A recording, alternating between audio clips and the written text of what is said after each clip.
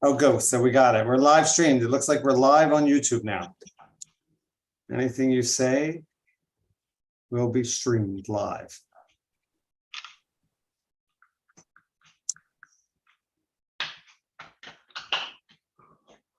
All right. I want to get started on time today just because we have a full agenda.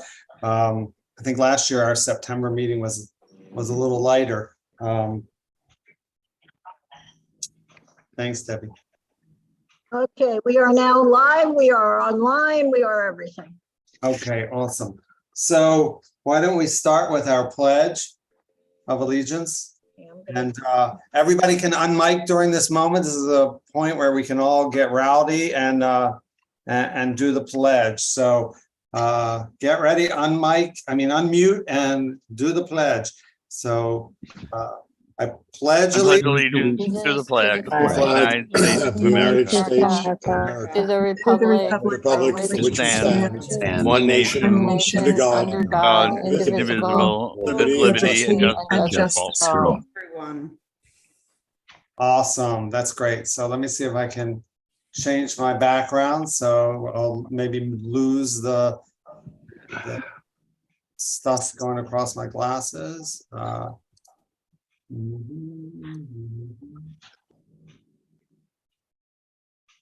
right, should be working. Back in my chalet. It's not. Your eyes are still the same. Let me try something. Or you must have a filter. No, maybe. You have a filter on that you don't know about. Yeah. I think you're right. At least I'm not the cat. I don't know. We might prefer the cat. Oh my God, I think you're right. That must be what it is. Yes, that's what it is. All right. Right. Thank you, Mary. What would I do without you? Oh, wonderful. Okay, so pledge is done. Debbie, I'm a little rusty. So am I going to comments or my little welcome speech? Public officials. And then I'll do my welcome. Okay, so let's start with the public officials. I'm not sure who's here yet. So if you are a public official or with a public official, please use the reactions to raise your hand so I can see you and recognize you. And just for everybody, just as a reminder, please do not speak out of turn. The chair will recognize you when you're called on, whether it's board member or public. So let's see here. Ben Jeremier is here representing. Yes, I'm here. Who are you representing, Sid? Councilman Holden. Oh, great. All right, so why don't we start with you? You're the first one I think that's here. So why don't we start with you? All right. Hello, everyone. My name is Ben, and I'm from Councilman Holden's office. Good evening, members of CB2. Councilmember Holden would like to thank you for your volunteerism and all that you do for your community. I have a few quick announcements to make about upcoming events. On September 24th from 12 to 4 p.m., we are having an e-waste disposal at the Maspeth Federal Bank parking lot located at 56-18 69th Street in Maspeth. And on September 28th at 7 p.m., there will be a Conversations with Councilperson Holden that will be at our office located at 58-38 69th Street in Maspeth. And on Sunday, October 9th, there will be a recycling event at Forest Park. Councilman Holden is co-hosting this event with Senator Adabo. The time will be announced at a later date. And finally, on October 29th at 12 noon, we are hosting a trunk or treat party at Juniper Park on 80th Street in Middle Village. Following that party at 3 p.m., we will have a movie under the stars night. We welcome volunteers for the trunk or treat party. If you would like to help, please call our office at 718-366-3900. Thank you and have a good night. Thank you so much, Ben. Sorry for calling you Sid. I saw Sid in the left-hand side that then you said. That's all right. Okay, great. I appreciate that. And next up, I appreciate it, Ben. Sid, you're next. And just a little note, Debbie, can you make Anatol's laptop user a co-host? Yes. Thanks. Okay, Sid, sorry. Not a problem. Thank you, Maury. Thank you, Deborah, for having me. I wanted to take this opportunity to talk to you about curbside composting coming to Queens. Would I be able to share my screen really quickly? Is that I'm possible? sorry. I wanted to talk a little bit about curbside composting and was hoping to share my screen. It's a little bit easier with visuals. I think I can do that. I just have to ask for permission from the host first. Okay, who is that?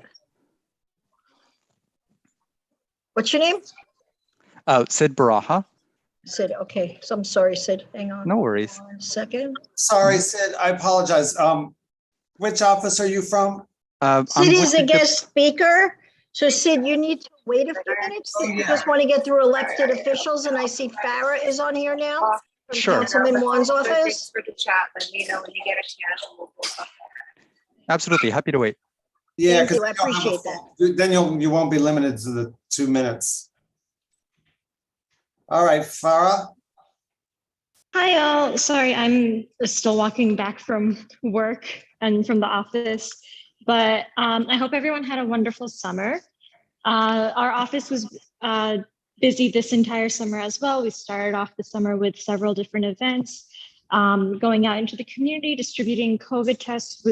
Throughout the summer, we distributed over 1,400 COVID tests.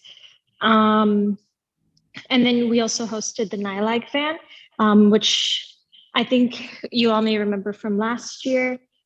We had service to quite a few people throughout the months of June and July with the NILAG van. We also hosted 3 different Wi-Fi events in August with the NYCHAs, where we signed up most NYCHA residents through the Affordable Connectivity Program. And this program is also available to those who receive public benefits. And they can qualify even if you are not a NYCHA resident. And if you're interested, our office can help you register. And on top of that, while we were doing our outreach, we were providing information on flooding and other severe weather events. And we also, in the beginning of the year, introduced several laws into City Council. We introduced a package of bills to connect New Yorkers to free home internet programs like the Affordable Connectivity Program and to expand public Wi-Fi networks. These bills will be heard at the September meeting of the Technology Committee. And then we introduced a series of bills to expand language access, including a bill to create a language bank of community-based organizations to provide culturally competent and New York City specific translations and interpretations for our constituents and other New Yorkers. In addition to this, we also have a few events coming up. On September 17th, we will be hosting a rain barrel drive where we'll be giving away rain barrels. If you're interested in signing up for picking up a rain barrel, it will be at Sunnyside Community Services. I ask that you contact our office as we're taking reservations for the rain barrels. And our event will be from 12 to 4. I can share the flyer with Maury. And lastly, and also on September 17th, also at Sunnyside Community Services, we'll be hosting a town hall talking about hurricanes and other severe weather events and focusing on Hurricane Ida. And that will be from 1 to 2 p.m. at Sunnyside Community Services. And I'll also share that flyer with Maury. And throughout the last 2 weeks, we've been giving away backpacks. We've given away almost 2,000 backpacks through a variety of different community partnerships at the NYCHAs, in Long Island City, in Astoria, Woodside, and Sunnyside. So if anyone has any questions, I am free to answer them, or you can ask them in the chat, and I'll share our chat information once I get to a place where I can actually type. Thank you, Farah. So you'll be able to drop in the flyer image and all that into the chat when you get somewhere? Yes, I can. Great. Okay, super. And the RSVP link. Great. Steve, were you wanting to ask Farah something? Yes, I do. Farah, we're very glad to have you. I hope your summer was great and hope to see you again. I've got one question. I don't know if it's whether everybody questions it or not, but during the last, I guess, 12 months or 8 months of our Zoom meetings, Congressman Carolyn Maloney attended everyone and stayed for most of the sessions. Why don't we see our Congressman Ocasio-Cortez more often? So I unfortunately do not work for Congresswoman Ocasio-Cortez. I work for Councilmember Julie Wan. I apologize. Hopefully the recording could somehow be done. How is Julie? She's doing well. I know she's been at a few events today, and I think she's at another event right now, which is why she's unable to attend. Otherwise, she does try to pop in and say hi.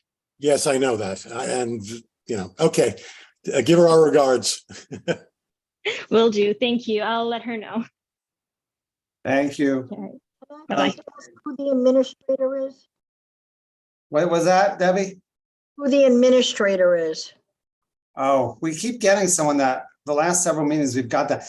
Who, if you are, can you please identify yourself? Person listed as administrator. We can't have someone named administrator because it's confusing to the public. We're going to have to change your name to unknown unless you identify yourself. Or we'll have to kick you out like we did last time. Oh, it may be Mr. Hogan from one of the news media. I think it's Tom Kogan, I believe is his name. If it's Tom Kogan, we just need to name him Tom Kogan, right? But we just need to confirm it's him. All right, correct. Thank you. Mr. Kogan, are you here? Can you hear us? Hey, sorry, Maury, this is Carisha. I had my hand up because I had a quick question for Farah. All right, I'm just gonna put not administrator for the time being. Go ahead, Carisha. Hi, sorry if this sounds like a silly question, but could you just clarify for everybody, the rain barrels that you're doing a giveaway for that requires an RSVP, that's specifically for composting? No, so these are rain barrels to catch rainwater. Okay, that makes sense, but I was a little bit confused because when it was being announced, it was also listed with the composting information, so it wasn't clear what the rain barrels were for. I'm sorry. No, don't worry. I think it was just because we have the presentation today on composting from DSNY, but I think we're going to learn more about that from DSNY today. But yeah, the rain barrels are just for catching rainwater. I think a lot of folks are interested in them because, you know, rainwater tends to be a better source of water when you're watering plants and stuff like that. Okay, yeah, I think having some guidance as to, I mean, maybe I'm just not informed on this, but having some public guidance as to like how the rain barrels can be used, and like where it can be stored and what the benefits are of reserving one, especially for someone who lives in a big building with lots of apartments. That was my confusion. Yeah, no, I totally get it. So to my understanding, the rain barrels help safely catch water because you can cover them. Whereas like, you know, especially for those who do community gardening or gardening at their own private residences, if you use like regular buckets, you can't always cover them. And then there's always that risk of having mosquito nests, which is something we want to avoid, especially with the resurgence of West Nile and other waterborne diseases that come from mosquitoes. And so that's one of the primary reasons why rain barrels are really important. And I can get more information for you too. I can share that in the chat once I'm home. Yeah, thank you for taking the time to explain that. That makes much more sense to me now. Thanks. Of course, thank you. Lisa, did you have a question for Farah? Yes, I have two questions. Farah, I'd love to have a rain barrel, and typically rain barrels can connect up with your gutter. So if you're a homeowner, it's more Carisha for like a homeowner that has a gutter, and you could put the rain barrel, the water from the gutter drains into the rain barrel. Oh, okay. All right. Right. And so you have the downspout. Right. Got it. Thank you. Yeah. So I'd love to have a rain barrel. Sounds great. Please let us know the details on that. Yeah, definitely. I'll share the RSVP link in the chat. Thank you. If you send it to the community board office, we can forward it to all the members. Perfect. Thank you. Yeah, thank you. And then hopefully members can share it with folks they know and their different CBOs, et cetera. All right, awesome. Let's see, we also have, I saw some hands go down. Oh, there, Malik from the Queensborough President's Office. Malik? Good evening, everyone. Please excuse a little bit of mess behind me. So my name is Malik Sanders, and I am going to be covering Board 2. I'm very happy to be here, and I wanted to share a few events that we have coming up that I will put in the chat after I finish. So we're having a Queensborough huddle virtually tomorrow at 6 p.m. You can join the Citizens Committee for New York City to listen to and speak to directly the borough president, hear his vision, ask questions, and learn about the future of Queens. That's tomorrow at 6 virtual. We are having a Caribbean Heritage Celebration on the 13th, which is Tuesday at 6 p.m. at the Queens Museum. It's going to have live music and proclamation presentations. We are doing a virtual town hall on the city council redistricting on the 14th, which is next Wednesday, also at 6 p.m. That's going to be virtual. And we are doing a Queens Wellness Day. We actually have Deepak Chopra coming out to do meditation. It's going to be at the Royal Queen Restaurant on Roosevelt Avenue at 10:30 on the 24th. So I'll put the calendar links to all these events in there. Several of them are virtual, 2 of them are in person. And I look forward to speaking with and getting to know everyone on the board. Thank you. I was trying to be succinct.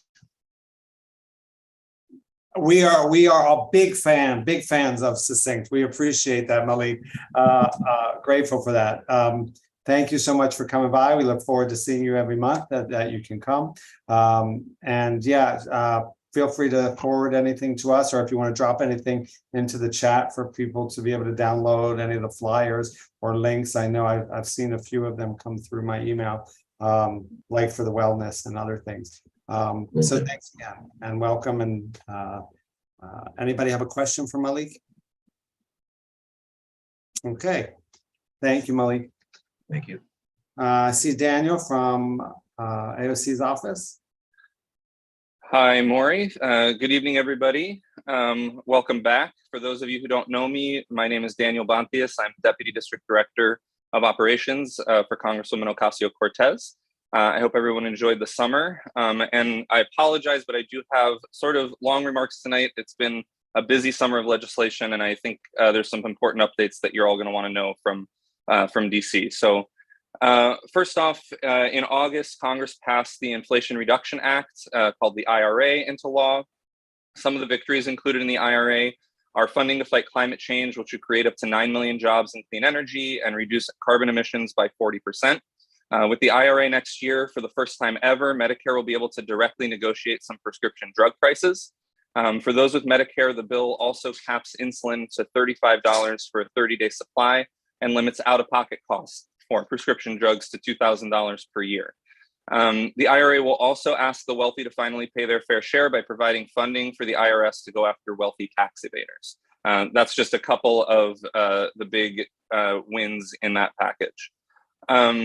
Last month, President Biden also ordered student loan forgiveness for anyone making $125,000 a year or less, $20,000 for Pell Grant recipients, and $10,000 for all other borrowers.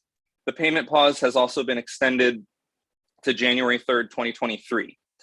In order to receive student loan forgiveness, nearly 8 million borrowers may be eligible to receive relief automatically because relevant income data is already available to the U.S. Department of Education. But if the U.S. Department of Education doesn't have your income data, the administration will launch a simple application, which will be available by early October. And if you'd like to be notified when the application is open, you can sign up for the Department of Education subscription page. I'll share the link after I finish speaking. And you can utilize the same application to request a refund of payments made since March 2020. So if you paid any payments during the pause, you can get refunded for those payments within the $10,000 or $20,000 range. Additionally, if you worked in nonprofit or government for 10 years, you may be eligible to have all of your student loans forgiven. So you can visit pslf.gov for more information. I'll share that link as well. Sadly, already some scammers are already trying to take advantage of people seeking forgiveness. So just note that access to the loan forgiveness program is free. Anyone claiming to be able to sign up people for the program, get them in early, or asking for money in advance is a scammer. Scams should be reported at reportfraud.ftc.gov. I will also share that link. Last legislative update, we also have started to see awards go out to some of the organizations who are included in our fiscal year 2022 community project funding. Most recently, we learned that Emerald Isle Immigration Service Center here in Woodside received the $60,000 that we earmarked for them last year, which will allow them to expand their educational and employment services. We'll send out notifications about our next community project funding process early in the new year. Additionally, a couple of office updates. Applications for our office's Service Academy nominations for fall 2023. I'm sorry, fall 2022. No, I'm saying that wrong. The nominations are for the school year of fall 2023 are now open and are due by November 1st, 2022. If you would like to be considered for a nomination to a Service Academy or know of any students who may be interested, please complete and submit the form on our website. I'll share that link. Applications are also now open for the Congressional App Challenge. This nationwide competition allows middle and high school students from across the country to compete against their peers by creating and exhibiting an app of their creation on a platform of their choice. All students who live in or attend a school in New York 14 are welcome to apply, and students may register as individuals or as teams of up to 4. And submissions for that are due by November 1st as well. I'll share all of those links in the chat, but happy to answer any questions if you have them. Yeah, Steve. Sorry about that. Steve? Okay, I'm unmuted. Daniel, good to see you again. Maybe you heard that I placed a question to the councilperson's representative, which was meant to be actually shared with you. I'm sure that our Congresswoman is doing a lot of things, but it just struck me as strange that last year during our Zoom sessions, Congressman Carolyn Maloney attended almost every one of them and actually stayed, even though she only had sometimes only little to say. She actually stayed for the meetings. We haven't seen Congressman or Cortez, I think, more than once. And I'm just wondering, why is it that she can't find the time to be with us a little bit every week or once every 6 months or something? I mean, I know you're a talented gentleman, and I know that you have clout with the Congresswoman, and talking to you might be just as good, but it's not as good. And I'm just wondering why her schedule does not allow her to be here more often. Well, so, I mean, all I can say to that, Steve, is that, you know, I don't manage the schedule, so I don't make those scheduling decisions. And, you know, the Congresswoman, we try to get community boards in the Congresswoman's schedule regularly. One of the major issues with community boards is their conflicts with the voting schedule. And we have 7 community boards in our district, and you know, often the reason that they don't work out is because they're conflicting with votes. You know, obviously, Representative Maloney has the same voting schedule as the Congresswoman.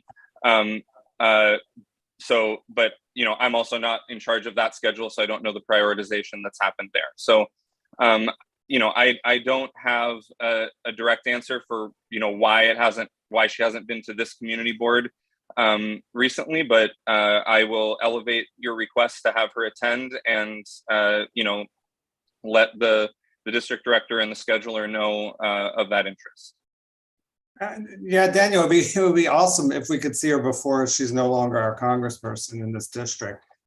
Maybe one farewell would be nice. Just, I'm sure folks would like to thank her or give her any input. But thank you, Daniel, and we always appreciate your presence and responsiveness. We're grateful for that, and we're going to miss you in a few months down the road. But you can still come back because I still live here, so. Yes, always welcome. I just moved, stayed in Sunnyside, but I'm in the Sunnyside Gardens now. So I'm very much in CB2. So Well, Join the park, Daniel. Thank you. Nick, did I see your hand up? I was going to basically ask about redistricting as well. So thank you very much, Maury. Oh, okay, no problem. I mean, Maury, the only thing I would say is it's possible that there is a slight overlap over in Astoria. I don't know exactly where the lines are, but we have lost Sunnyside, Woodside, Sunnyside and Woodside, but there may be a couple people who are represented by CB2 that are up in the Astoria area that we still do represent. Good to know. Thank you.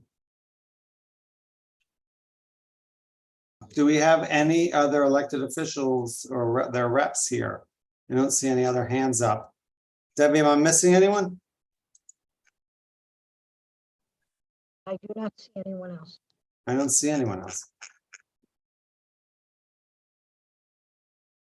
Okay, all right. So, Oh, Tara Chester representing the DA's office. oh, great. Tara? I believe she just got on. Evening. Good evening. Yes, I'm Thank here. Tara, can you speak up? Oh, yes. Good evening. Can you hear me? Is that better? That's better, yes. Okay. Now we lost you. Tara, we're ready for you if you're ready. Oh, okay. It was quick. You came on and we were ready for you. Excuse me for my tardiness. It was a terrible accident on the Van Wyck with a tractor trailer. Okay, but nevertheless, I'm here. Just want to say good evening and thank you for having me speak today on behalf of the Queens District Attorney, Melinda Katz. And I hope everyone had a safe summer and is gearing up for the fall. Personally looking forward to a season of pumpkin spice and cinnamon apple flavors. That's my favorite. This is my favorite time of the year. Last month marked the end of our inaugural QDA summer camp, representing a new community actions mentorship program in our office. We had students between the ages of 14 and 18 years old who participated in a 6-week-long program with workshops related to job readiness and career exploration, financial literacy, and social growth. They also obtained the opportunity to enhance their oral advocacy skills and attended educational fields. The district attorney strongly believes that young people represent the future of this borough and the city. And that's why it is vital that we invest in their development to help steer them on a positive path forward. And to that end, I would like to remind you that our office hosts a number of internships year-round for students interested in the legal and criminal justice professions. And I'll put the email address for those who might be interested. And like I said, this is all year round. Also during last month, there has been an important development in our efforts to stop the flow of deadly weapons into our communities. The DA announced a slew of charges, 67 counts to be exact, against a 55-year-old defendant from Whitestone, Queens, who was found in possession of 42 illegal firearms inside his home. The weapons that were recovered included 15 fully assembled ghost gun semi-automatic pistols and 23 commercially manufactured weapons, including a whole lot of other guns and weapons. This case demonstrates that we will not relent on our efforts to take dangerous illegal guns off our streets and prevent the tragic incidents that result when they come into the hands of our criminals. Lastly, as somewhat update, I'd like to remind everyone that we are hosting a gun buyback event on September 24th from 10 a.m. to 4 p.m. at the Calvary Assembly of God Church in the Rockaways. I sent the community board the flyer.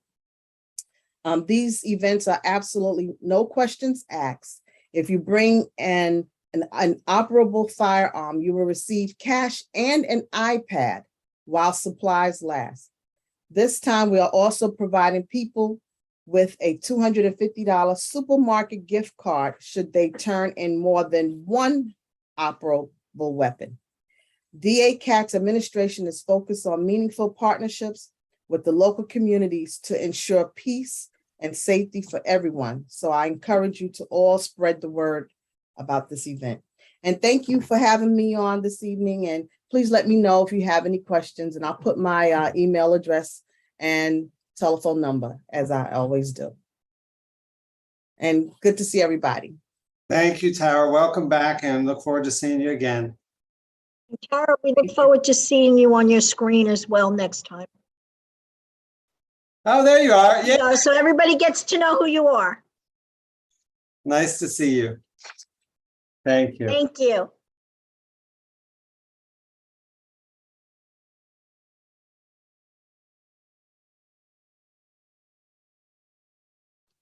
Maury, you're muted. You're all lucky you got to miss me talking. Debbie, thanks. That is a good segue, because I think we are finished with our public officials and guests. We have one more guest, actually, if we're done with the public officials. Yes. So Judy from Sunnyside Community Services, I believe you have an introduction for us. Yes. So hello, everyone. Good to see all of you. We've had a couple of significant staff changes at Sunnyside Community Services. I'm going to be very succinct. But Jonah Ginsler, who many of you may have seen from time to time at the community board meetings or have known him through his work at Sunnyside Community Services, he has left to become executive director of another organization, not in Community Board 2, unfortunately. But I am so happy and proud to announce that Siobhan Naboa, who has been with us since 2014, 2016, she became our division director of senior services. She now has been promoted to associate executive director of older adult services. So she is here to meet all of you, and she has a couple of announcements. Thank you, Judy. Good evening, everyone. It's really nice to be here with you all and get to know you all. And happy to, share some announcements that are happening at Sunnyside.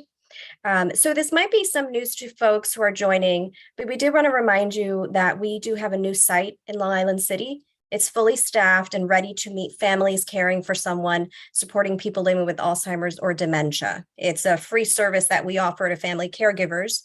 And we also have a home health aide training program.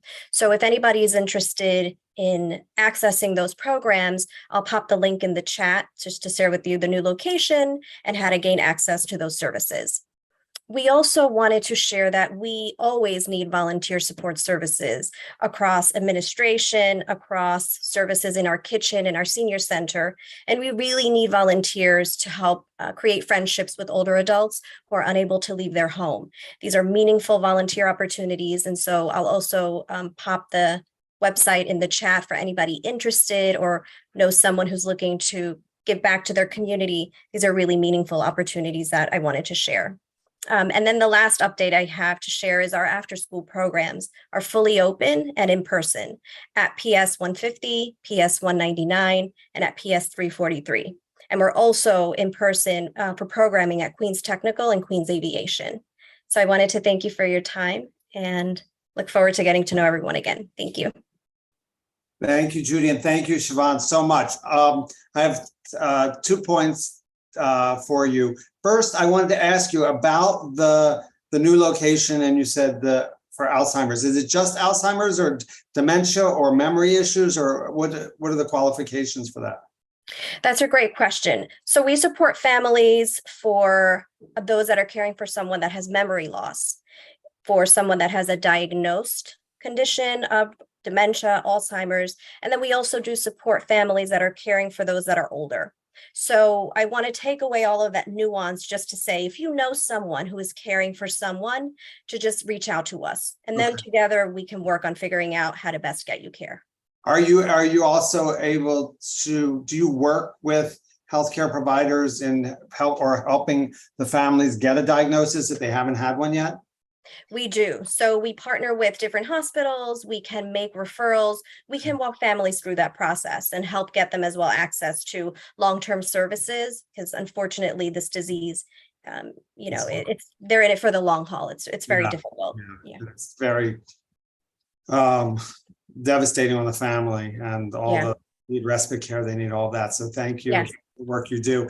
And I want to say that since you asked for it, I will publicly say I want you to sign me up as a volunteer for some of the older folks. And I challenge all my fellow board members to sign up if you can. And if you can't do it, you know, for the seniors, if there's another way you can volunteer with Sunnyside, Sunnyside Community Center or Woodside on the Move or any other community group, we would be grateful. They would be grateful, I'm sure. But I am very excited and eager to sign on as a volunteer. I know our seniors have been particularly overwhelmed.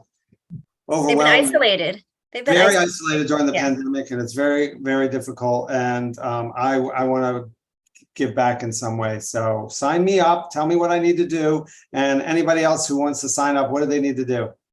So thank you for that plug. And yes, we are very, you know, we're very fortunate for our volunteers. Our older adults, in many cases, don't have family, they live alone. And so we do what we can to keep them connected to community. I'm going to pop in the chat the best way to email us and to call us, and then we can find the right fit for you.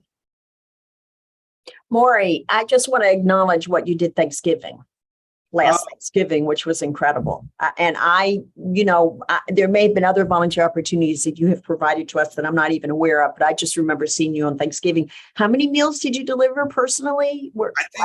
I don't know, it's 10 maybe? Yeah.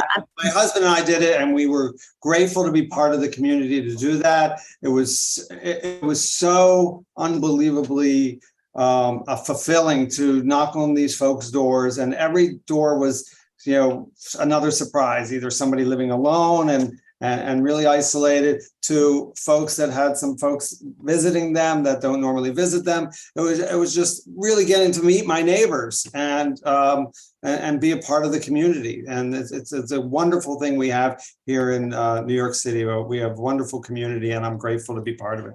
And I will just say that is something that we will do again, and it's not too far away. Yeah, I'm ready to sign up again. Yes.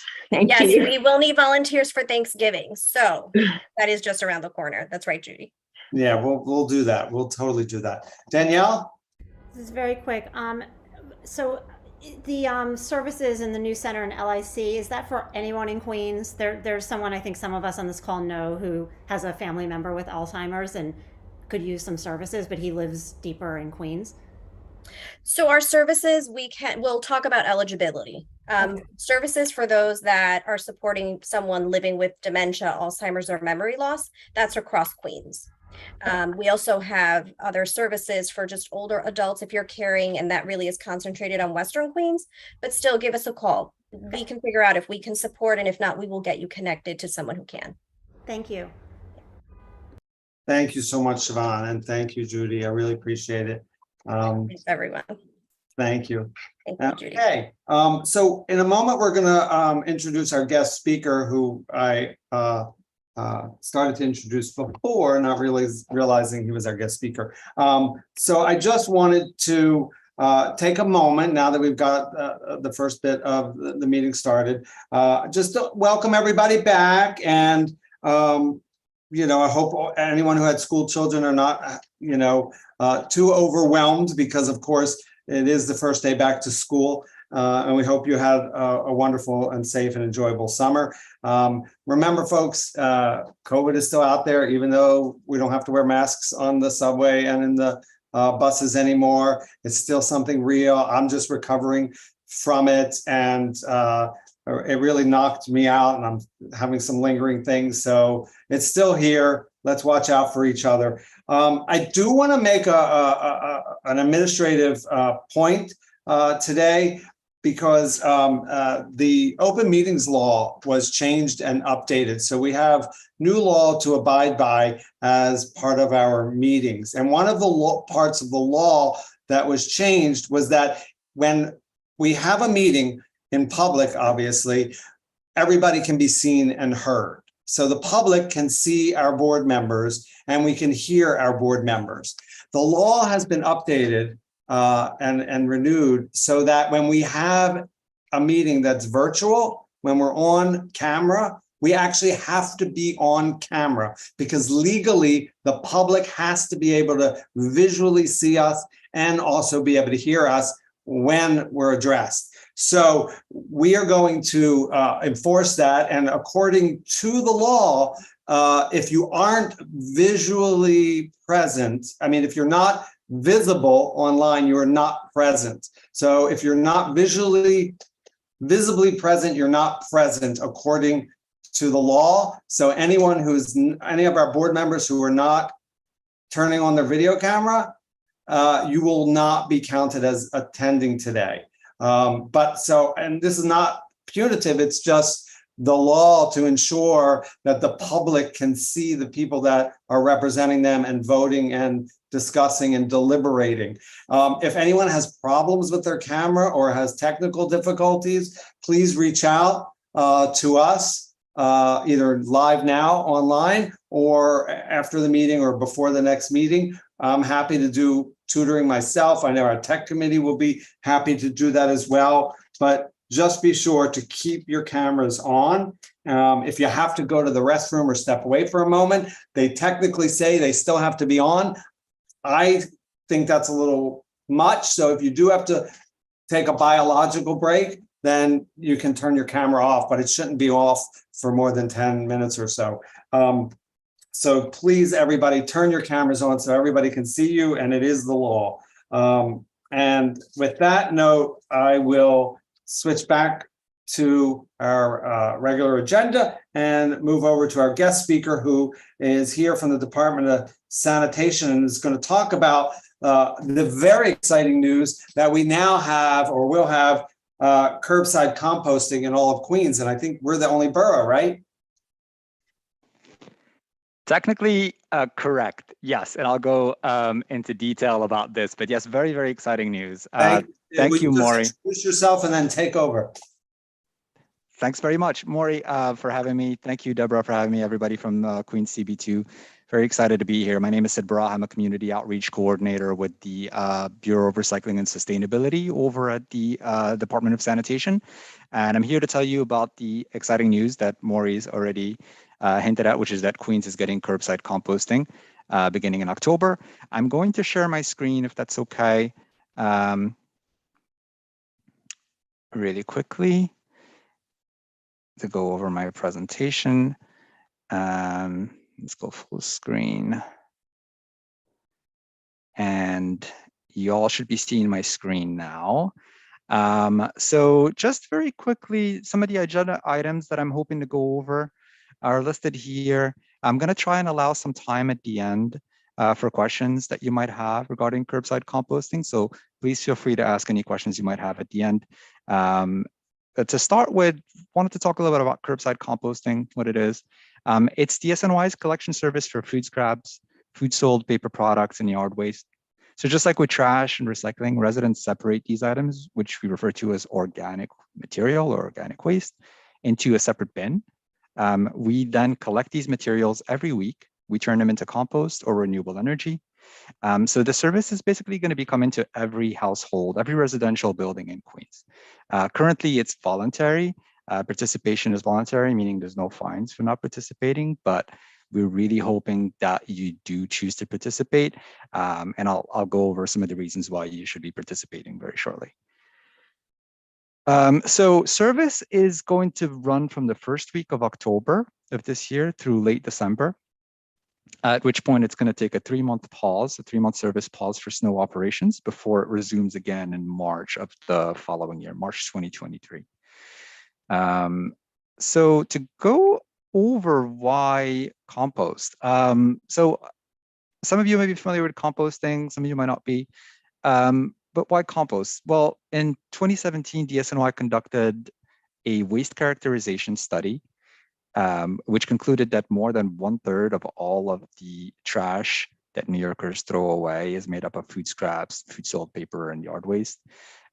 So when this organic material ends up in a landfill, it decomposes, creating methane gas, which is a greenhouse gas that's more than 20 times more potent than carbon dioxide. So we really want to keep it away from ending up in landfills. By composting, on the other hand, by composting this organic waste, you're not only offsetting these emissions, but you're also helping to create a nutrient-rich product called compost, as well as renewable energy. And this compost is really great for rebuilding our soils, for enriching gardens, green spaces. So basically, just like with recycling, you're creating a resource out of something that would otherwise be waste. So it's beneficial in more than one way. So to go over how you can participate, it's really very simple. You just separate your food scraps, your food sold paper, and your yard waste away from the rest of your trash, excuse me, and then you empty these separated items into a separate bin. And we'll go over the types of bins that you can use in 1 second. But you basically separate these and then finally set them out the night before your scheduled collection day. And then DSNY is going to collect these and recycle them, so to speak, into compost and renewable energy. So as for the items that you can compost, it's literally all foods and all food scraps. So if you cook and you have a lot of food scraps, that goes in there. If you have leftovers, that goes in there. Basically, what we like to say is if it grows, it goes. So it's anything that grows naturally can be composted by DSNY. That means meats, dairy, shell, fish, pits, pretty much all foods can go into the composting bin. Also, any paper that is soiled with food products. So think coffee filters, tea bags, paper plates, and so on. Those can be composted as well.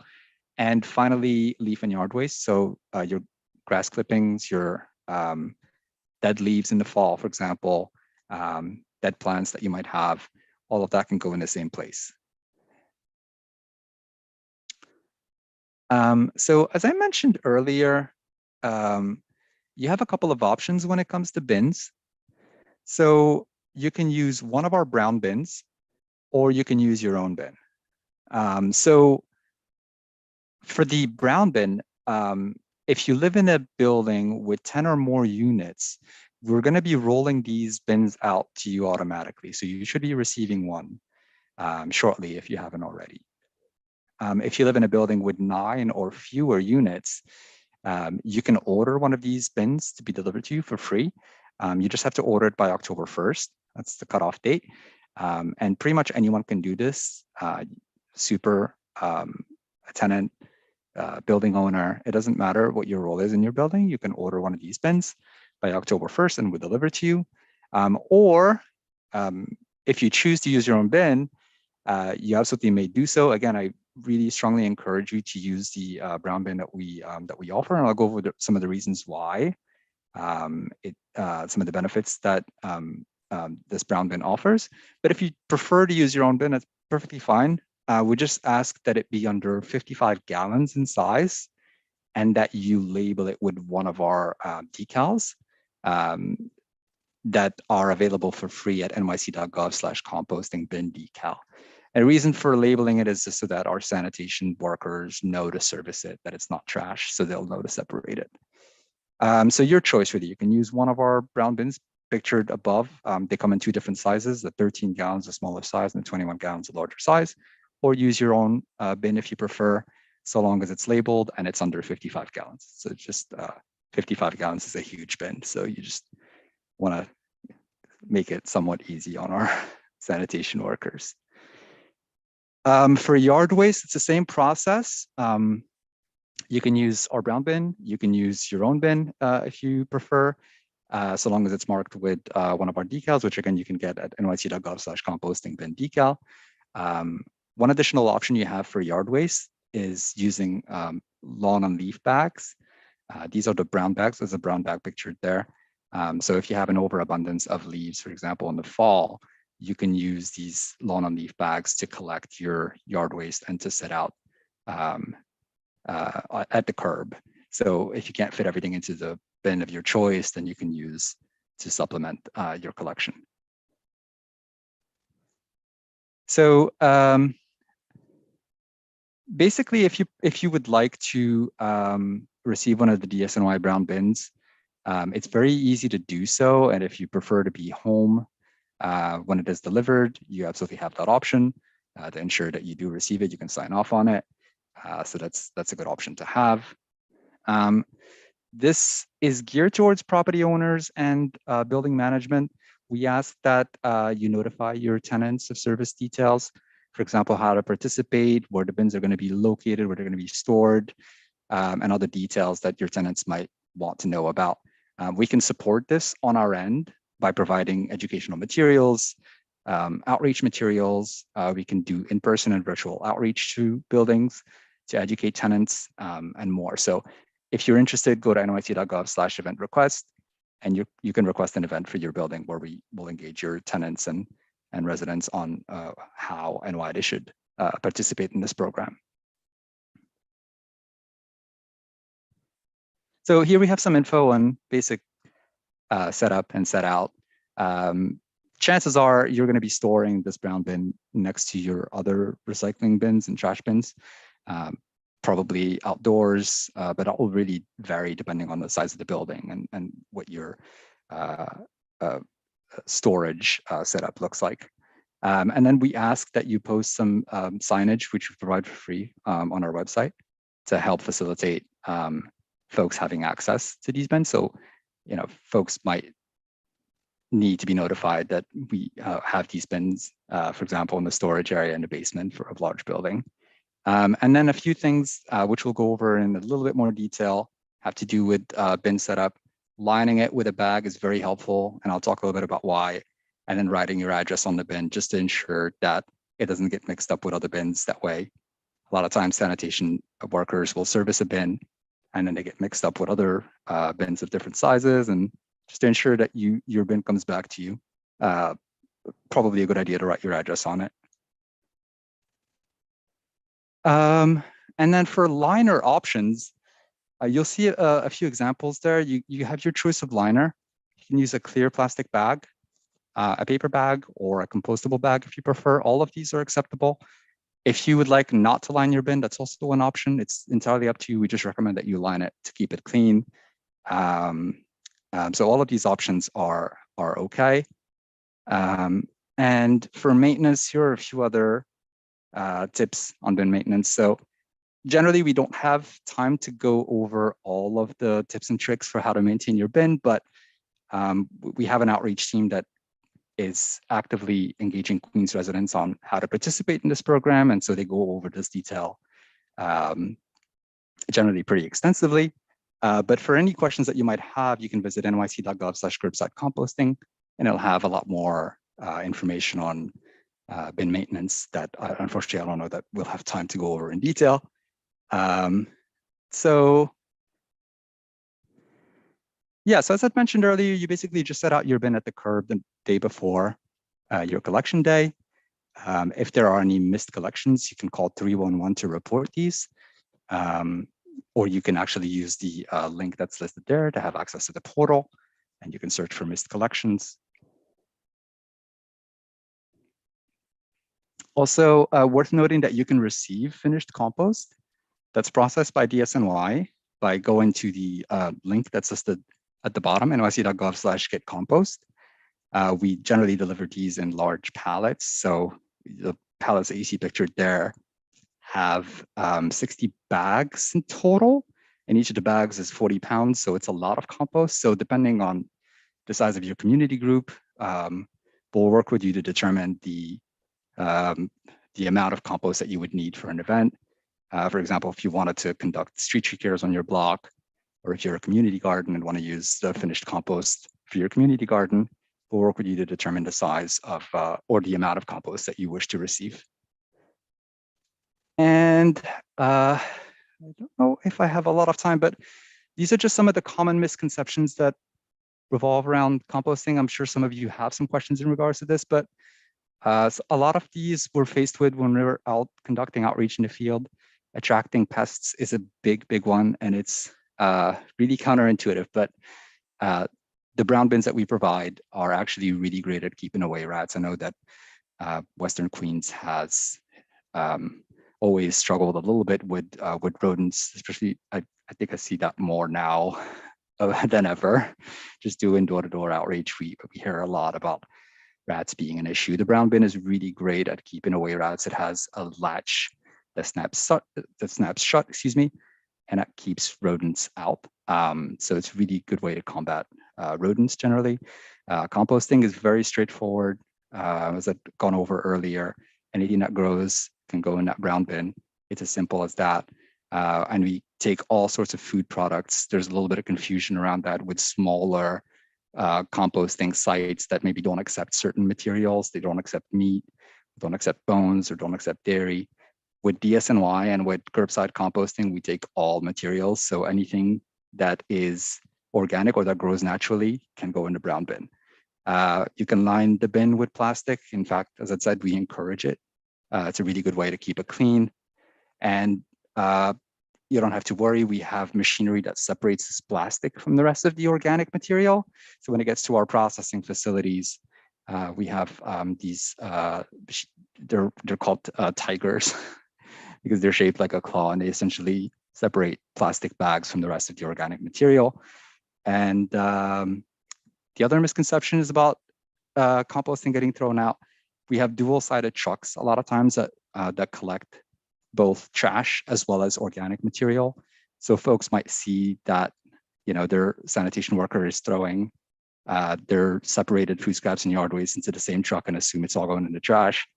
Not the case. They're just dual-sided trucks where each side is dedicated to a specific type of material. So I would love to take questions. I see a lot of raised hands. So I'm going to stop sharing my screen really quickly. And Maury, if you would like to direct some questions my way, I'd be happy to answer them. Absolutely. Let me just pull up my participant list. Danielle, I'll start with you, and then Lisa, and then Mary. Let's start there. Thank you. This is great. So for those of us who live in big buildings where it's like 10 or more apartments on a floor and where we have like a refuse room, will there be more than one bin for the building? And then my second part of that is, if my landlord hasn't done anything yet, at what point can I do something to make him do something without like making me be the one policing him? Yeah, so I'll start with the second part of your question, if you don't mind. We're rolling out bins to all residential buildings that are 10 units or more automatically. So in your case, you're getting a bin automatically. And that goes for any building that is 10 or more units. We're giving out bins kind of as a starter bin. We're rolling them out automatically. So yeah, you don't have to worry about convincing your landlord to sign up. That was the case with previous iterations of the program. Currently, we're just rolling them out to all large size buildings. As for number of bins that you might require, we distribute these based on sizes of buildings. So depending on the size of the building that you live in, you should be getting an adequate or an appropriate amount of bins for the number of units within the building. So hopefully that should I love the eagerness to participate, and that you're already raring to go. So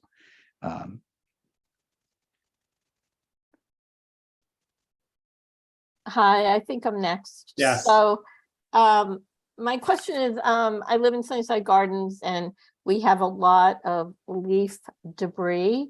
And now I just put them in big black bags and put them out on the curbside. Do you need them to be in another kind of bag, or are those big black bags fine? Unfortunately, black bags are not okay. So the confusion.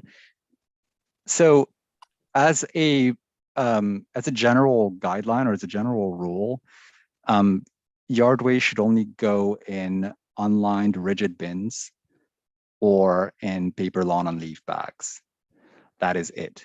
Any other sort of plastic bags, unfortunately, will not be collected. Sometimes you will get sanitation workers that will collect them, but that really just varies from person to person. You might be lucky and have a sanitation worker that does collect it. Some of them will even collect like black bags, with yard waste in it. But as a general guidelines, it's rigid plastic bins or paper lawn and leaf bags only that are meant to contain leaf and yard waste.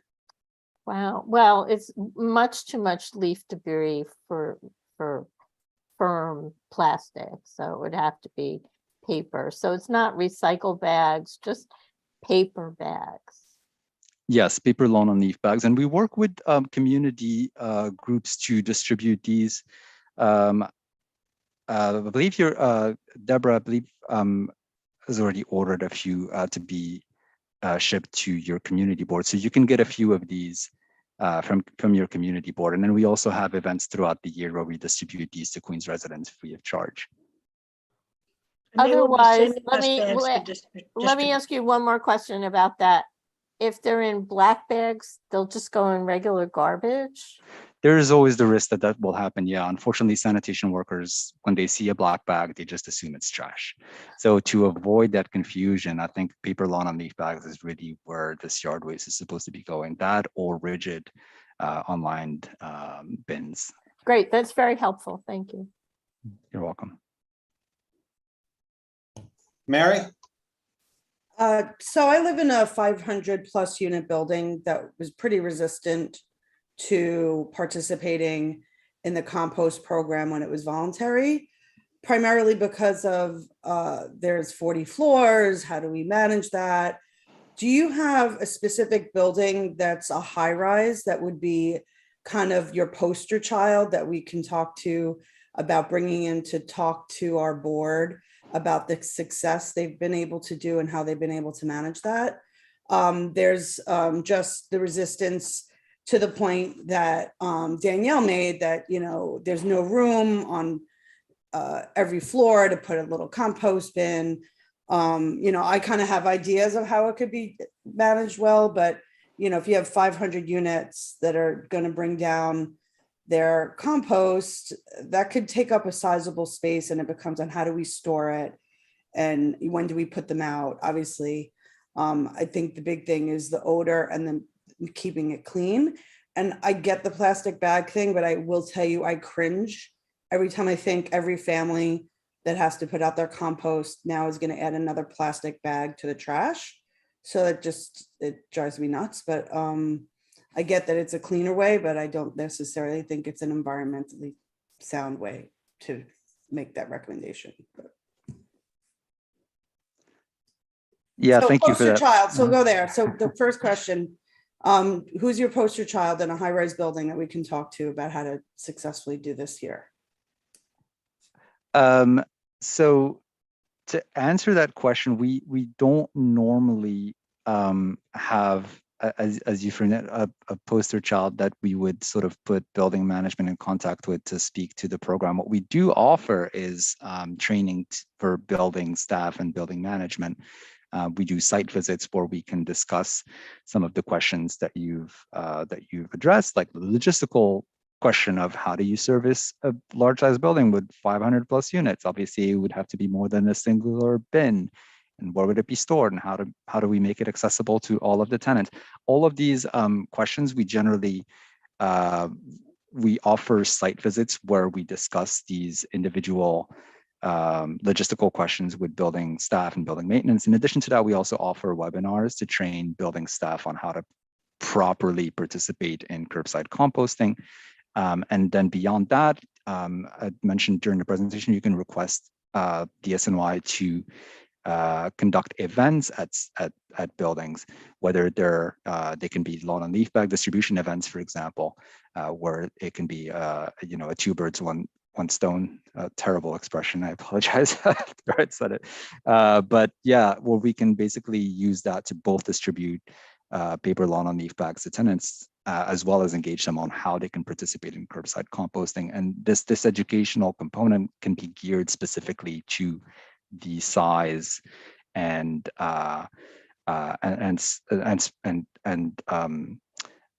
characteristics of a particular building. So like your example is a very good one. I mean, that the talking points that we would have for a building of that size would be quite different, as you can imagine, from something like a single family home.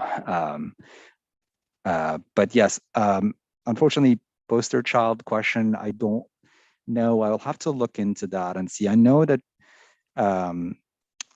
I can dig a little bit more into that and see if there are examples that come to mind of larger size buildings that have signed up for curbside composting and how they have gone about it effectively and how they would endorse the program. But I can't answer that at the moment, unfortunately. But I will put my name in the chat, an email address in the chat, and would love to follow up about that. Does that answer the questions that you had? Just then I would encourage everyone to use the compostable large bags, not a plastic bag that's just going to end up filling up our landfills. Correct. Yes. So yes, with plastic bags, unfortunately, it is what we ideally compostable bags would be the way to go, and ideally that's what everyone would use. But we understand they're not available to everyone, and also there's they're not very cost effective for a lot of folks. Unfortunately, they can be a little prohibitive in terms of price. So the reality, unfortunately, is that we accept plastic bags because they are the lesser evil. And as I said, our composting facilities can separate them out from the rest of the material that we collect. Yeah. Thank you. Thanks, Mary. Sheila and then Kelly. Yes, hi. So good to see everybody. I hope everybody had a good summer. Two different things I want to comment on. One is Sid, to a question, kind of a question comment, more of a question. I'm following up on what Mary was saying about lining a bin. Two things. One is I would not use lesser evil, being the cheaper bag in the long run, but the Department of Sanitation went ahead and purchased, reusable bags for folks to use, so we're not using plastic. So is there any talk in the works of purchasing compostable bags, since that's, you're tossing up one expense for the other? Since we all now have the pretty orange bags, why can't sanitation take this on to help us out? The other thing along that lines is when bins are out, will they be penalized when other people just open their bins and throw other stuff in there? Because that does happen all the time. Yeah, thank you for your question, Sheila. So to the second part of your question, I'll start there if that's okay. I don't think there's any enforcement currently in place for either participating or not participating, or for individuals using other folks' bins. Unfortunately, I don't think there are parameters in place to enforce this program in any way beyond it just being a voluntary program that folks can participate in. So we're hoping that we encourage folks to participate. We're hoping that with enough education, that our outreach efforts go some way to educating the public about why they should participate and how. But beyond that, there aren't any punitive measures. Right. My second question. I don't think that was. Oh, so go ahead, Sheila. Sorry, the way I thought you. The second part of my question is, I was a very avid user, and I had many people, including Mary and some other neighbors, who I said, "Hey, have some room in my bin," which is great. But the thing I'm referring to is that other people walking by, they seem to manage to be able to open up my bin to throw in their, their non-compostable stuff from papers and plastics when they're takeout. They even came up on my stoop to do it so far. So just wanting to say, is that all just going to go into, it's unfortunate, but I also don't want to be penalized for folks dumping other stuff into my brown bin. Yeah, as I mentioned, there's no penalizing. There are no punitive measures to either enforce participation in a program or or other people misusing it. Correct. Thank you. I just, before I get off, Sid, so to my Chair Maury, I have a question kind of connected to the new guidelines that we've received about being visible. Since this is only really being explained right now, is it possible that we, for folks who really can't, for whatever reason, like, be driving and distracted, trying to, not saying that's the goal, but can we get some clarification and give people? Yeah, well, I do have clarification. We heard back from the borough president's lawyer. We can do this after this section is over. I'll follow up because I got a couple questions in the chat on that. So I'll just follow up for folks because I know it's maybe surprising, but we also want to be in compliance, because if we aren't in compliance, anyone in the public can file a complaint with the borough president's council or the state, because legally the body has to be visible and seen, and basically seen and heard, because we are a public body and we are liable to the public, and they have to have integrity, that they know we're not being coerced or whatever the spirit of the law is, but that is the law. And most boards that I know of are starting to do this because they didn't realize, and it's a new law, just a couple of months old, a few months old, I think April maybe. But Kelly, sorry, was that it, Sheila? Because we'll come back to that. Yes, thank you. I could see more questions on that, so I look forward to that discussion later. Thank you, Chair. You're welcome. No, we're not all off of mute, Camille. Only when you're speaking, but you have to be able to be heard when you're speaking or when called upon. Kelly? Hi, has DSNY considered partnering with their 31 DOE school districts?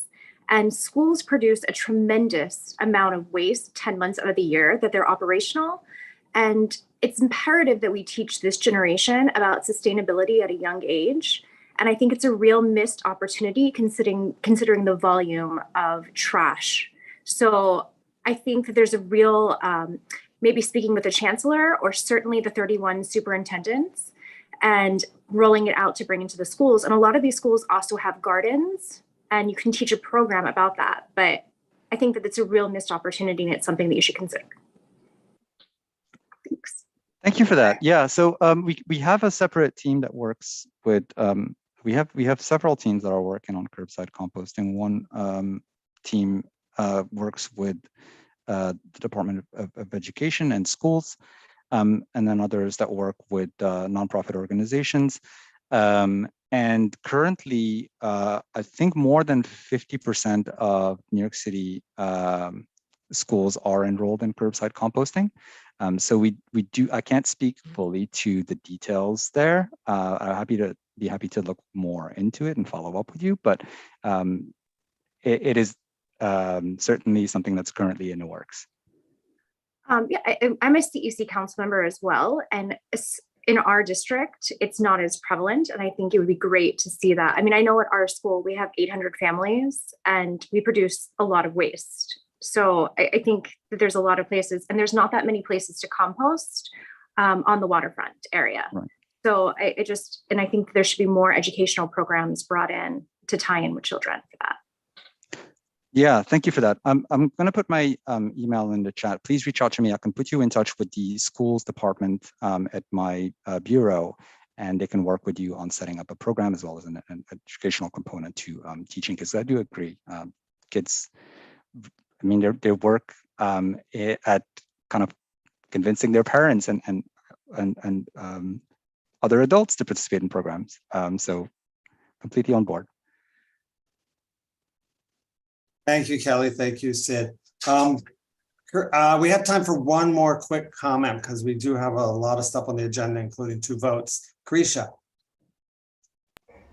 Hi, yeah, thank you. So actually in the same vein of Kelly's idea, maybe this can also be something that can roll out with the restaurants, just because they also have a lot of food waste and it might be easier to roll it out that way. Like, for example, in my building, I saw the bin show up and I have not seen it. I don't know where it went. It's really hard to find my super. I don't even know if there's been any information given to them on what to even do with the bin now that it arrived. And I was personally the one that ordered it for the building.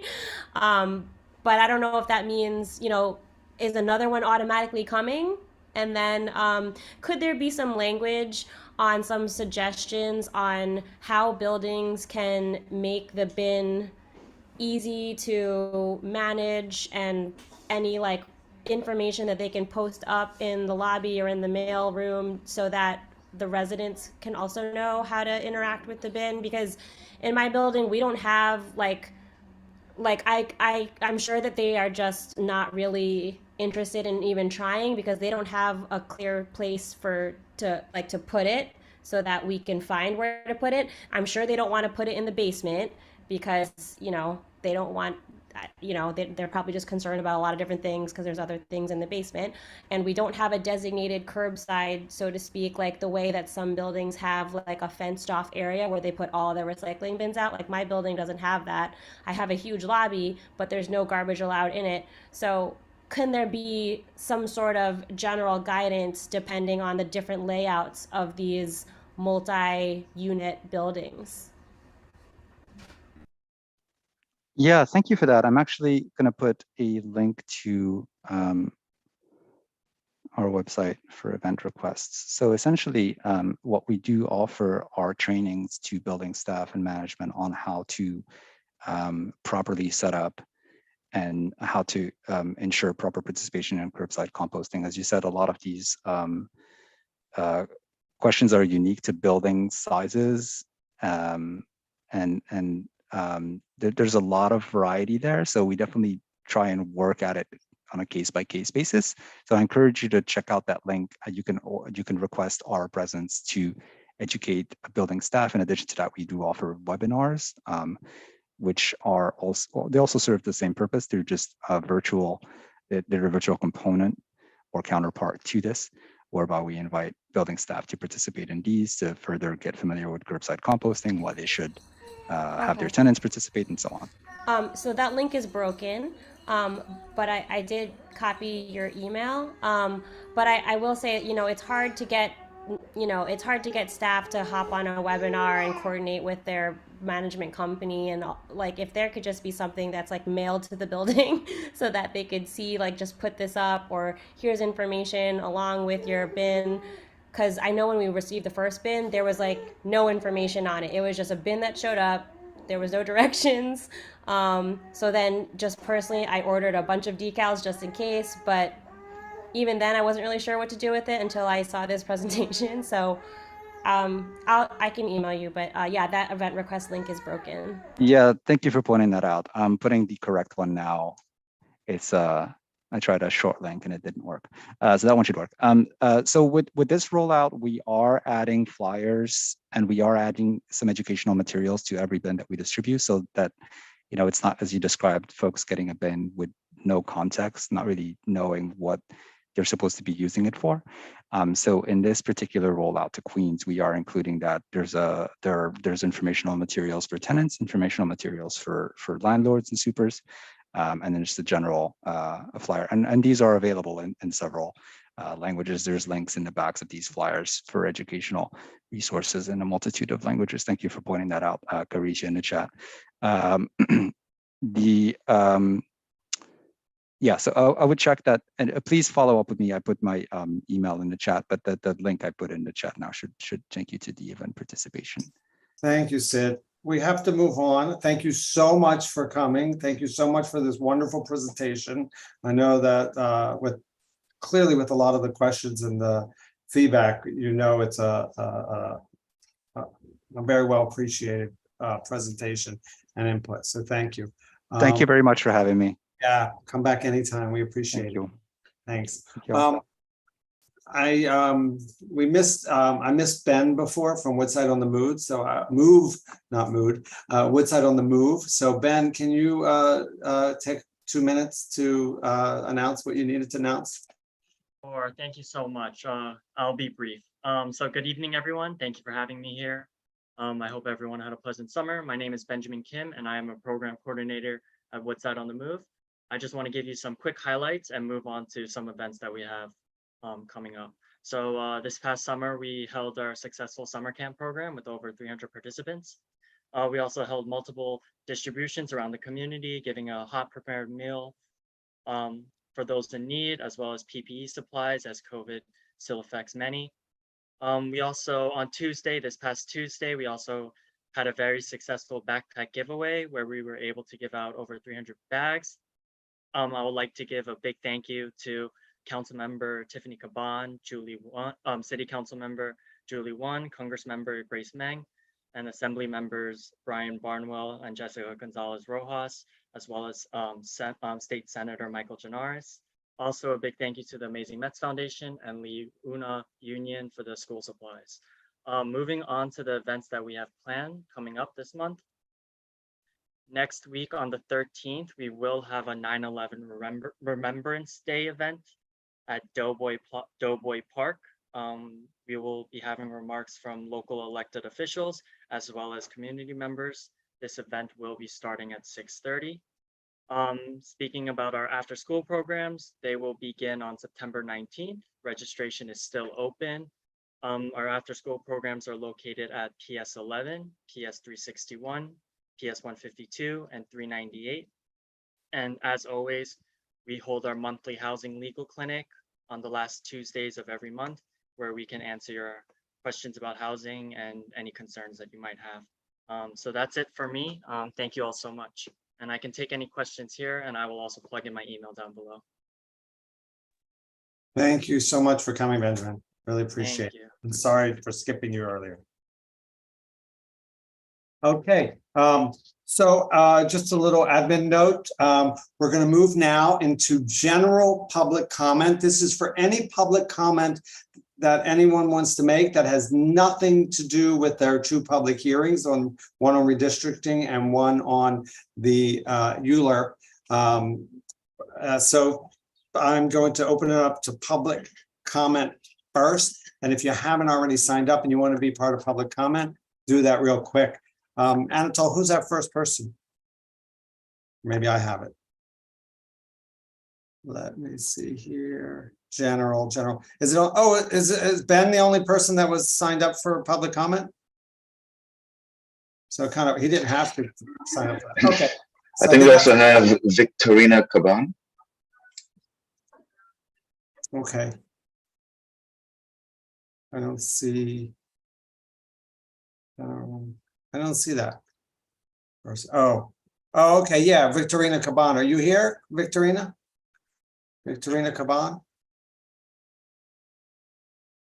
Okay.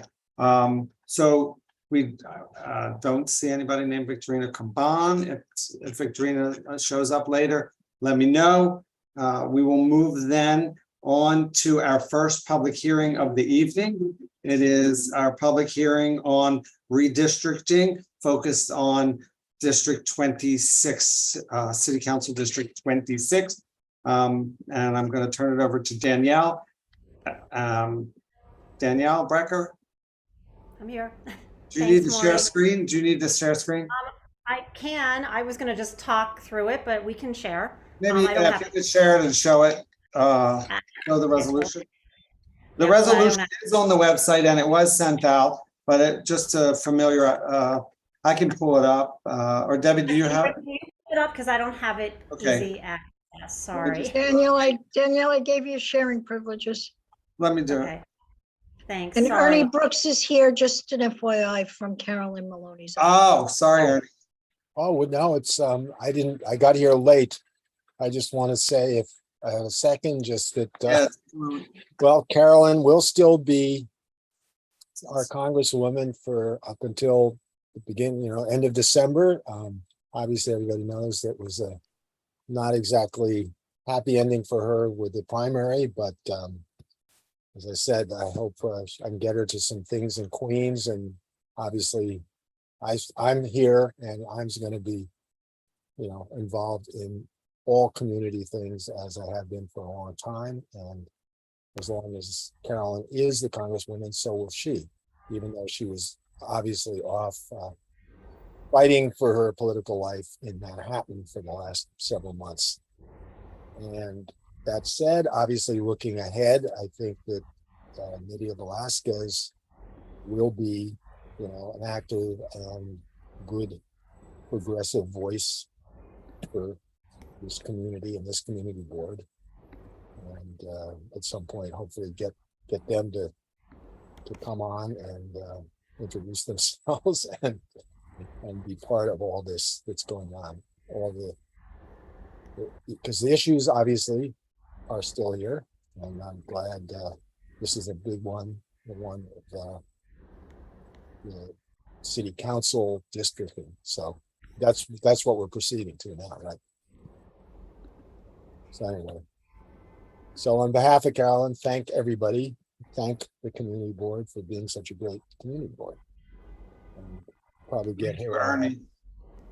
Thank you so much. Thanks for being a great rep. Thanks for always showing up. Thank you very much to the congressperson for coming so often. And as Steve said before, coming and staying on for so long and participating and hearing and listening and really representing the district in a very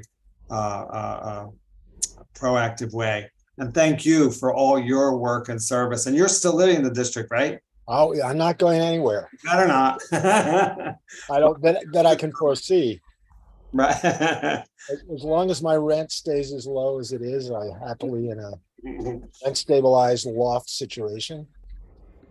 The roof leaks, but it's cheap.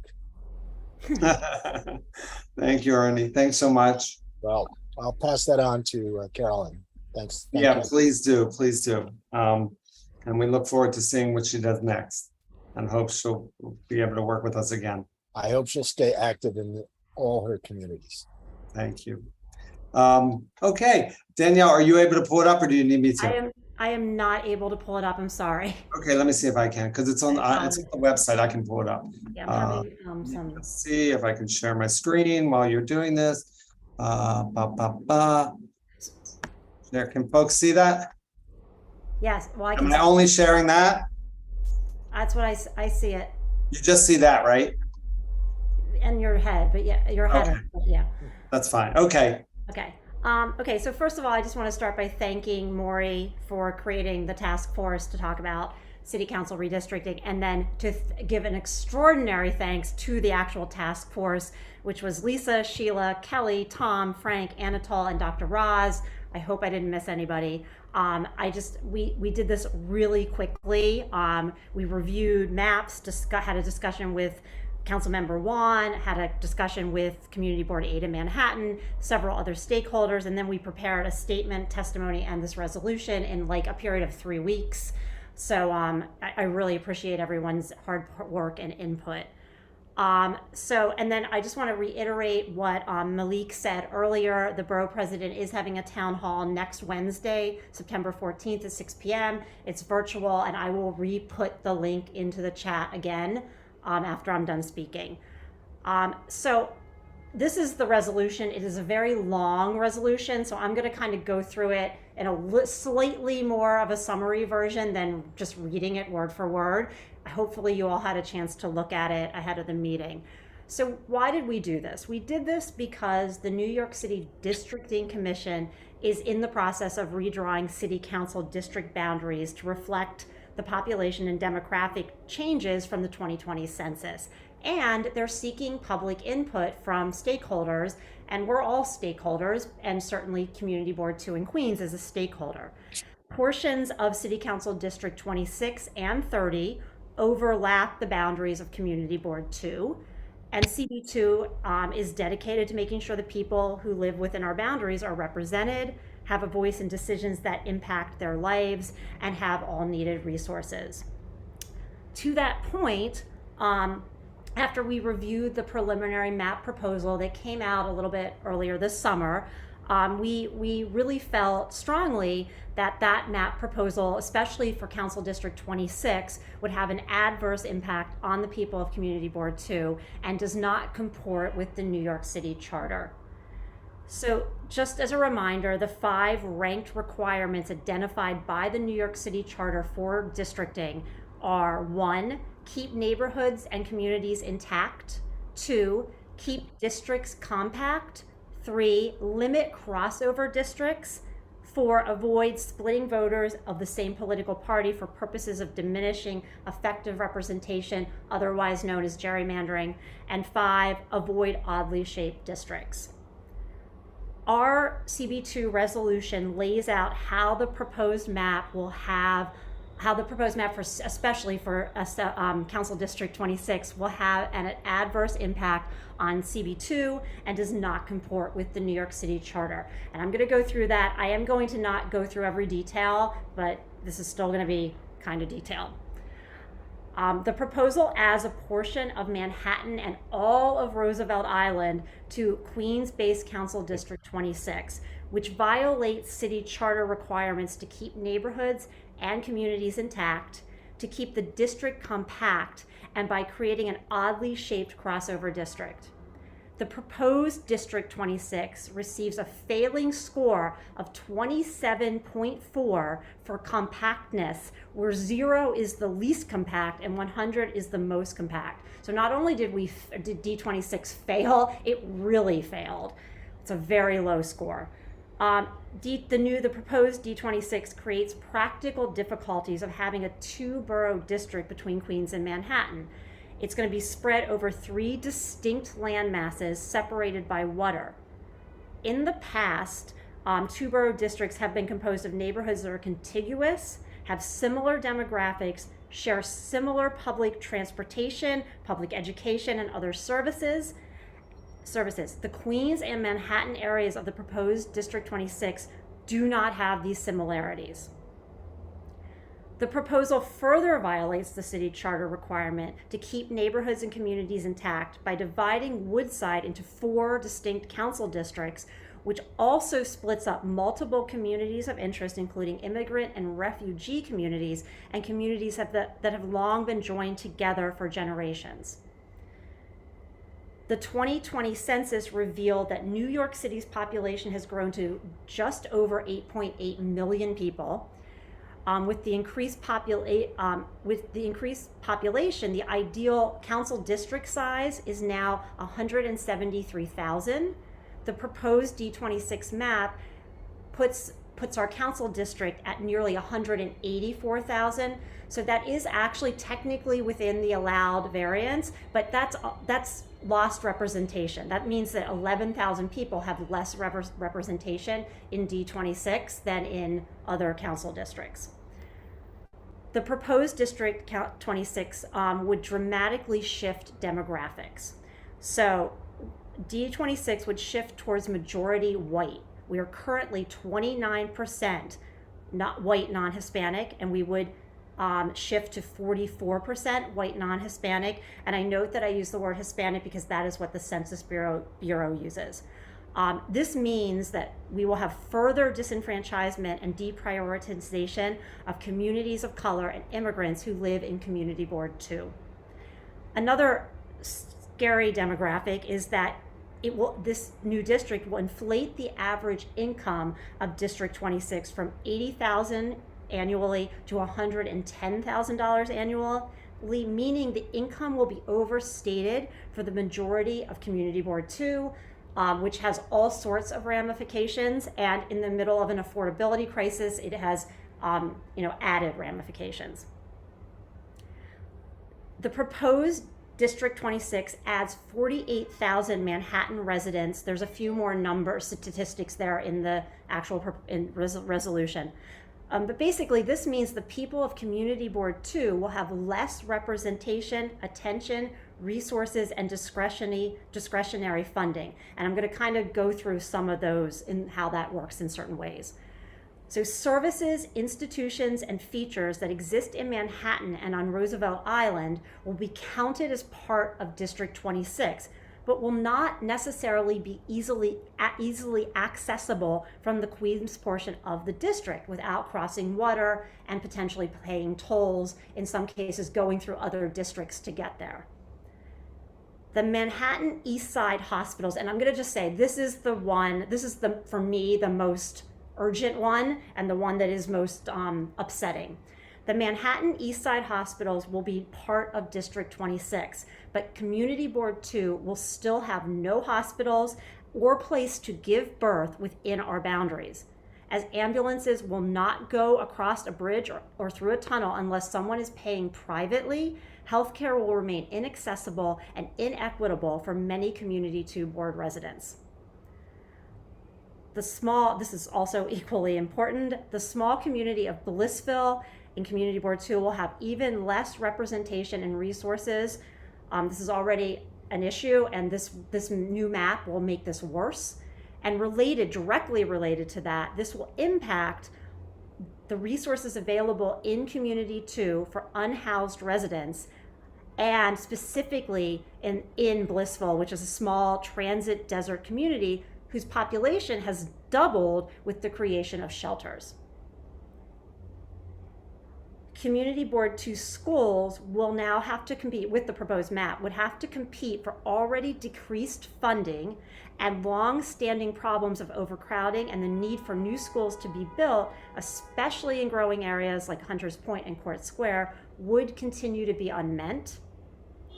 The new proposed map would divert attention and funding from environmental concerns unique to Community Board 2, including but not limited to Newtown Creek cleanup and access, and health issues related to Asthma Alley in northwestern Queens. And the new proposed map would increase the amount of open public space in District 26, but that space would be in Manhattan and on Roosevelt Island, which is cause for concern regarding existing and new parks in Community Board 2. We know there is a lack of green space already. If it looks like we have more, it's unlikely we're going to get more in Queens. Additionally, this impacts our representation. The proposed District 26 council member with the new maps would oversee multiple community boards, meaning less representation, attention, resources, and funding for Community Board 2. The council member would be responsible for multiple land use and rezonings, meaning District 26 council member will spend significant time and have significant influence on development across 2 boroughs. The council member would have to travel outside the district to go to the other parts of the district. So she would probably have to travel through District 22 to get to the other part of 26. And the council member would likely have to have 3 district offices in Queens, Roosevelt Island, and Manhattan, meaning a significant portion of her budget, or their budget, would go to rent instead of staffing for constituent services. So now I'm going to read the resolution verbatim, because this is actually what we're resolving. Therefore, be it resolved that Community Board 2 of Queens disapproves the Commissioner's proposed preliminary plan number 1 redistricting map, which splits Woodside into 4 council districts and moves approximately 54 blocks of the easterly side of Manhattan and Roosevelt Island to a Queens-based council district, greatly reducing the representation, resources, attention, and funding the neighborhoods that make up Community Board 2 of Queens will receive. So, Maury, correct me if I'm wrong, but I think we're going to now go to public comment, and then we will do our discussion as a community board in the business part of the meeting.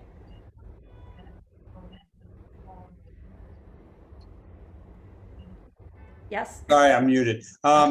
Yeah, and I don't see anyone signed up for the public comment for this. Do we have anyone that wants to speak from the public on the resolution? Well, I thought I saw a list from Anatole. Yeah. Oh, was there a list for this, Anatole? No, that's for the ULURP vote. Oh, that's just for the ULURP. Okay. Oh, okay. Oh. Okay. Well, okay. Wow, I was expecting public comment, but so I just will say one last thing then, since there is not public comment. So some of us went to the hearing. Maury and I testified for Community Board 2. Sheila and Dr. Roz both testified as well, and I think a few others from the board testified. It was a very long hearing. I testified close to midnight.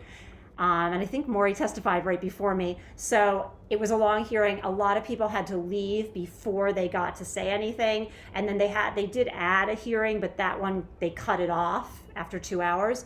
So if anybody who is here tonight wants to just send their thoughts to the board, they can send them.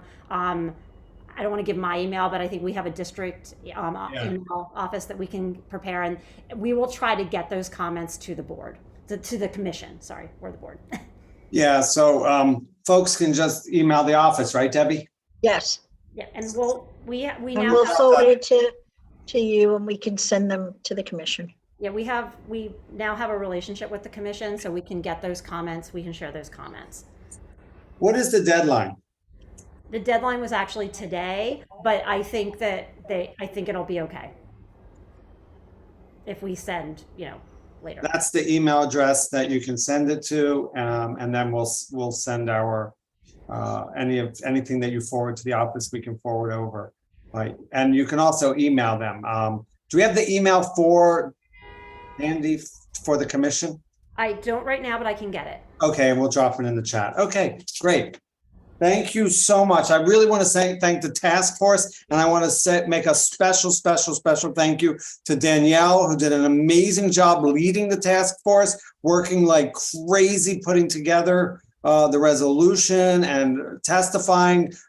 She did it in person, I did it remotely, so she had the hard job. And I know Nick also spoke. There was a whole bunch of folks that spoke. Thank you all for speaking out, whatever side you're on, to be part of the community and to participate in civic engagement is the greatest gift we can do to democracy. So thank you. Thank you, Danielle. The commission, thanks to the task force. Yeah, did I say commission? No, I keep saying commission. Thank you so much for everyone who helped. Thank you. And is that the wording as it's being sent out? Because don't you mean to say neighborhoods as opposed to neighbors? And that last line of the I think we do say neighborhoods, and I might have read it wrong. Oh, okay. It should but be. I will look in a second. Yeah, well, we can fix that. Thank you for noticing that, Ernie. We need that. All right, thank you. Maury, I have my hand up. I'd like. Oh, sorry, Steve. That's okay. I'd like to formally make this a motion so that we can vote on it later. If we can get seconded, do it right now. And my compliments to Danielle and the group that worked with her. You did a wonderful job. And I think that the explanation should be attached to the motion so that even a moron will understand the reasoning. I second it. Can we all second it? Yeah. Will that give some emphasis? No, you can't actually, because you haven't taken attendance yet, so. Oh, fair enough. Sorry. The motion technically isn't even We can legal all if we haven't second the started the motion by meeting. voting. We can also second the motion by voting on it. Thank you, Steve, for reminding me of doing that. I appreciate that. Thank you. So now we'll move on to our next public hearing. Well, for our presentation we have lined up, which is for the 5802 Northern Boulevard Euler application. Who's going to be presenting for the applicant? Hi, good evening. It's Frank St. Jacques from Ackerman. I'll be doing the presentation. Hi, Frank. Thank you and welcome. Thank you. So you need sharing privileges, right? That would be great. It looks like I need that. Thank you. Yep. I'll just take this moment to apologize in advance. Frank, you got that. You got the privilege.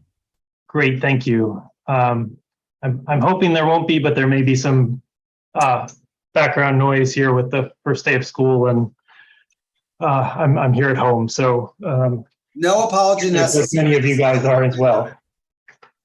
No apology necessary, Frank. Well, we live in, we're all human, and we all share the same experiences. Well, not same, but similar. Great. So let me just get my presentation up.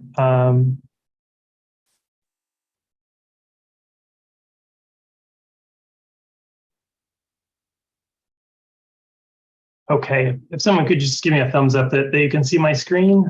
Excellent, thank you. So good morning, or excuse me, good evening, Chair, Vice Chairs, members of the Community Board. I'm Frank St. Jacques. I'm an associate with Ackerman LLP. We're land use counsel for the project, and I'm joined by several members of the project team, including the project architects and the applicant owners of the site, Joe and Mike of Queensford, Lincoln. We were here last spring to meet with the Land Use Committee and had previously presented to the committee in last fall. So I'll run through a brief presentation, and then afterwards, myself and members of the project team will be happy to answer any questions. So I'll just start very high level. We're here seeking a rezoning of a property located on Northern Boulevard on the south side between 58th Street and 60th Street. It's shown here on this zoning map. And the site and the surrounding area are located primarily within an R5 zoning district that was mapped back in 1961. There are M11 zoning districts also established back in 1961, mapped to the west and east of that R5 district. I'll note that they're not visible on this inset, but there's commercial overlays mapped in the R5 zoning districts to the east of 55th Street and then to the west of the BQE and 68th Street. So this is a land use map depicting the various land uses by color. You can see that there's a legend on the left-hand side of the screen. And this R5 zone portion of Northern Boulevard, where the development site is, I'll take a step back and note that R5 is a residential district where commercial uses are not permitted. This R5 district is occupied almost entirely by non-conforming commercial, semi-industrial, and industrial uses. Those are depicted on this land use map in purple and red. So as you can see, it's this R5 portion of Northern Boulevard doesn't have is atypical in that it doesn't have any residential uses, and this is consistent with Northern Boulevard throughout Queens. And in particular in this area. Conforming residential use shown in yellow and sort of darker shades of yellow, more orange, is located at the mid blocks. And conforming residential uses are generally 2- and 3-story, 1- and 2-family homes and slightly larger multifamily walk-up buildings. So just to give some context, this is an aerial view from the north. You can see some of that surrounding context with the site highlighted along Northern Boulevard, several auto uses, the Taco Bell and its parking lot, and then other industrial uses along this stretch of Northern Boulevard with residential to the rear. So this is an image, the most recent one that we have. I think that the ones in the application packet were a little bit outdated, but this is from June of 2022 from Google Maps. The site's approximately 5,200 square feet. Again, it's located on the south side of Northern Boulevard between 58th Street and 60th Street. It's improved with a 1-story former restaurant building that has unenclosed parking. That was built around 1930. The restaurant closed over 6 years ago, and zoning rules prohibit the building from being reactivated with a new commercial use. Again, this is because it's in that R5 residential district where new commercial uses are not allowed. And this building has been unused for commercial use, so it can't be reactivated under the zoning rules. The existing building's also in disrepair and cannot feasibly be converted to accommodate an income generating use. So this map really shows why we're here and what we're looking to do in terms of zoning. The existing zoning is shown on the left-hand side of the screen, similar to the first map we showed, showing the current zoning, that R5 with the adjacent M11 and the site highlighted in red. On the right-hand side of the screen shows where we're proposing to map the northern edge of the block with an R6B and a C22 commercial overlay. What we're seeking to do is to redevelop the site with a 2-story automobile sales use, which I'll show you in a moment. Actually, I would just go ahead and jump to that now. So the proposed development is a 2-story automobile sales showroom building. It would have about 8,300 square feet of commercial floor area.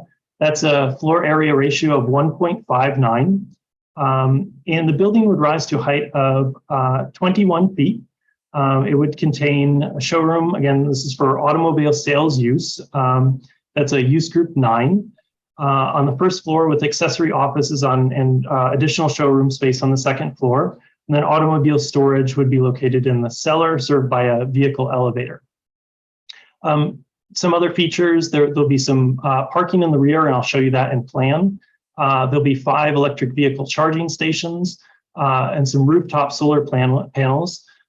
These were design changes that were made in response to suggestions from Community Board 2's Land Use Committee when we came to see them initially last fall.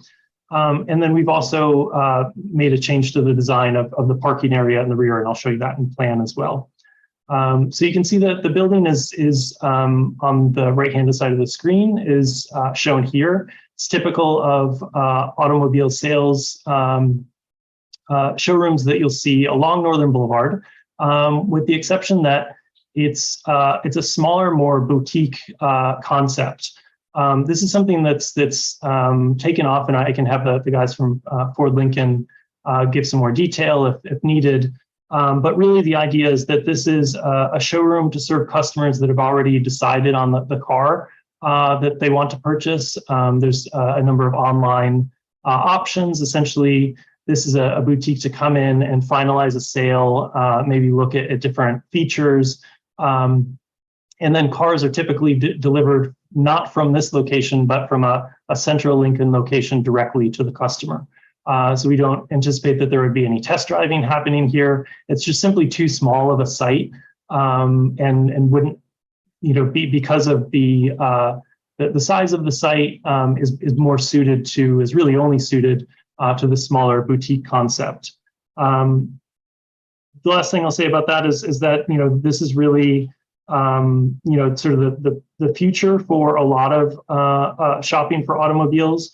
Which was rising in popularity before the pandemic and has really taken off since that time. So Lincoln is really moving in that direction. And they're also really changing their focus to electric vehicles, and we'll be incorporating many of those into this site. So let me move forward and just show you some of the floor plans. So this is the ground floor plan. It has some of the features that we wanted to point out are there's an interior driveway, which is visible here at the rear of the building, if you can see my cursor.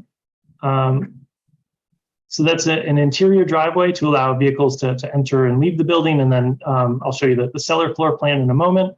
And then at the rear of the site, there's actually, and I apologize, my floor plan is not updated here, but that side yard at the rear is actually 10 feet wide.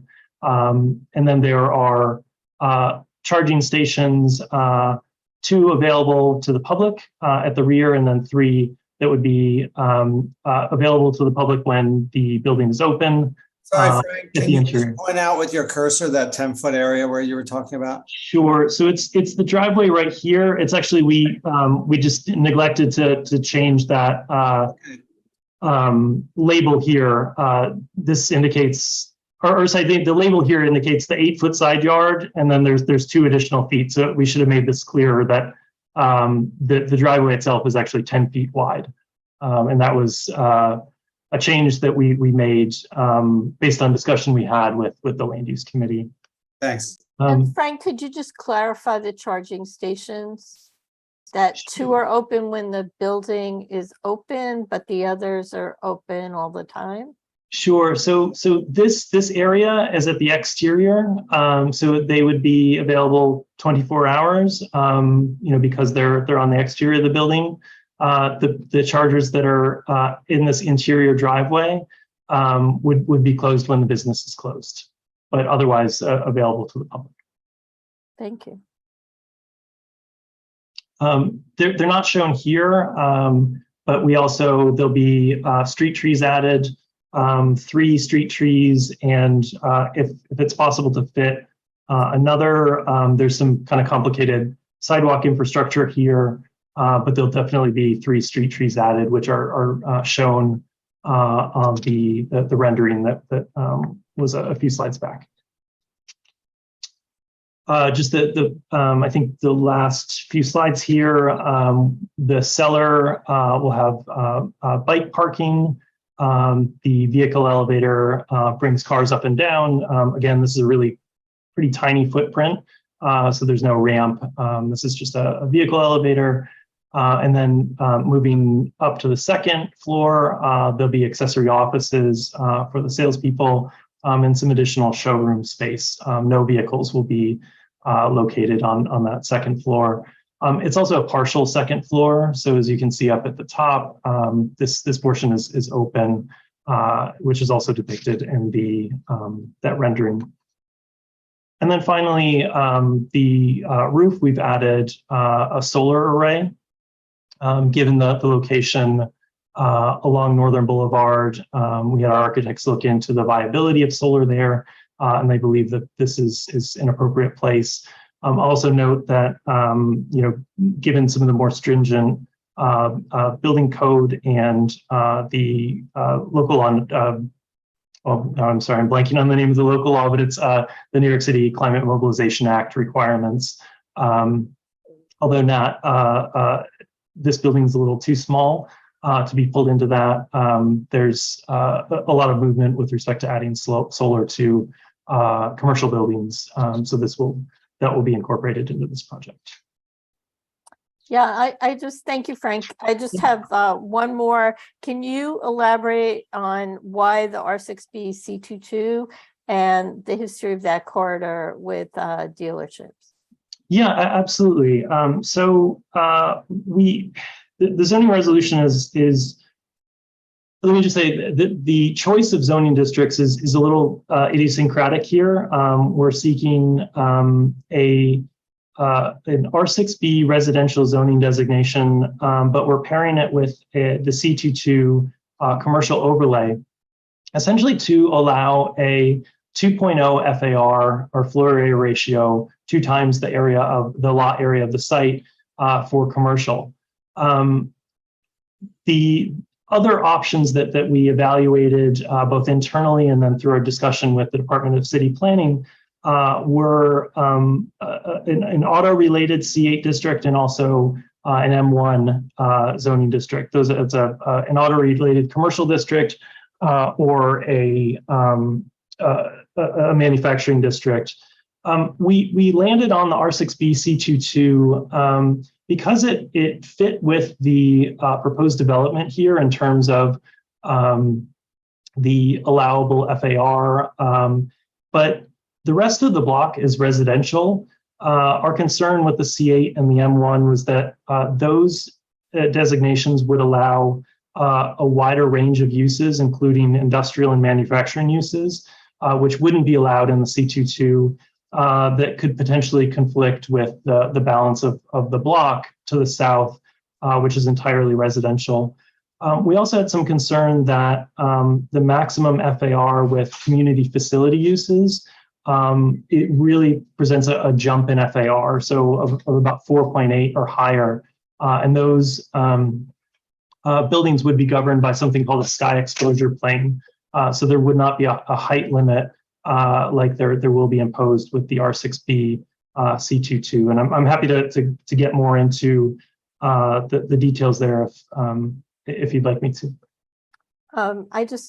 Maury, do you want to take questions from board members now, or do you want to have testimony first and then we can discuss when we go to vote? You mean testimony from public comment? Right, that's right. There are people signed up to testify.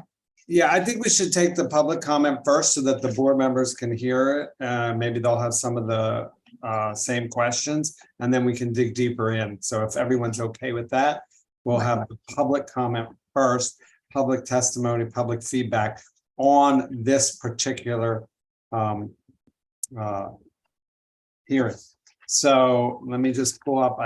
You got, okay. So let me just turn on we have 2 minutes, right, Debbie? Let me get my timer going. Amelia, you're going to be the first one. So I'm ready whenever you are. Good evening, everybody. My name is Amelia DeCauden. I'm the local district leader and state committee member for the Democratic Party in this district. I want to testify against this project because while I am usually in favor of proposals that seek to build, new things in our district, if in the context of the housing crisis and shortage that we're facing, I can't possibly support a project like this that is seeking to effectively downzone the allowable amount of units on what could have been built on this lot in order to produce a car showroom in a district that is flush with transit options where many people take the train to work, and on a planet where climate change means that continued driving of cars and use of fossil fuels, even in not even minding the fact that there's going to be some electric options, is detrimental to our planet's continued health, and for people my age and younger to continue living on this planet into our 70s and 80s. I think that the board should reject this proposal and entertain another one that seeks to build actual housing on this lot. It's right next to 2 transit stops and is contextually surrounded by housing. And I think that would be a much more effective use of the space rather than a showroom that is not even used to test drive cars, but is only used to sign sales after people have already made their decisions. I would have hoped that the developers would have made more use of either the existing zoning on this lot, or otherwise picked out a residential or mixed use option that would allow them to build housing alongside some kind of showroom, possibly with a smaller footprint, but they did not. And I think that it's not a good use for this space in our neighborhood. Thank you. Thank you, Amelia. Who's next? Thanks, Amanda. Next is Barbara Legoff. Hi, my name is Barbara Legoff. I live 4 houses down from the proposed ULURP application address. I never received any notification regarding the ULURP process, as have any of the neighbors on 60th Street. The area residents have no idea this is taking place, and shouldn't the owners have been notified about this event? I saw this event posted on the Queen's Post, an online newspaper. If you plan to build a cellar for your cars, you will need to complete an underground search of existing water pipes, as they are very old, and many homes on 60th Street have had to dig up and replace water pipes due to the sinking roadway. Homeowners should have been notified about the ULURP issue, and also the contact information for the corporation that will build the showroom and lawyers that will represent them, so that when they build the showroom, 60th Street property owners will know who to contact when we have problems with our home due to the building of a cellar. The cellar is not needed. It will only bring trouble and problems to our area. My name is on there twice, so don't call me again. Thank you. Thank you, Barbara. Thank you very much, Barbara. And please don't be shy about coming back. We love to hear input. Thank you. All right. Next is Bobby Preti. Did I pronounce that right? You did. You got it. Thank you. Hi, I'm Bobby Preti. I'm a resident of this community and also a social worker with an organization called Families for Safe Streets that comprises members who have lost a loved one to traffic violence or who have themselves been injured in a crash. And today I'm here as a resident and a neighbor to testify in opposition to the proposed zoning change that would allow for the opening of this dealership at 5802 Northern Boulevard. As our community has unfortunately learned firsthand, the increased size of SUVs presents a serious danger to all of our residents, especially older residents and children. Just this April, one of our neighbors, 89-year-old Yuit Setso, was struck and killed by an SUV on 48th Street, just 10 blocks from the site of this proposed dealership, as she was walking to shop. We simply don't need any more of these oversized vehicles on our streets and should prioritize building more housing, which we desperately need, especially at sites like these within a 5-minute walk of a subway station. There just is no way we should get rid of housing, a chance to build more housing for a car dealership, and on a street that we're actively working to make safe. So please deny this request and ensure that we don't continue to add more SUVs to our roads at the expense of this housing that our community truly needs. Thank you. Thank you, Bobby. Thanks, Bobby. Next person is Mary Madden. Mary? Are you here, Mary Madden? Yes, I'm here. Okay, welcome. Hi, how are you? My name is Mary Madden. I live on 58th Street between Northern Boulevard and Broadway. And I did speak to one of the owners of the dealership regarding some of my concerns. So the, with so many so first of all, I am not opposed to this use of this building, but I do have questions.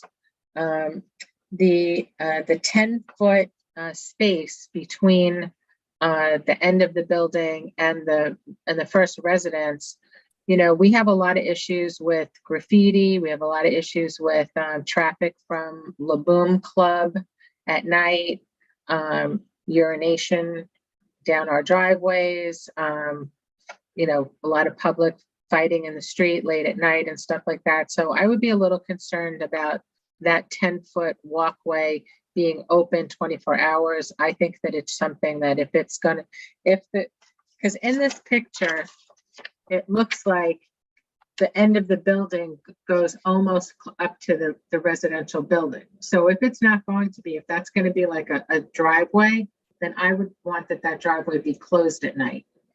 And to go on with what Barbara was concerned about, as far as like, is this going to be a complete dig out of a new basement, or is it going to utilize the basement that's there? Because currently there is a basement underneath the restaurant, but I would imagine that this encompasses digging out where the current driveway is, that the restaurant used to have a little parking lot. So that is currently just solid, and I'm imagining that they're digging that out. We were greatly affected during Ida. What I think a lot of people don't realize is that 58th Street and between Northern and Broadway we're in a valley.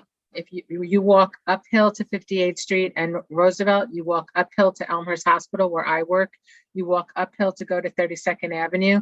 So when we had that flash flood, which I've lived on the block for 30 years, that was the first time that happened. Sorry. Okay. My other question was, if the owners were to change their mind regarding the dealership, can they just build an apartment building in the future without like when the zone is changed? And what is the height limit of this new zone, of this new zoning where it could be mixed use? All right, let's make sure that question gets asked when the board members. Yeah, we did have that discussion, and it's got to do with the size of the site. And it's, it's not big enough to accommodate many units of housing. I think Frank could elaborate on that. But yeah, we can talk about that a little later. Let's hear more comment first. All right, thank you very much, Mary. Next is Inderjeet Basant. I hope I got your name right. Inderjeet. Yes, thank you. You have 2 minutes. Hi, good evening. First, I would like to thank the community board for hearing my testimony today. First, I would like to introduce myself. My name is Inderjeet Basant. I work for Ford Lincoln Queens for 13 years. I'm the shop foreman there that handles all the repairs for Ford. Our shop is a union shop, which have about 30 union members. I propose rezoning to help expand for Ford.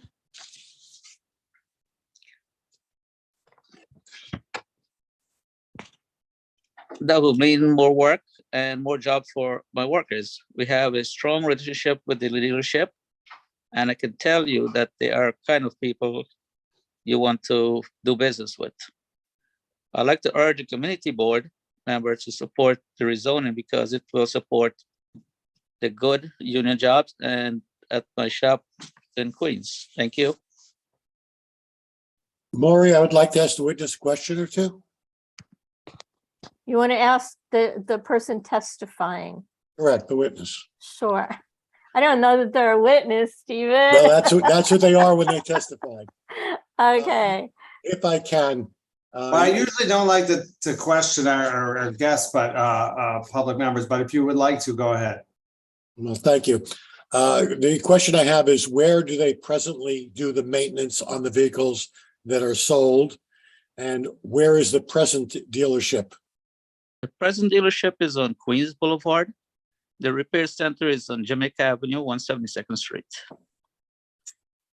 And the cars get transported from the dealership to the maintenance shop how? By the person who owns the car, or they dropped off at the dealership and then brought over?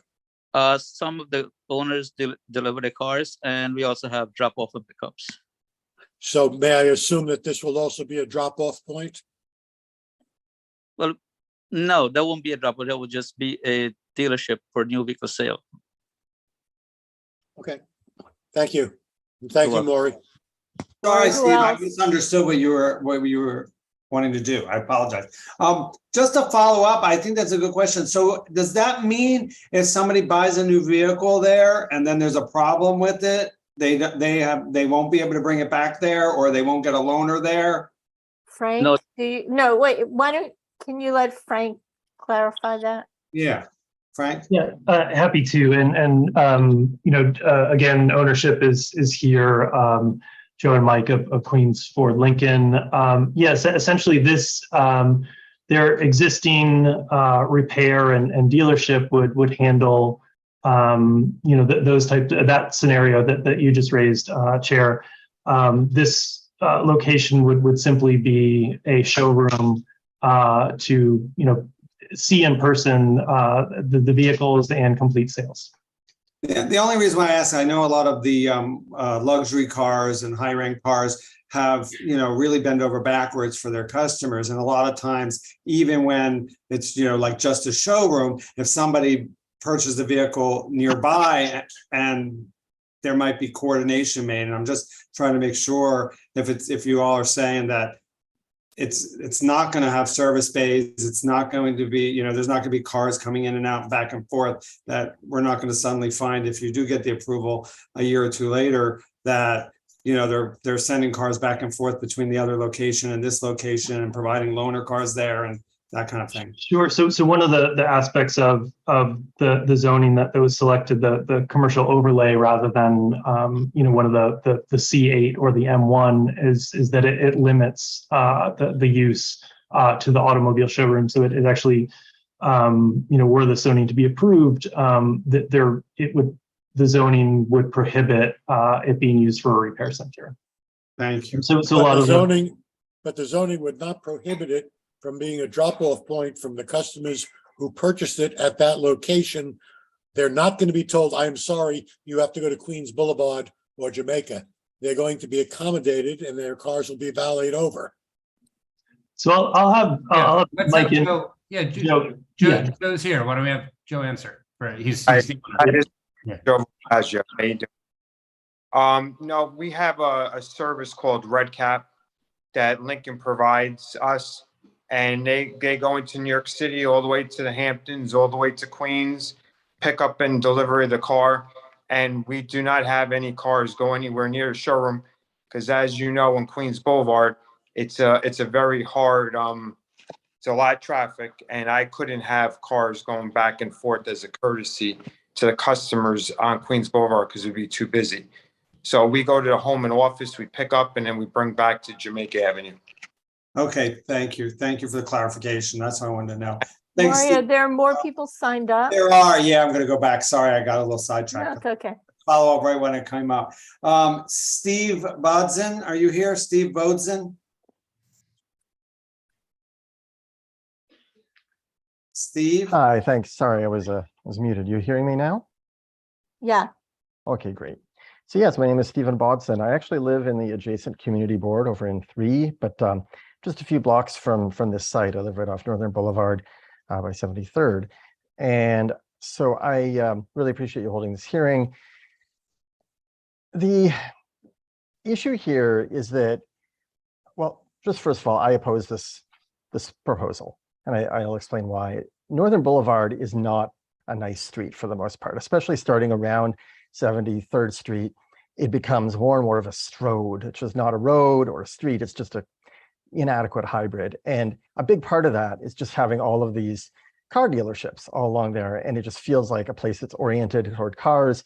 The signs are large and oriented toward drivers. The lighting is glaring. There's no sense of comfort or hominess. And meanwhile, with Northern Boulevard, it can be a street. There are places further up toward 80th Street where it's beautiful. It's a normal street with sidewalks, with higher buildings that kind of frame the street. This is what we should have in transit-oriented neighborhoods in New York City. And instead, we're being offered another car dealership. So a dealership that sells like $50,000 cars that get 17, 18 miles a gallon. This is not a place that's oriented toward helping make New York City a greener, lovelier, nicer place, despite the solar panels, which of course are appreciated, but we can also have solar panels on top of a 5-story residential building. It just doesn't make sense to me. As I walk past homes, I feel safe. Walking down Northern Boulevard in the car dealership area, I feel a sense of menace. And that's not what we need to be adding to our city. This is not the time in 2022 to be adding another car dealership, investing millions of dollars, taking up this space, making it more difficult when somebody does eventually want to build housing there, having this zoning change and having an existing new building sitting on that lot. So thanks a lot for your attention. I hope that you vote against this. Thank you. Thanks so much, Stephen. Victorina, oh no, that was from the last one. So that's done. We're done with the public comment. Okay, great. So do you want to close the hearing now and we can do things like take attendance? Absolutely. Thank you. Okay, great. Vice Chair Diller and I guess Chair would we have an opportunity to respond to some of the or is that at the later portion? Yeah, what I'd like to do is to close the hearing, take attendance, and then we can have conversation about this when we talk about it in the land use section. I appreciate it. Thank you. With board members, Laura. Sure. Thank you. So just so everybody knows, we're about to take attendance, and once we take attendance, we're moving into the official business portion of the meeting, which will end the public hearing part. And the board business section is when the board deliberates, discusses, votes on, asks questions, and does our business. And the public is welcome to observe. We encourage you to stay in and watch and observe and hear the hearings and the votes, but we don't take public comment anymore at this point. So we're going to move into that and we're going to take attendance. Dr. Roz? Oh, and just remember, for anybody who is not on camera now, especially if you're during attendance and voting, if you're not on camera and you're not seen, you are not able to be counted as present according to law. Dr. Roz? Okay, we begin with Amparo Bay. Present. Anatole Ashraf. Present. John Bahia. Present. Carisha Batan. Here. Nicholas Berkowitz.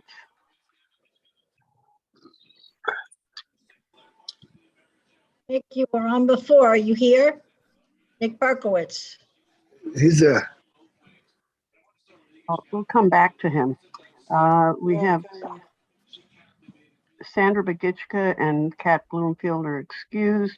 Danielle Brecker. Present. Gianna Sorbonne. Absent. Absent. Yes. Tanya Chavez. Present. Osman Chowdhury. Yes. Stephen Cooper. Steve, you're muted. Unmute. But we do see you. I'm still here. I thought being Okay, seen good. is sufficient now. You don't have to be heard. Well, You need to be seen and heard. Kelly Craig. Present. Warren Thank you, Davis. Kelly. Present. Lisa Deller, Here. Sally Frank. She's absent, I believe. Absent. Yeah, Maury Gallinoy, I think he's here. Present. I think children are supposed to be seen but not heard, they used to say. Ah. William Garrett is excused. Somnath Gamir, Let's see him. I haven't seen him. I think he's absent. Correct. I'm here. Camille Gray. Here. You, Kenneth Greenberg, Here. Benjamin Gutman. Ben? Here. Here. Yep. Christine Hunter and is Excused. excused. And Muhammad Chowdhury Jewel, or Jewel Chowdhury, is absent. Yes, But correct. Khan is excused. Shamang Lama, I saw you before. You here? Yes. Yes, I saw him before. Sheila Lewandowski, Visible, audible, and present. very present. Benjamin Lucas is excused. Patrick Martinez, Here. Kristen McGowan, Here. Thomas Matuzis, Thank you, Dr. Oz. Present. Riley Owens. Riley? Oh, yeah. I'm here. I'm here. I'm present. Clara Oza, I'm here. Elliot Park. Here. Hello. Carla Hi, guys. Perez. Here. Yeah, but you, we don't see you. We just see a blur. Is there something we can do about Oh, that? we need to see you, so you're marked here. I'll try to fix it, but I don't think I can. Well, we'll come back to you. Stephen Raga, Here. Selena Romero, believe is absent. Absent. Norberto Saldana, Here. there you are. Laura Shepard, Present. Ryan Smith, Present. Caroline Spitzer, Present. Lauren Springer, Here. Punsak Tashi, Here. Akelo Thomas, Good evening. I am here. Mary Torres. Visible, audible, and conscious. Conscious. And Are you sure? Are you sure? You should say at least it's sentient. before 9. I'm definitely conscious. Anthony Tudela, Here. Hello. where are you? Oh, there you are. First time I've seen you. Hi. Frank Wu, He's excused. he's excused. Okay. Good to know that. All right. Well, once again, Carla Perez, you were able to get your image on. But I do think we have a quorum. I don't think there's any question Yes, about we do. it.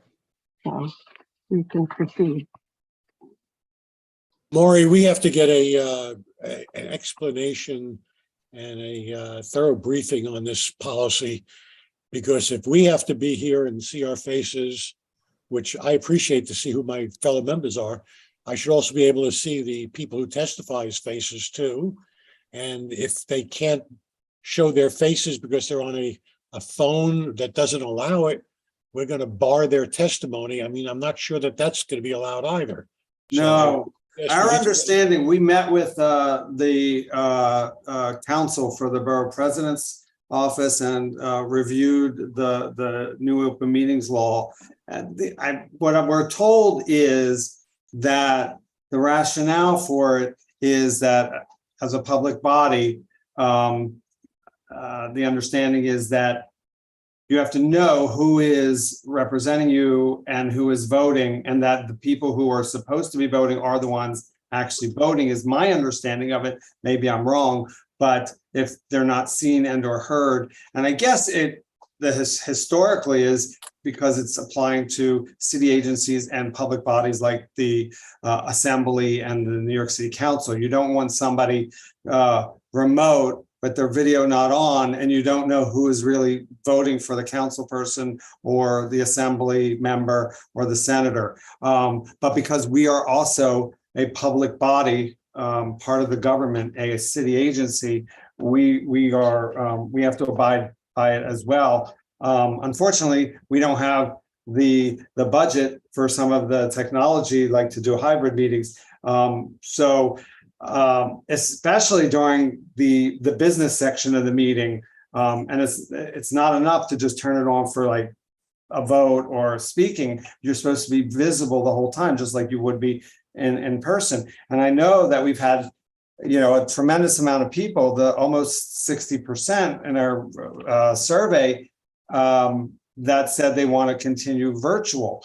The reality is, if the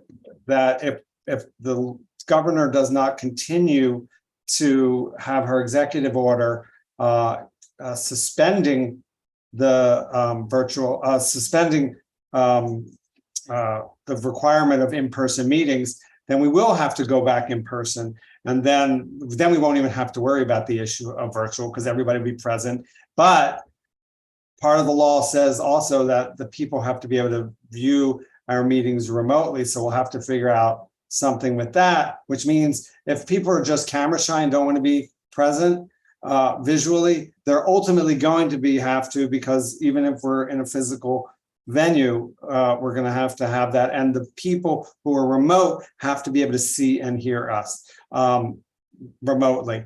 I don't want to belabor this, and I'll follow up again with the council just to clarify this yet again. But there's also Sunnyside posted an article about our virtual meetings in this week, and there's a link there to an article that goes into detail about some of the requirements. But of course, we will check and double check and triple check on all of this. But let's see here. We did the attendance. We need to approve the minutes. I see there's a couple of questions. Maureen, just if you're going to go back and speak to council about this, I would like you to bring to them the question that if the interpretation is to more or less recreate the in-person meeting, I understand that, but that also means that the function of the chat comes into question, because that is something that does not exist in a live meeting. Like it's, so I would love to get some clarification about how that fits into this interpretation. Yeah, I know that's a good question. I'll ask about that too, because I know that some boards, I know there's a Manhattan board that they require everyone on camera. If you're not on camera, you're not counted at present at all. You can't vote on anything, etc. But they also, you're not allowed to use the chat for anything other than to focus on something that was addressed in the meeting. Specifically, it can't be like a sidetrack, but there's debate on that. Okay, I'll check on that. Camille? Great, yeah, thank you. I think it'd be great to get like a memorandum from the office outlining the specific rules and what we need to adhere to. It felt like what you shared contradicted itself. So if we only need to be on pursuant to what legislators do during the voting, that makes sense to me.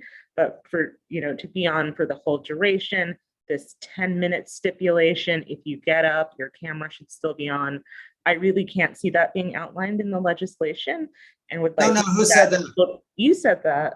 No. What I said was they are saying that folks have interpreted it as your camera has to be on all the time, but I don't think that we need to do that. And if you need to go to the restroom, you don't need to leave it on for 10 minutes and be absent. That's my interpretation of it. Well, I would just love to see where somebody is reading that in the legislation. I would like to see that in writing from the council's office, if that is their interpretation.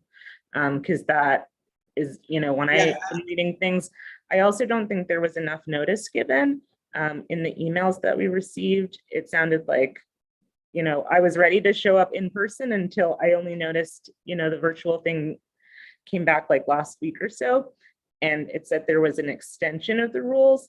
And I think it should have been brought to people's attention if the rules were extended and amended and changed. So I am very surprised to see that, the rules are different from how it's been for the past 18 months.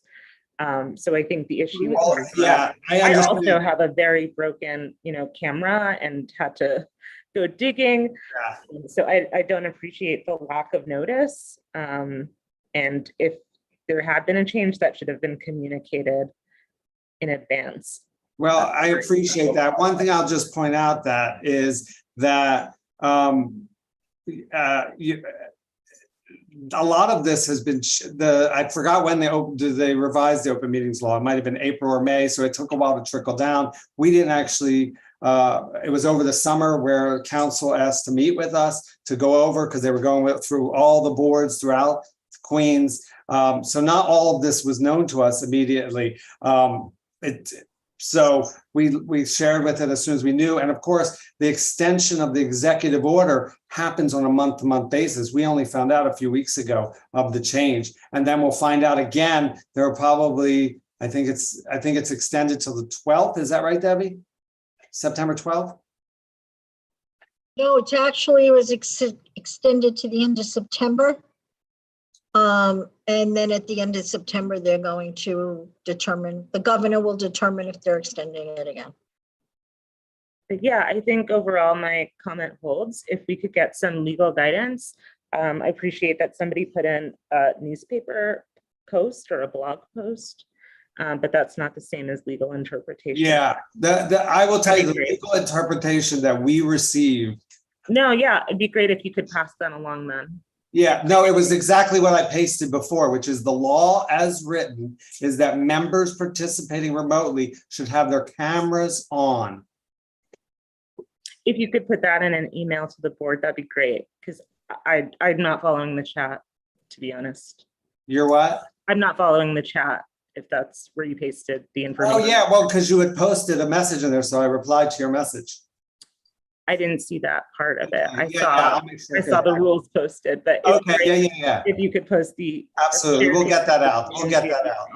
Thank you. Absolutely, thanks. As well as, I guess, the contact for the council, if there's anybody that we can follow up with for questions. Sure. Thank you. Thanks. Mary, did you have something?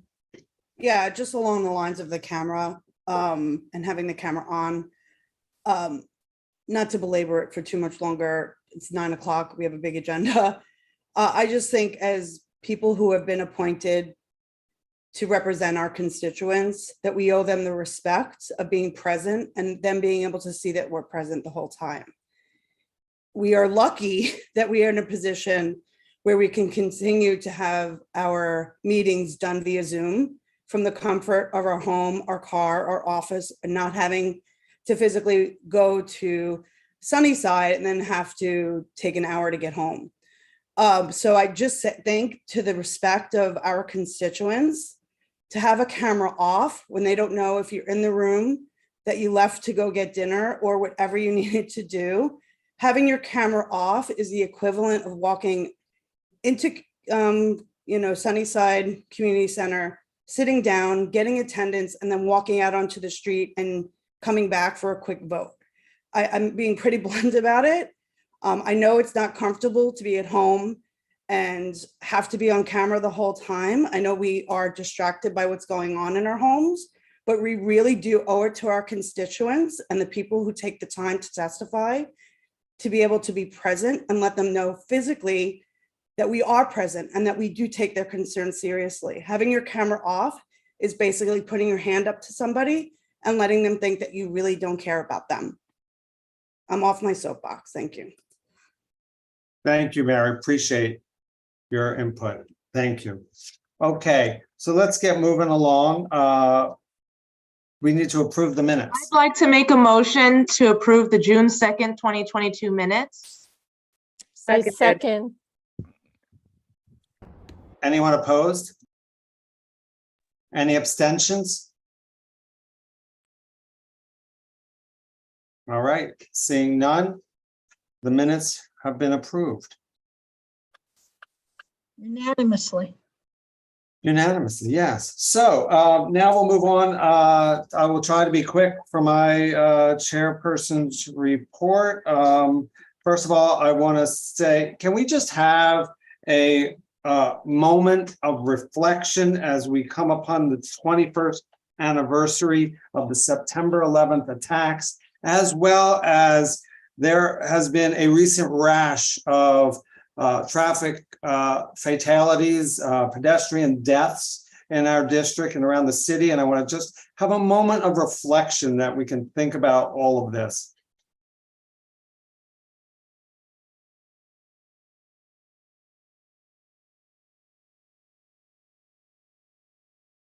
Okay, thank you. I also want to say to anyone who is celebrating Mid-Autumn Festival, greetings and salutations of the Mid-Autumn Festival to you and your loved ones, and also anyone who will be celebrating Rosh Hashanah and Yom Kippur as they come up in a couple of weeks. Am I missing any important holidays? I'm not sure, and if I am, please just drop in the chat so we can all appreciate each other.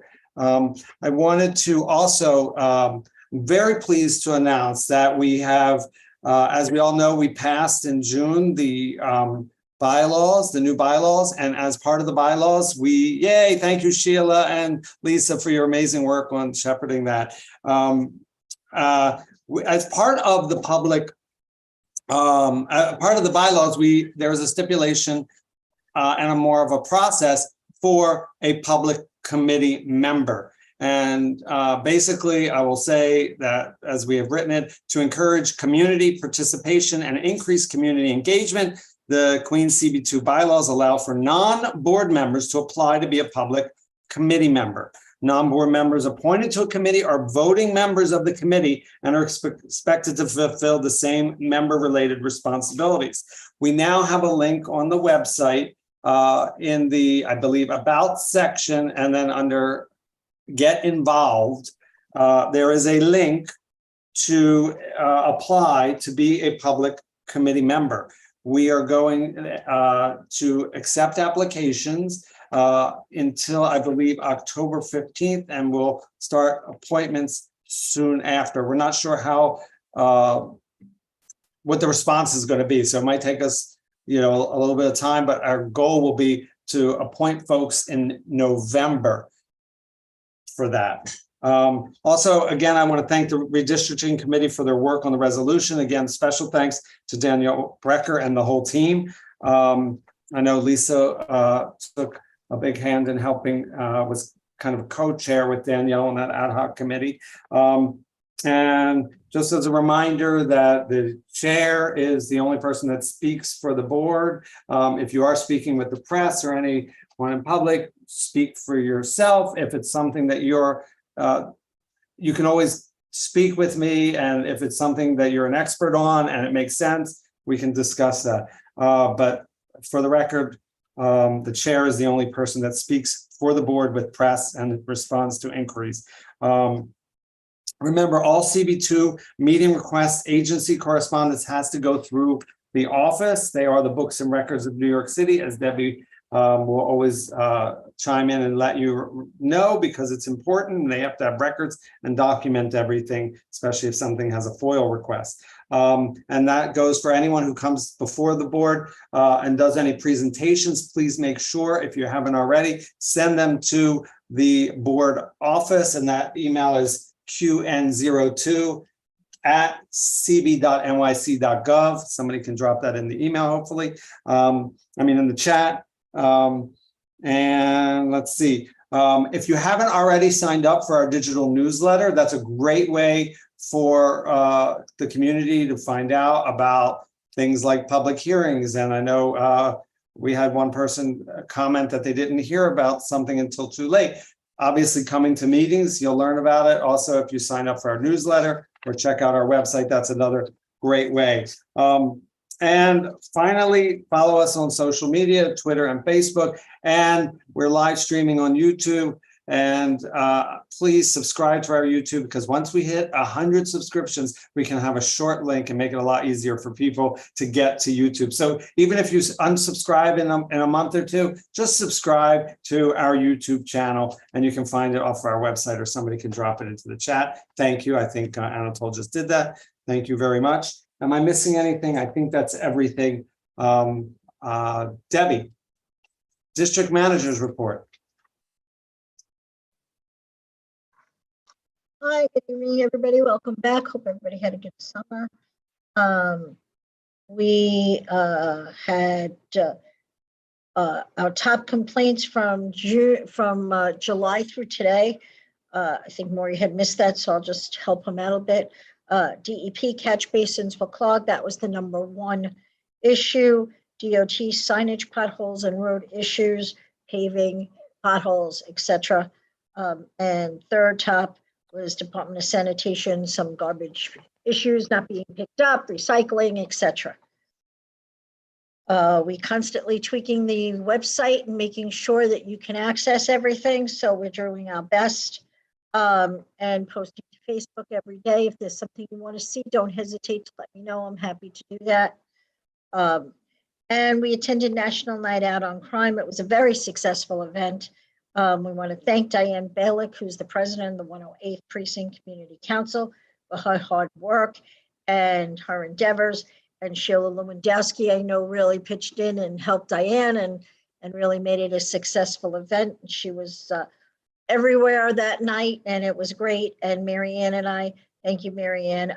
We handed out a lot of goodies from Community Board 2 and saw some of the residents and many of the residents, and of course, some of our board members there, and it was a nice night. So thank you all for making that very successful. Anybody, we're going to be getting those leaf bags, as was mentioned by sanitation, lawn and leaf bags. So as soon as we have them, we'll send out an email blast, and anybody that wants can come by and pick it up. So that will be great. And again, thank you all. And I look forward to another successful season together. Debbie, thanks for covering for me because I realized I missed a whole page of my own notes. 2 things I'll just add. Our budget committee continues to review capital and expenses. The next meeting was scheduled for this upcoming Monday, which is a very packed schedule already, and it's going to be rescheduled most likely. But also I wanted to remind folks the day after that is the 13th. And for those who don't remember, we have a BSA hearing for the Paragon Paint building at 4550 Vernon Boulevard. That's a public 4540. 4540. Oh yeah, I just read the wrong number. It says 40 on my notes. Thank you, Lisa. And you must register in advance, and it will be virtual. We'll send out a link on that. Can we send that out tomorrow, Debbie? Yeah, I sent it to the land use committee, so I can forward that notification to everybody as well. Yeah, and any member from the public who wants to testify whether you're for or against it. One thing just to keep in mind with the BSA process, it's unlike ULARP. There's no process of asking for compromises or changes. It's like they get it or they don't. And if you're not for that, then come speak out, submit testimony, sign up. And that's all I'll say for that. So Maury, we should put the final letter to BSA in the chat if someone has it's on the website, right? Should be on the website. Let me see. Because I don't think I have the final one that Yeah, we do. It's on the website. Thank you, Lisa. Can somebody post it from the website as we move on to Teal? You're here, right? Yes, I'm here. All right, we're going to post that BSA letter from the website and put a link in the chat, and we'll do that while we move on to And make sure it's the same one that's posted on our community board website. Yeah, it's on our website. I just wanted to make a suggestion with the lawn and leaf bags. Is there any way we could more visibly distribute them, like at the farmers market, for instance, or maybe the Department of Sanitation is already distributing them there. I know I've in the past picked some up there. So anyway, that's all I want to say. Did anybody post that link? Oh, all right, I got it. I got the link. You can go to the website, and if you go to the website, you just go to projects, letters and correspondence, and then it's the third letter down, BSA Paragon, but I gave you a direct link that'll open into a PDF. Teal, it's all yours. Great. Well, hi, everyone. Hope you had a good summer vacation. I'll just start off with some of our land use application updates. So as you all saw, the project at 5802 Northern Boulevard had its public hearing tonight. The next step will be that application goes to the borough president and his ULURP clock will start. Other applications, though, include the LIC ramps application at 2632 and 2701 Jackson Avenue. This application is just a special permit renewal. It was a former ULURP project from around, I think it was 2018.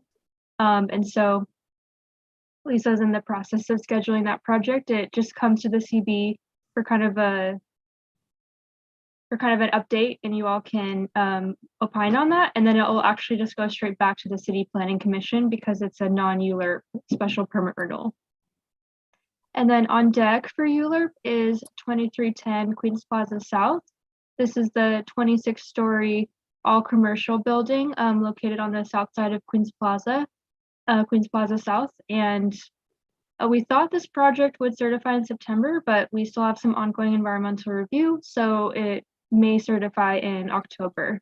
We will see as things shape up. And then I just have one more general announcement.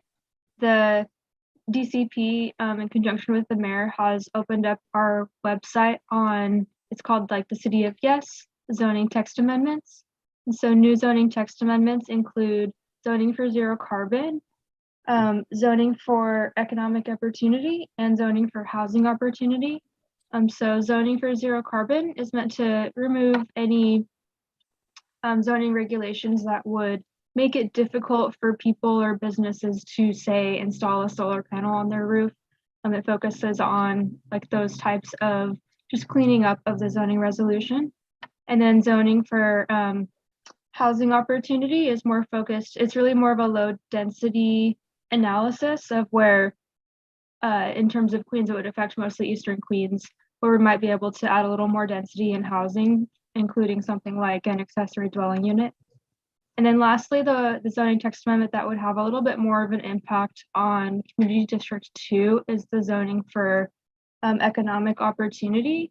And this zoning text amendment is looking at uses, specifically regulation of uses in the zoning resolution, and that it would potentially allow uses in like a C2 overlay to be allowed in a C1 overlay, as well as like allowing more uses across C4, C5, and C6. And so that's a little bit less impactful to Community District 2 because so much of our zoning is mixed use zoning. But one of the impacts of this would be creating more of a range of manufacturing districts, because right now we have some holes in our floor area where we don't have a manufacturing district that would allow like a 3 or 4 FAR, nor do we have one that would allow like a 6, 7, or 8 FAR. Our FARs jump from like 2 to 5 and then up to 10. And so right now, those manufacturing districts would be created, but not necessarily mapped. That's a separate action. But what I really would like you to know at this point in time is we're very, very early within these zoning text amendments. And for zoning for economic opportunity in particular, we're open to communicating with the community board and potentially giving like a presentation if you want. And that's something that I can continue to talk with Lisa about. Just know we're super early. Check out the website. I'll add it in the chat and feel free to reach out with any questions. That would be great too. It's really interesting. Thank you. Yeah, if you have any questions though, just let me know. Yeah, I just have a question about 2310 Queens Plaza South. Mm-hmm. So if that's certified in October, have you told the developer about coming back to community board? Have you been in conversation about that? I mean, that's also, I think that's up to you, Lisa, and the developer. It's something that I'm happy to pass on if you want me to have them reach out. But at this point, we we've ended up with really complex environmental review. So I'm being a little careful with like anticipating a timeline. This could still get pushed farther, and I don't want to like raise the alarm on that one right now. Okay, great. That's very helpful. Thank you. Mhm. But I'm sure they've been really open to engagement. So if you do just feel like getting a refresher, we can make that happen. Yeah, that's fine. Great. All right. So moving right along. No other questions for city planning, I take it? Did I miss any? Okay. So we'll move right on to committee reports. And the first one up is land use and housing, and we have a vote, right, Lisa? Okay, so let's go back to land use. So we'll go back to where we ended moments ago. I just want to follow up with Frank and the development team on some of the questions that came out from the public comment. One of which is the possibility of an alternative use for housing. Can you talk about that? Frank, did you consider an alternative use? Or is this, and second question about that is the Ford/Lincoln dealership, do they currently own this property? Sure. So I'll answer the second question first, and thanks for giving me the opportunity to, I'll sort of flesh out this answer with a little bit more detail, because I know it's unlike applications, I think that Community Board 2 has seen. It's certainly unique. I typically am seeking rezonings for residential and mixed use projects. So I'll start with the second question. Ford Lincoln does own the property. They purchased it in 2020, seeking to develop this very project. As you can imagine, they are in the car sales business. They're not housing developers. So really their intent here is only to develop this site as an automobile dealership for Lincoln. So with respect to the first question, I'll give you a little bit of background, and then so while this site and the stretch of Northern Boulevard were zoned R5 back in 1961, it has historically been non-residential and remains so today. The building that's currently at the site was previously a restaurant, and it was constructed back in 1930 for a non-residential use. And so this site, at least as far back as 90 years ago, has always been non-residential. With respect to whether or not residential development within the current R5 is a viable option, really because the site is surrounded by these commercial and industrial uses, we don't believe, given the R5 designation, that it would present as is a viable site for residential development. And I'll just cite to the fact that after the restaurant closed, it remained vacant for several years. It was on the market for that time until it was purchased by the applicant, for the potential redevelopment as an as an automobile sales showroom. We did look at an alternative for development at the site, taking advantage of the residential development option that's available with the R6B. That would allow a 2.2 FAR and a building of up to 5 stories. We analyzed that for the purposes of our environmental review.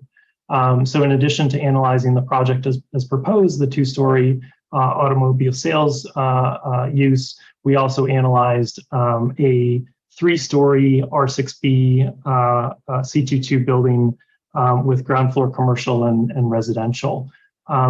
That was for the purposes of environmental review to ensure that, were that development to be pursued in a hypothetical way, it would not present any significant adverse environmental impacts. So that was part of our diligence there. Our client has not considered either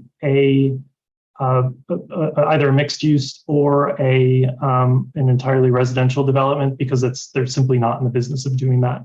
I will say though that mapping the R6B C22 does not preclude residential development here. And were residential to be developed, we're also seeking a mandatory inclusionary housing text amendment to ensure that any development would comply with requirements for mandatory inclusionary housing. So while it's not being proposed in the event that our client was unable to move forward with this dealership, there would be the option of developing either a residential or mixed use project, and it would be subject to MIH. And can I just clarify that the use of Il Felice or any restaurant could not reopen at that site because it's already non-conforming. So if somebody sold that site to for another restaurant use, they would also have to go through rezoning. That's correct, and thank you for bringing that up again, because that's really sort of the critical piece here is that it's not really this site cannot be used for commercial period today. There's a rule about reactivating commercial uses. Say, for example, the restaurant went out of business, another restaurant in certain circumstances could have come in, but after a 2-year period where there's not a commercial use, a non-conforming commercial use operating, that opportunity goes away. So the site is essentially must or cannot be developed or used for commercial use at this point.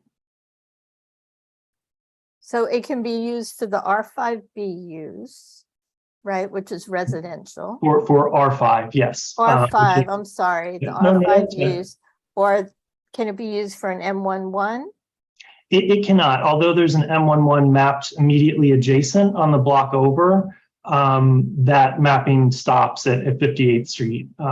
So this site's entirely an R5, even though M11 is immediately adjacent.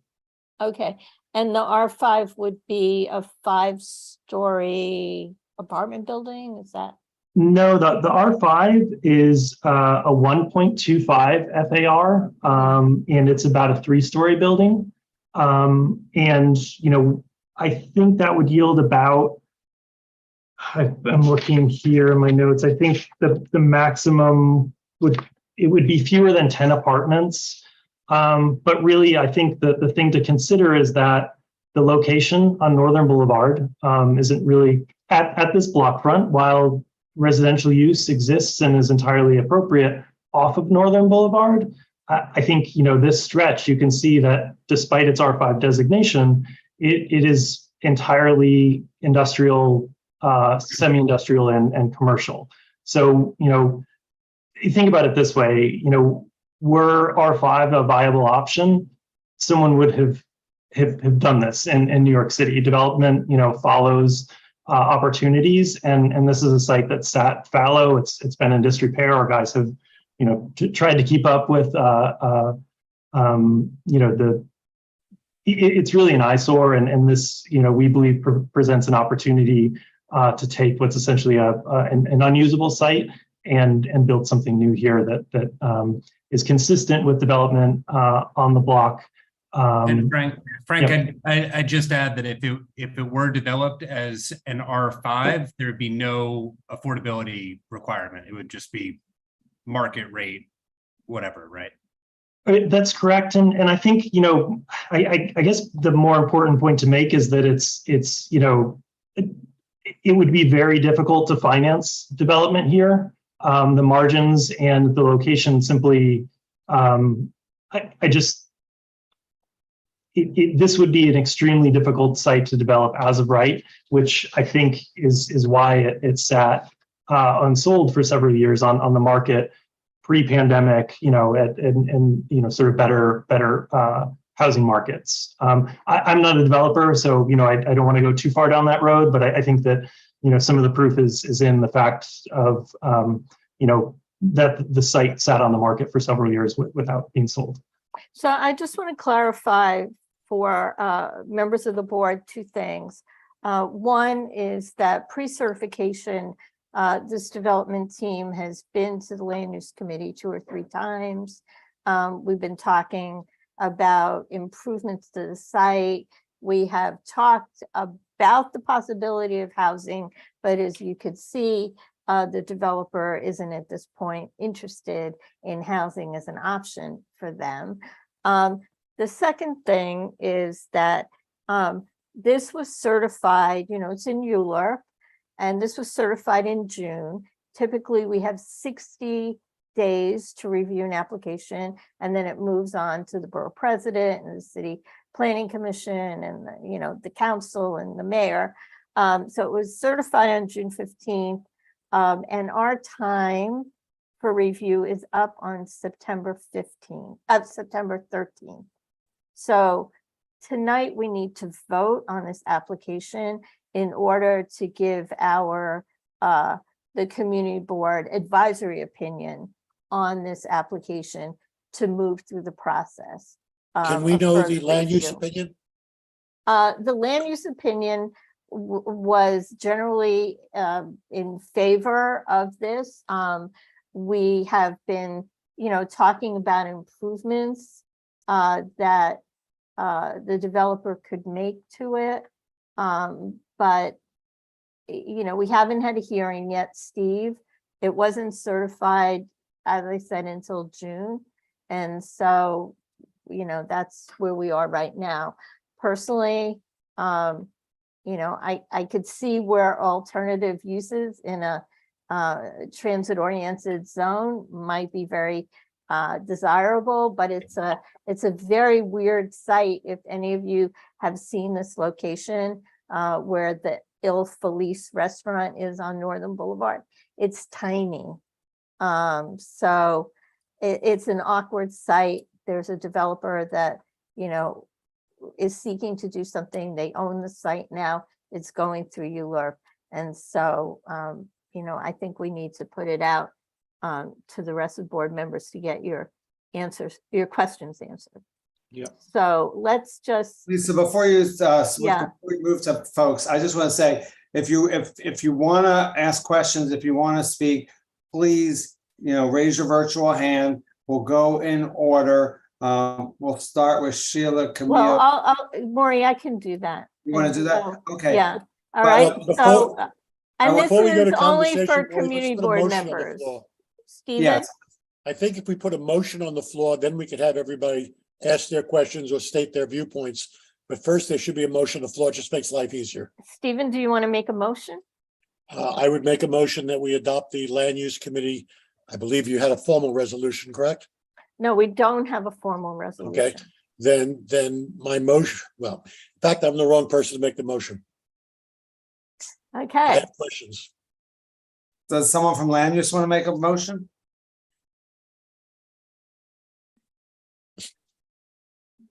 Okay, let's go through questions. And All then right, I can. but I just want to kind of have a little overall guidance, just in the interest of time and efficiency and people's attention later at night. Please focus your questions. Try not to ask the same questions that have already been asked, but also we don't want to discourage anyone from taking the time to really think and fully get their questions answered. So with that, I hand it over to Lisa. Sheila. Hey, Sheila? thank Oh, yeah. you. So just a couple of quick questions that can go to either the developer or to you, Lisa. One is the current height versus the proposed height, were they the same? Frank, will you answer that? So the R6B would permit a total height of 5 stories on the site. That's not what I'm asking. I'm asking. Oh, sorry. They proposed the rendering that you provided. Yep. The current height of the restaurant that was there and the rendering, is that the same? No. The current building on the site is a one-story building. We're proposing a 21-story, two-story building. And, But the 2 stories, you're talking about. sorry, sorry, I hit that 9:30 craziness. I apologize. Thank We're you. like, no, it's a Careful. two-story, not 21. Sure, you can have it. Sorry about that. Let me. I think you know what I. There's reason for my questions. It might trigger. Yeah, sure. So let me answer that, and then I'll let you go. And so we're proposing a 2-story, 21-foot high building. But 21 feet high includes going down. No, that's That's above ground. Okay. Above ground, correct. Yes. Okay. All right, great. That's why and then the solar is proposed or committed? We're committing to that. Committed in writing. It's not just something pretty on the diagram. That's correct. Correct. Great. That part of those things were connected because if you weren't raising the height, then you wouldn't necessarily be committed to having to do green building and all that kind of stuff. That's why I was asking about the height a little bit. And then just getting to some of the neighbors' questions, concern about lighting and safety. So if you had a lot of big windows there, and so thinking about not wanting to overpower the residential properties behind there with that. The lighting that is to showcase whatever you're selling. So has that been considered? Like in your environmental review, have you considered light noise on the neighbors? So our environmental review was not required to and didn't cover lighting, but I know that the owners are very conscious of lumen spread and concerns about being a good neighbor and quality of life. You'll note those show windows are pushed towards the front of the building, towards the block front. Mm-hmm. The intent is that that lighting be either lowered or off in the evenings, such that it doesn't interfere with the neighbors. To speak to the neighbors' comments, several. Thank you for testifying today. The project team is happy to start a conversation now and throughout the process and potentially post approval or into construction to address quality of life issues, safety, security that may arise with the building. So I don't have specifics as it relates to the lighting, but I'm happy to ask the architect to dig a little deeper and engage in that conversation with the community board going forward and also with anyone from the surrounding blocks. Right. I just want to move quick because I know other people have comments, but so like I hear commitment, but I mean, I hear, proposed commitment, but like that, any kind of quality of life issues, people have said, we're going to make sure it's taken care of and we'll be available. And here's my phone number. And then it doesn't happen.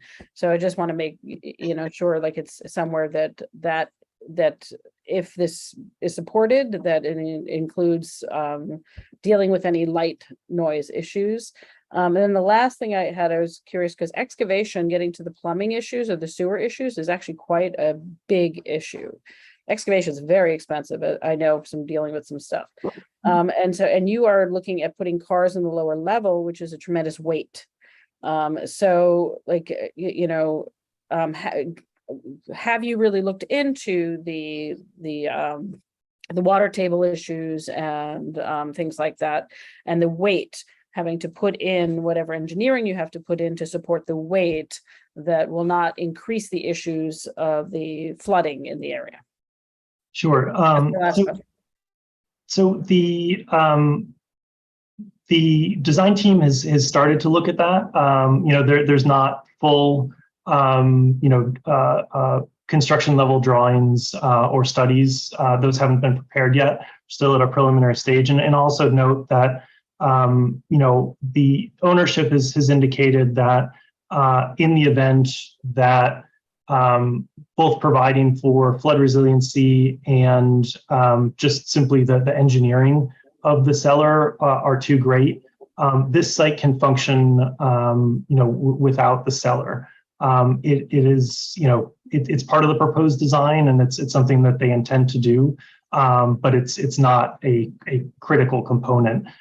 So it's an open question, once they get into the ground and have a fuller understanding of, look, this comes up in a lot of projects when you actually start to excavate, or actually not even excavate, but do your exploratory drilling. Sometimes you find that it's not viable. So a slab on grade is a potential alternative here. And given this sort of concept for the business as a small showroom, doesn't necessarily need the inventory there. So that's an open question. And I think with all of this, the owners, are happy to maintain contact with the community board. I can provide that information to the district manager, the chair, whomever. And Jordan, feel free to chime in. I just wanted to add, Sheila, the council member came out with this set of land use principles that she's guided by, and one of those is about having like conversation with immediate neighbors. I did brief her staff on it, and he reminded us of that. This just happened recently. So I put in the chat, I don't know if she's still on, but I'd like to get in touch with Barbara and the homeowners there. And so I can just tell you, because I'm sure the council member is going to demand it anyways. We'll go meet with the homeowners on the block, and we can talk about the safety concerns that Mary raised and the flooding concerns that Barbara raised. Absolutely. We have to. Thank you, Jordan. Camille was on, but I don't see her right now. Camille, are you still there? I'm back. Can you hear me? Yeah. Okay, you were next. And then Stephen, and then Laura. Thank you. My laptop decided to die. No problem. Thank you. I had a question about on-site parking. I wasn't clear on that. Can you clarify, please? Oh, I'm not muted. So there are parking spaces at the rear of the site. There's, again, because this is such a small site, there's only a few. And actually I'll just show them quickly. It's probably an easier way to do that.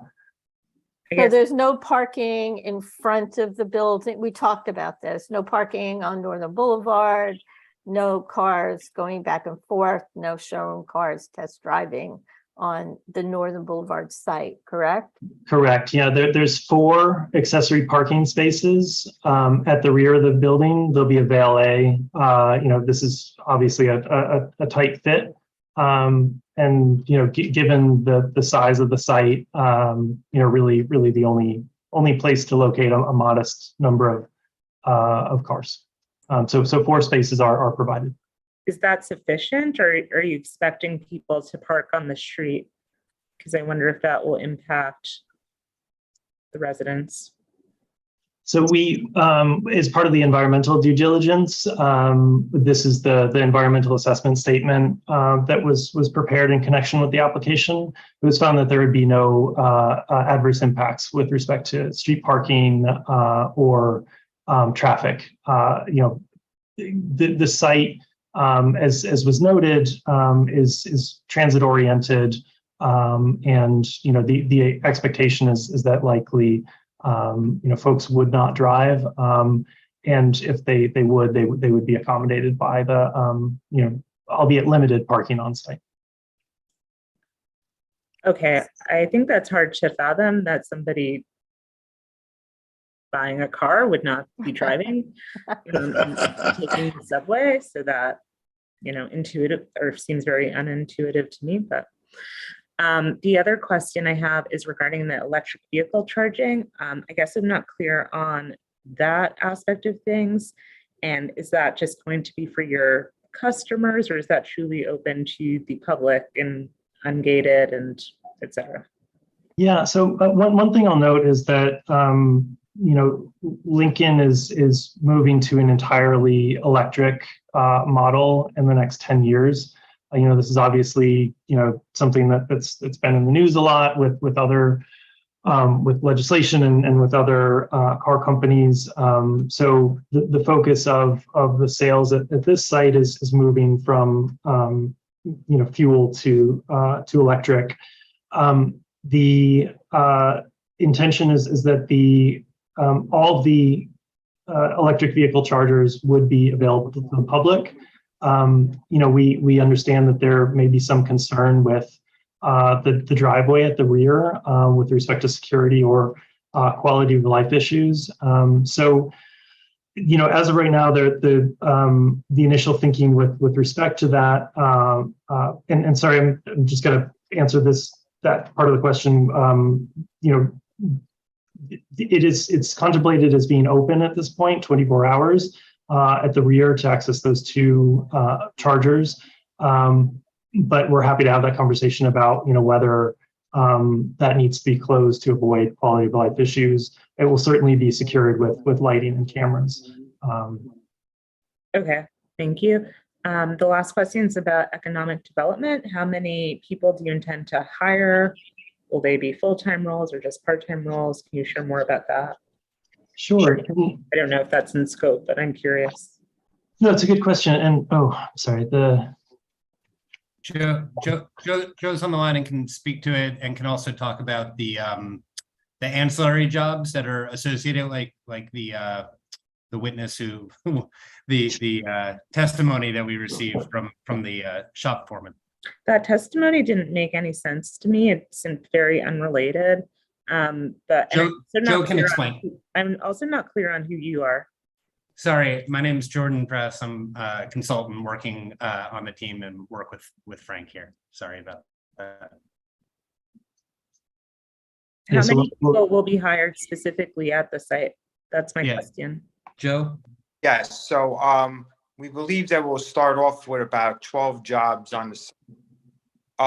The impact to the jobs, for the service department that is in Jamaica, Queens, will be more union jobs provided, because as you sell a car, then as it travels through 6 months of ownership, those cars will be picked up and delivered to the Jamaica, Queens location, and they will be provided, union jobs to be able to fix them, and then of course send them back to customers. So I would say that the union jobs in the Jamaica locations is going to probably add about 6 and 12 into the main showroom.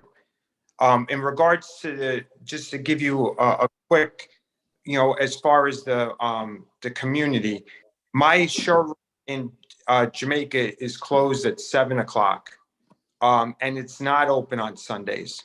So I believe we're going to be a great fit for the community, because it's going to be see in a normal dealership setting, and that will help out. And we're closing that back gate.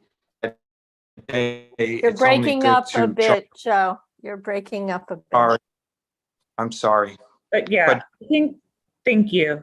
And now this is making me wonder where the workers will park, but I think I will turn back to Lisa. Thank you. Thanks, Camille. Stephen? Yeah, great subtle questions, by the way.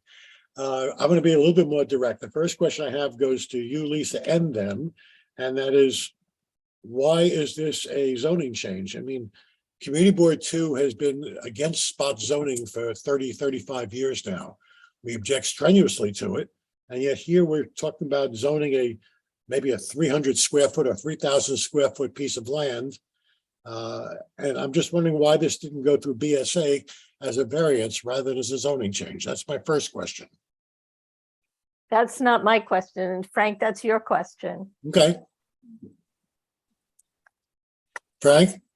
Sure. So, we have presented a land use rationale to city planning that we essentially would be able to redevelop the site with a new use for a site that had zoning that really doesn't match what the existing uses are for decades now. So on a high level, our rationale is that the current R5 zoning doesn't match what has historically been at the site, and there's an opportunity to rezone it. But Frank, my understanding is a BSA application is much, much cheaper and is also a lot faster. Is it because you don't believe you could have passed the BSA rules for the I think it's 6 items. that you have Five to- findings, the Five five findings? findings. Thank you, Lisa. It's been a while since I've been in one of the I meetings. know. Is it because you didn't feel you'd be able to pass those 5 findings? You know, I think our position was that a BSA variance wasn't the appropriate option. Okay, but You know, hopefully you did your homework and you know Community Board 2's attitude towards spot zoning. Sure. Other than that, I mean, I wanted to point out that we have a neighbor a couple of blocks away from you, Taco Bell, who've been before us. And the same concerns were vented by the neighbors there. They took great efforts to try to ameliorate the possible situation of noise and cars going there at night. Now, I know your establishment's not open at night, but if that parking lane is open, you know, you could have people parking there for other purposes. But I'm just curious how the proposal that you're going to have a 1-lane wide, 10-foot wide alleyway, which has both parking during the day and open to the public charging during the day. What do they do? The valet parks the thing at the zoning and plugs it in for them, or what? You know, the thinking was that, you know, with valet, you know, they can work out the operations and you know, make use of you know, this building has a very limited footprint. We're really looking to sort of maximize both the development of the building as well as providing some parking. You know, it's not the, I mean, I guess the alternative is a much larger site and a much, you know, larger surface parking lot, but we're working within the constraints of this. Actually, space with a Frank, limited that wasn't space. my point. As the person before me has stated, we have some question as to the truthfulness of the application in a way. You've shown us a 10-foot wide area where you're proposing to, quote, valet park for a maximum of 4 cars. You've also told us that you're giving us publicly 24-hour publicly available charging spots in the exact same location. And I'm trying to figure out how that works. Does the valet kick out parked cars so someone could charge? This is a really good question. Let me just give you the history and the perspective. Is that this was ancillary parking, right, for associated with the construction. When the project came to Frank and I, and we began the public process, and we do know this board, and we discussed with the team that EV charging was going to be something that was going to be on the mind of this board, and ownership said we're happy to provide EV charging. And you know, there is a little, you're right, there's a little bit of maneuvering to think about exactly how it would work. The ownership solved that by saying we would have a valet that will help facilitate that. But I just want you to understand the concept is we had this space, we wanted to make EV charging available to the community. And so that was the concept. And I'm confident we can make it work in a way that makes sense, because the business is willing to provide a valet to help facilitate it. My guess is whatever we say tonight, it's probably going to be a little bit different once it gets into operation. You know, it might be, you know, the hours might be a little different.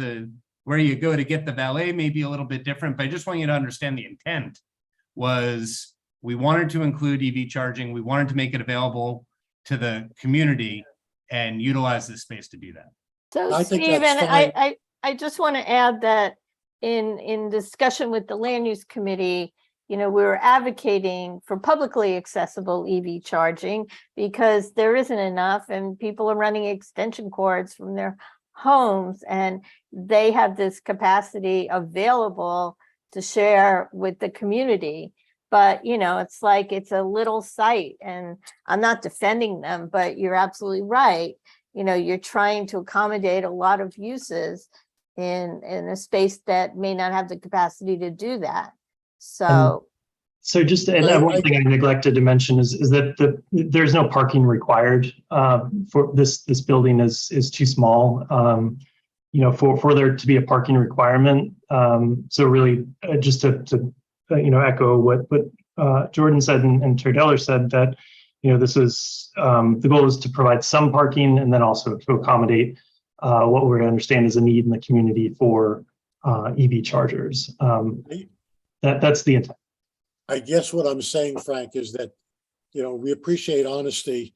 And I think honesty would have been that there was not going to be any parking there at all, that there were going to be the charges for the public, and that whatever employees or customers came would have to tough it out and find a spot in the street, like we have to tough it out, most people. And had you said that, I'm sure you would have heard objections from the board about what you're going to do to the parking in the neighborhood and so forth. And that's going to happen whether your proposal goes through or not. But it would have been a more honest approach. You cannot do what you're proposing. So why don't we just face it? Take out those 4 spots, have it publicly available charges, which we need, okay? And then just deal with what goes on afterwards about parking, because we know it's going to happen. But we also know that if you have parking there, there won't be charging for the public because the cars will be blocking it. Thank you, Steve. We need to keep moving on. So I'm going to move to Laura and then Ryan and then Roz. Okay. First of all, before we discussed residential, were any other commercial uses considered? No. Again, this is because the owner applicant is in the automobile sales business. So this has always been their intent to redevelop the site for the proposed project. Okay, so since Lincoln's the owner, can you tell us about Lincoln's current fleet? Sure. I think Joe, if you want to step in and. What is the average weight, the average price, and the average fuel efficiency? Oh, as of right now, there's 4 models.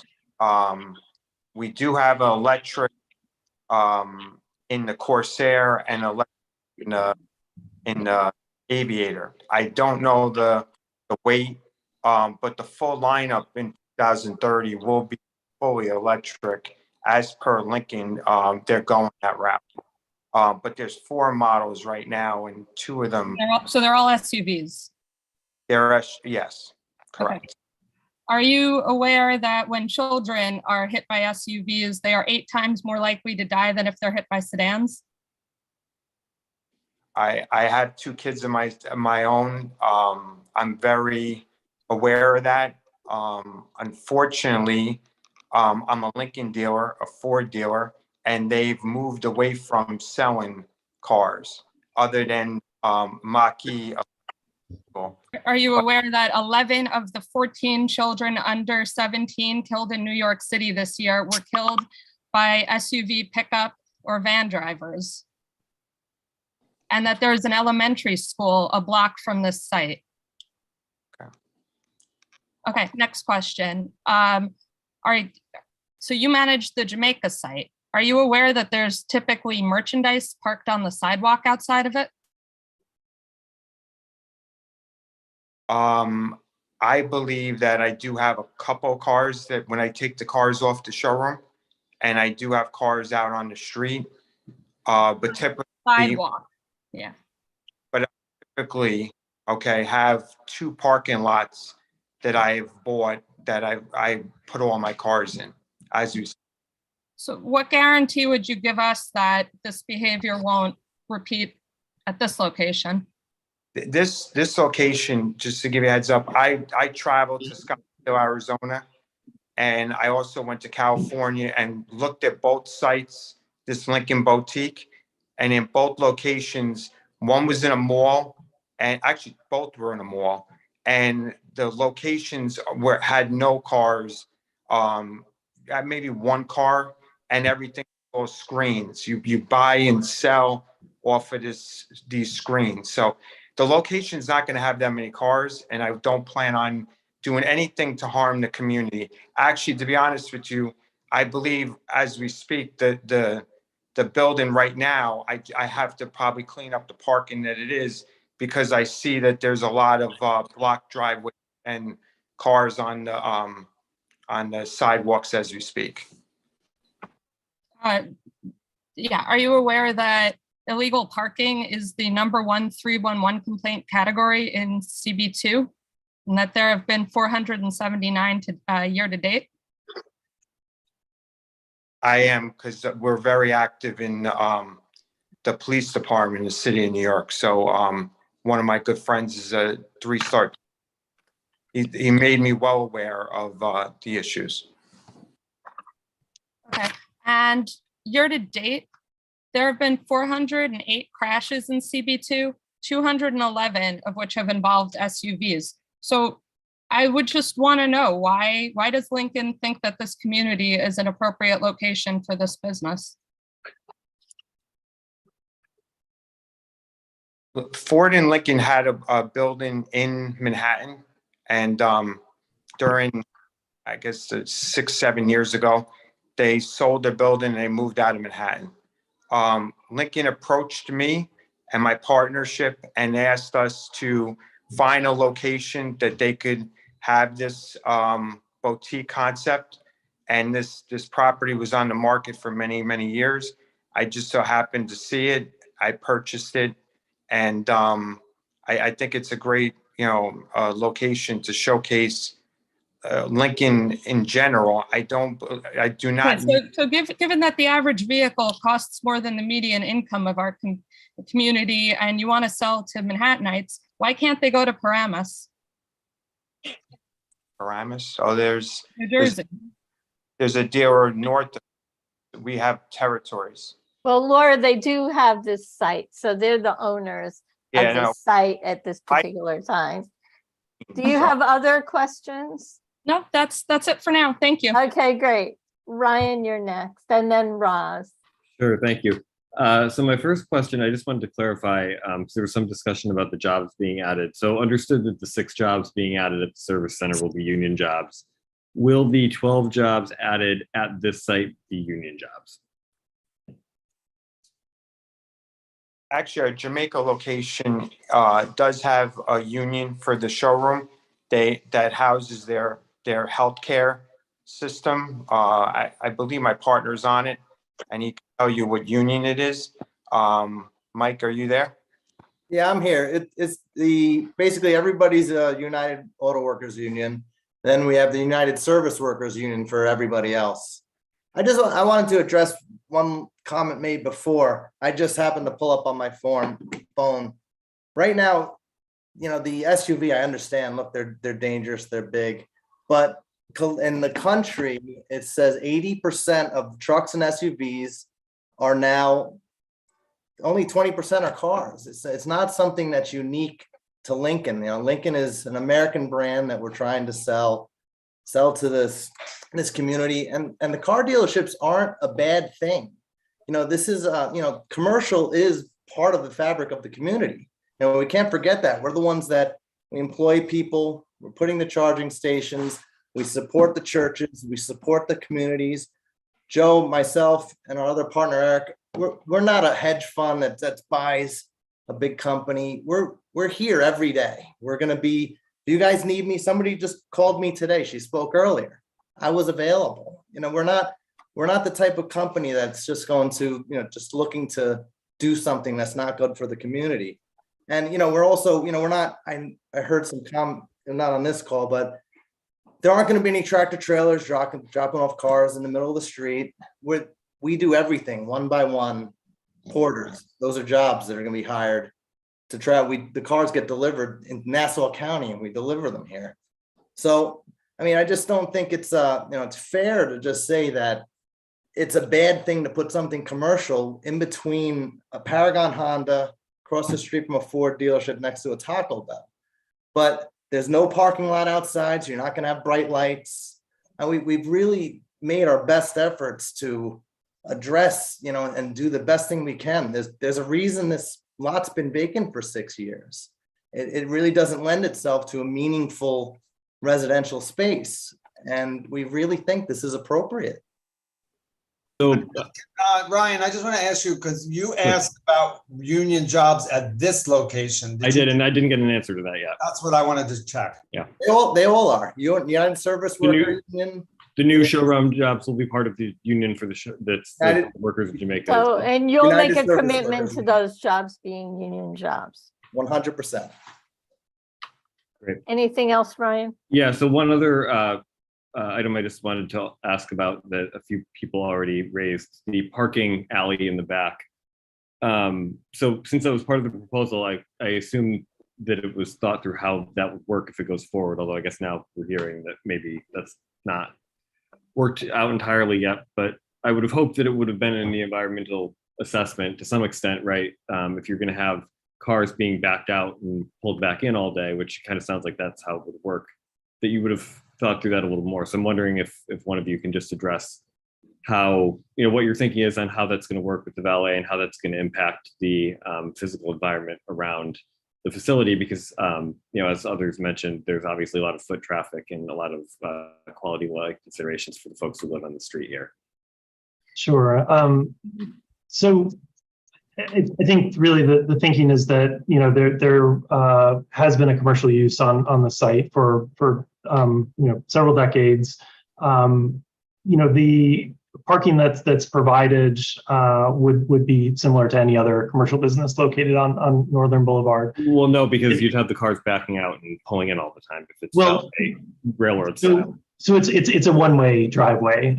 So the entrance is at 58th and the exit is at 60th Street. We recognize that this is a tight space. There's limited parking, but the thinking is that the demand for those spaces, given the utilization the visitation at the site will be limited. We have not, put this parking lot into operation, so we can't really drill down on the details there yet. But the intention is that with a valet, we think we can make that work. That said, both Mike and Joe have indicated not only a willingness but a commitment to work with the community to ensure that there's not adverse impacts as it relates to that driveway, either from traffic or security, quality of life issues. Sure, but I guess it seems like if there are concerns around the operational safety of it, then how are the electric vehicle charging stations going to be useful?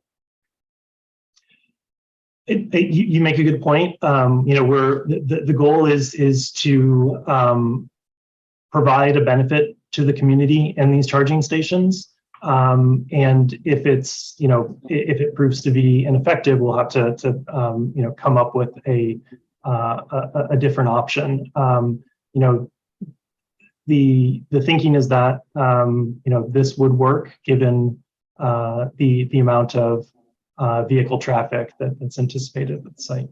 So, but specifically, what would that be? Because I think, for the neighbors are going to want to hear, right? If you have children walking down the street constantly, how many times do they pass by the block should they expect a car backing out, that they have to stop for or consider in their walking route, right? So again, no cars would be backing out. Well, no, they would be, right? Because if you have a car in the middle, either you have to pull multiple cars out forward or you have to pull them back. I mean, there are going to be cars potentially backing out, right? I think that the thinking is that the traffic would, and sorry, let me just refresh my recollection with respect to the streets. Let me just answer it this way. The thinking is that we can make it work. I can't provide you with details specifically as to how that would work. But yeah, I guess my concern is just that however it works through the sidewalk on one end or the other, right? And the sidewalk is obviously a physically important part of the environment for people that live on the block. Understood, but this would be, the same as any other business with a curb cut, along Northern Boulevard or along any other street in the city with a curb cut.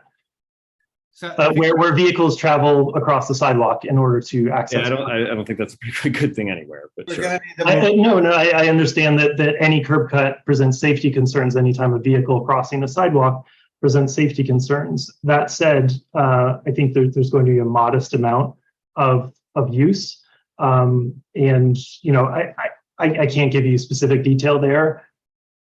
So Frank, I mean, the George. logistics of the alleyway and the charging station is not clear to anybody here. And I think, you know, if you're going to move forward with this proposal, you're going to have a proposal that people understand, because we're not going to get anywhere with this conversation. You're not going to convince anybody here that that plan is workable. And I hear you're asserting some promises, but I think we just need to move on. And, you know, if you're going to go forward with this proposal, you need to work out the logistics of a proposal with charging stations that are accessible to the community. I think what would be really helpful, and we're going to go talk with the neighbors about it as well, but as the board formulates its recommendation here, we'd love to include the charging stations for the public if the board feels it's too complicated to do it, you know, and things like something gated off, like, you know, just so that there's less traffic, like Ryan was saying. I mean, that's an option too. We had proposed it this way, but beauty of this process is we get the way in, and hopefully the project gets better as we go. So thank you. Roz, and then Carolyn, and then Riley. Okay, I do share a lot of concern about the SUV vehicles, and particularly, is the Dodge Durango another alternate version of what the vehicles you're going to be selling here? Dodge Durango is probably equivalent to the Lincoln Aviator, but a different. It's more for the Ford side, but the size-wise, it's almost like that.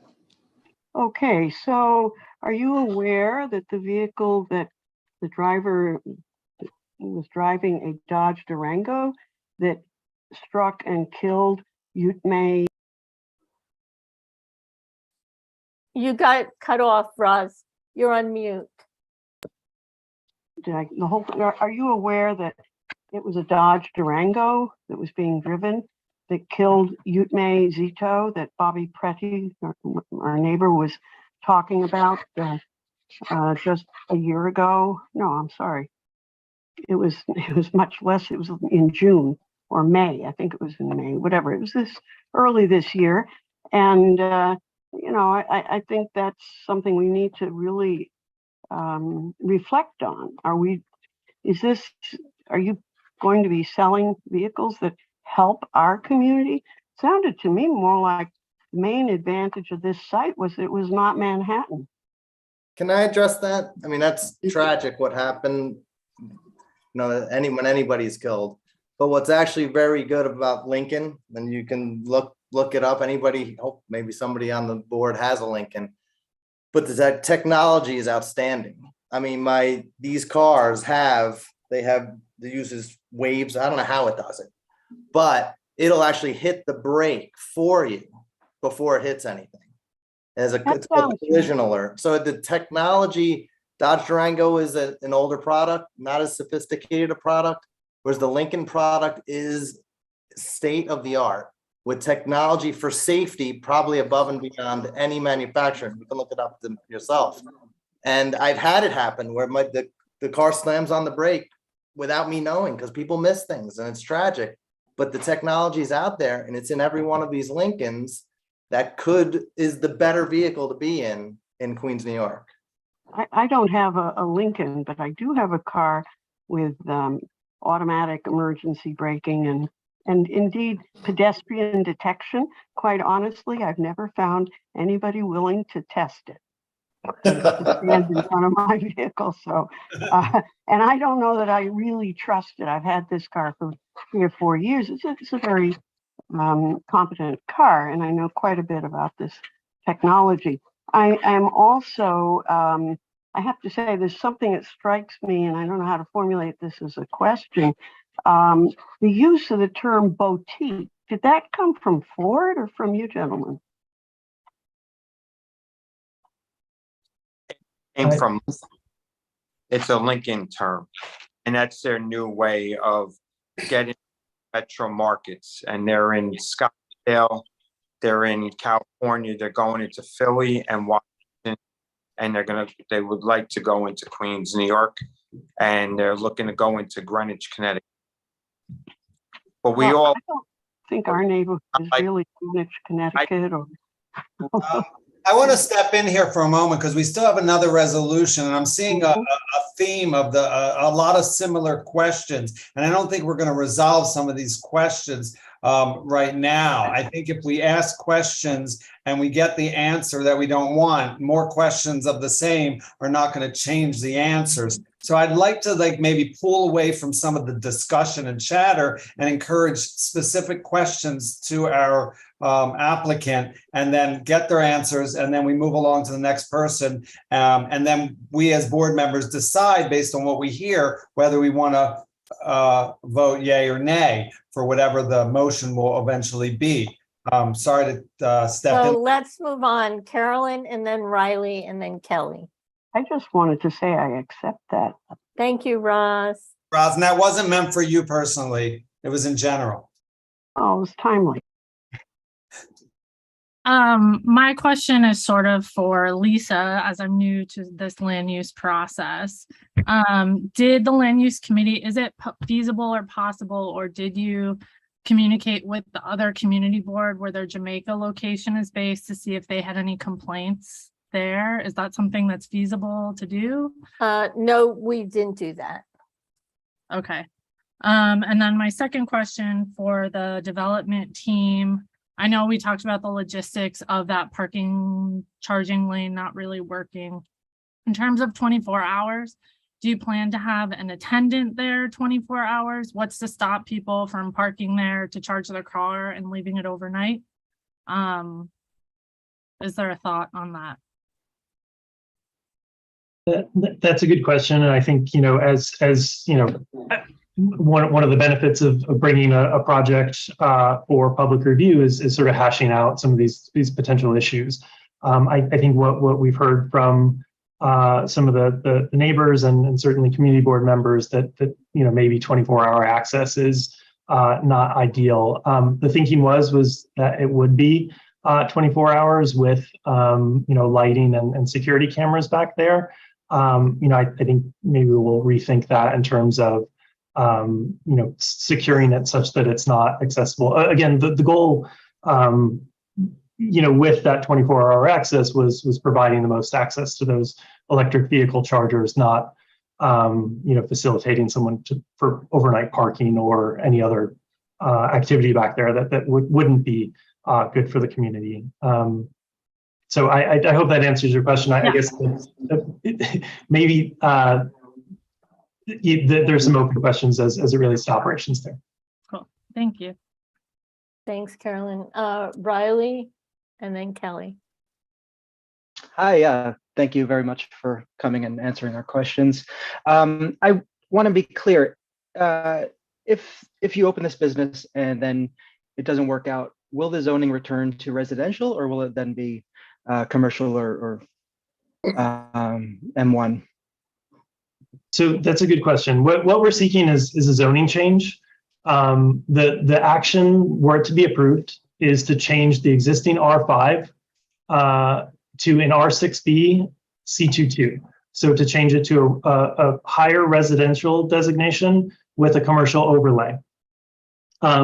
If for some reason the deal fell through with Lincoln, this were not able to be built, that zoning would stay, as would the requirement that mandatory inclusionary housing accompany residential development on the site. So to answer your question, if the business failed, the zoning would stay, and you know, someone could clear the site and build pursuant to the R6B C22 zoning. They could build entirely residential, they could build entirely commercial, or they could build mixed use within that zoning designation. So what would be the maximum height of a building built with within R6B C22? Is it community facility with a 5-story building on top? How big would that be? So the maximum height within the R6B is 5 stories or 55 feet. It's actually 50 feet, but it could go up to 55 feet if you have a certain ground floor commercial use. What we think is the most likely, just given the configuration of the site, that development would probably max out at around 3 stories, just because the site has 3 frontages, so that you'd use up all your floor area before hitting that height. But a 5-story building would be permitted by zoning, although not very likely given the site configuration with the R6B. I'll also say an entirely commercial building would be limited in FAR to two times the lot area of the site. So what we're presenting here, this 2-story building, maxes out commercial development with the proposed zoning. So an entirely commercial building looks like the Lincoln dealership. A mixed-use building could be slightly higher. An entirely residential building could be higher as well. I'm missing Christine Hunter to verify everything you just said. Riley, do you have any other questions? Yeah, I also wanted to ask if the owners, Ford Lincoln or Joe, if you guys are familiar with the neighborhood around the site, if you've walked around, if you live here, if you know what the neighborhood is like. We've been in a site for the last 2 years. I've tried to keep it as clean as possible. I've painted it. I don't live in a neighborhood. I live on Long Island, but my wife grew up in Queens, in Middle Village.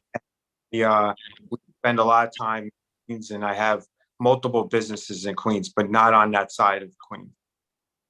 Okay, so I ask because I do live here. I live in this neighborhood. I live in a part of Woodside where there's a lot of automobile industry.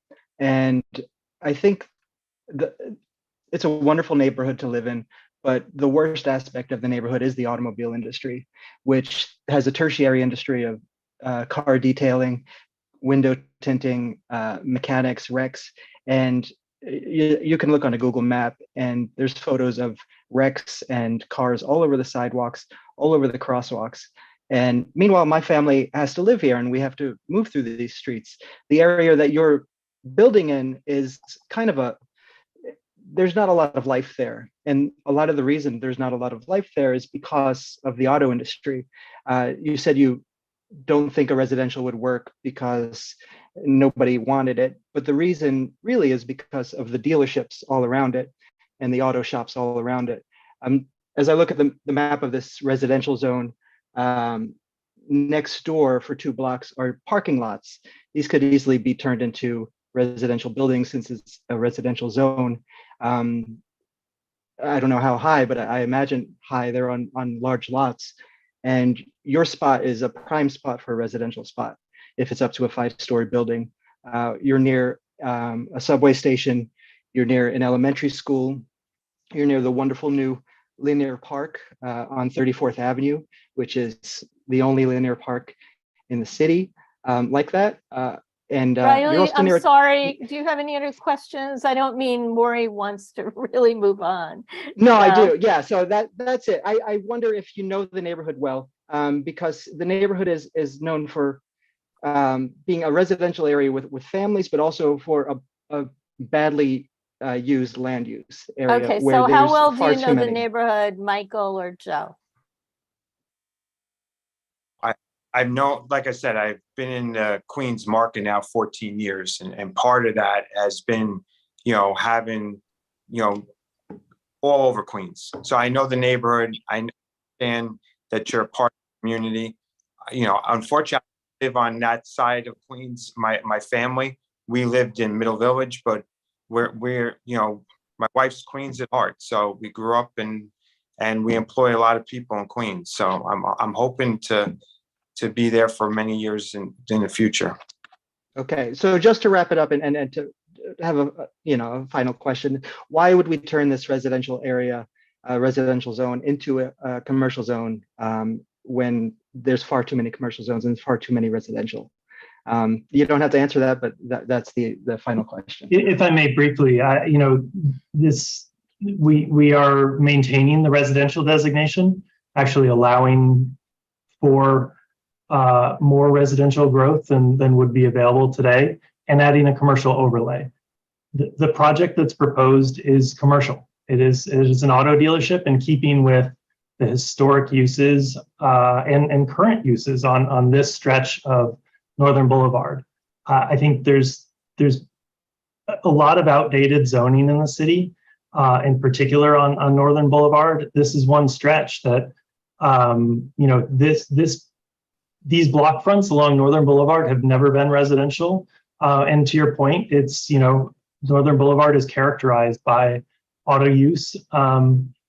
This site, while it would be auto oriented, is different and distinctive from the auto dealerships and certainly from any repair uses that are located on Northern Boulevard. So, you know, our thinking is that we're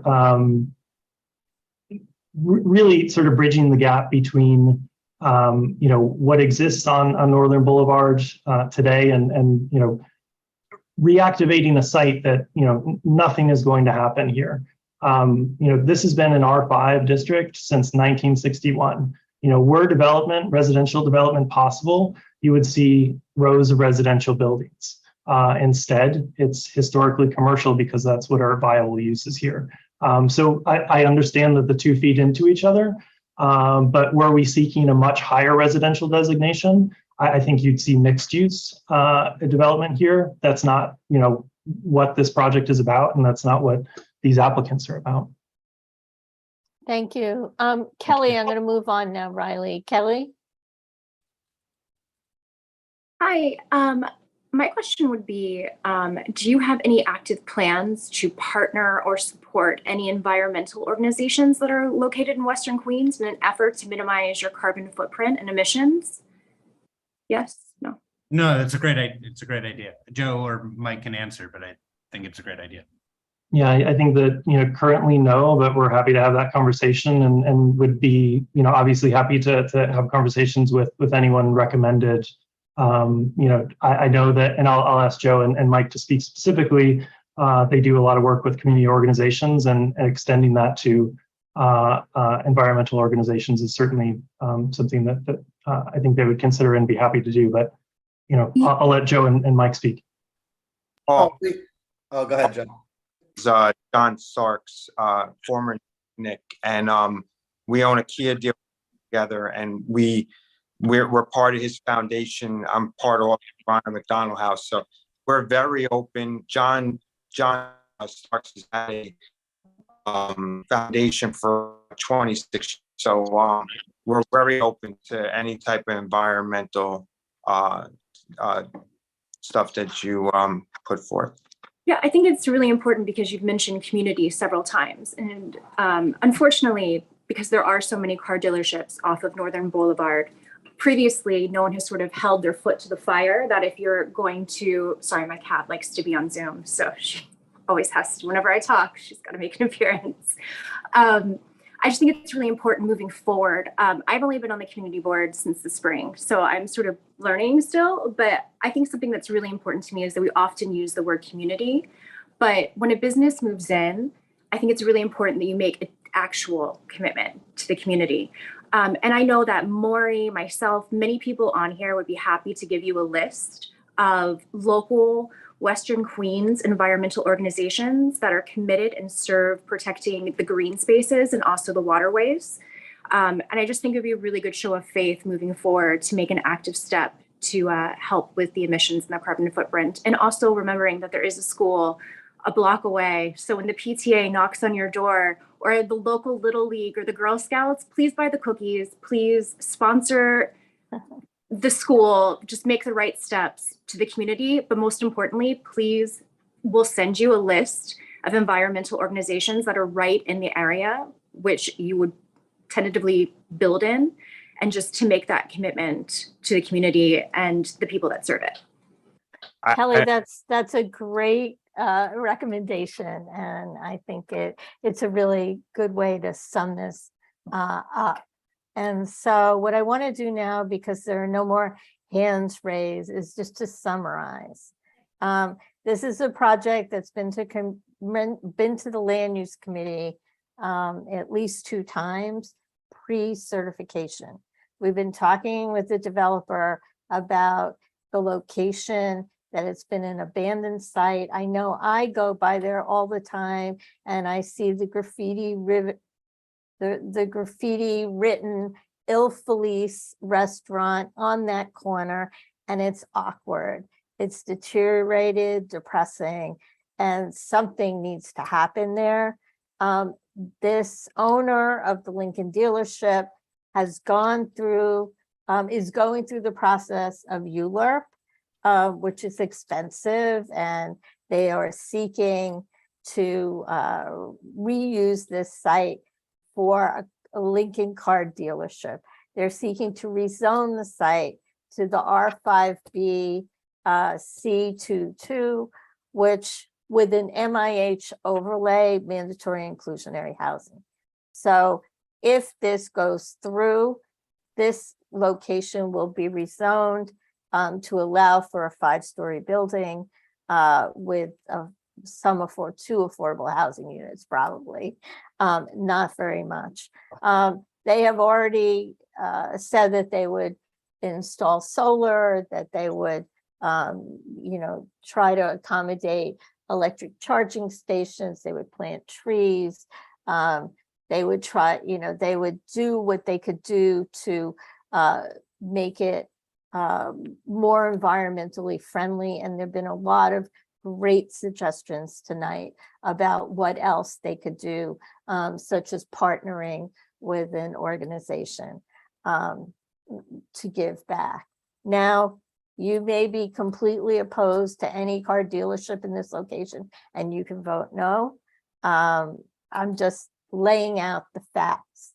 And so this is where we are. The Land Use Committee did not vote, but we had many conversations about what they could do to make it more friendly toward the community. And so, I'm just going to put it out there to you. If somebody wants to make a I'd recommendation. like to make a motion. Sure, go right ahead, Laura. All right, I'd like to make a motion to oppose the ULURP application, this ULURP application for 5802 Northern Boulevard. Whereas alternative public, residential, or commercial uses would better serve our community, and this is an inappropriate use of land for this location. Whereas the neighbors on the adjacent blocks have unaddressed safety and flooding concerns. Whereas this community suffers from high rates of traffic violence, and Northern Boulevard is currently a Vision Zero priority corridor.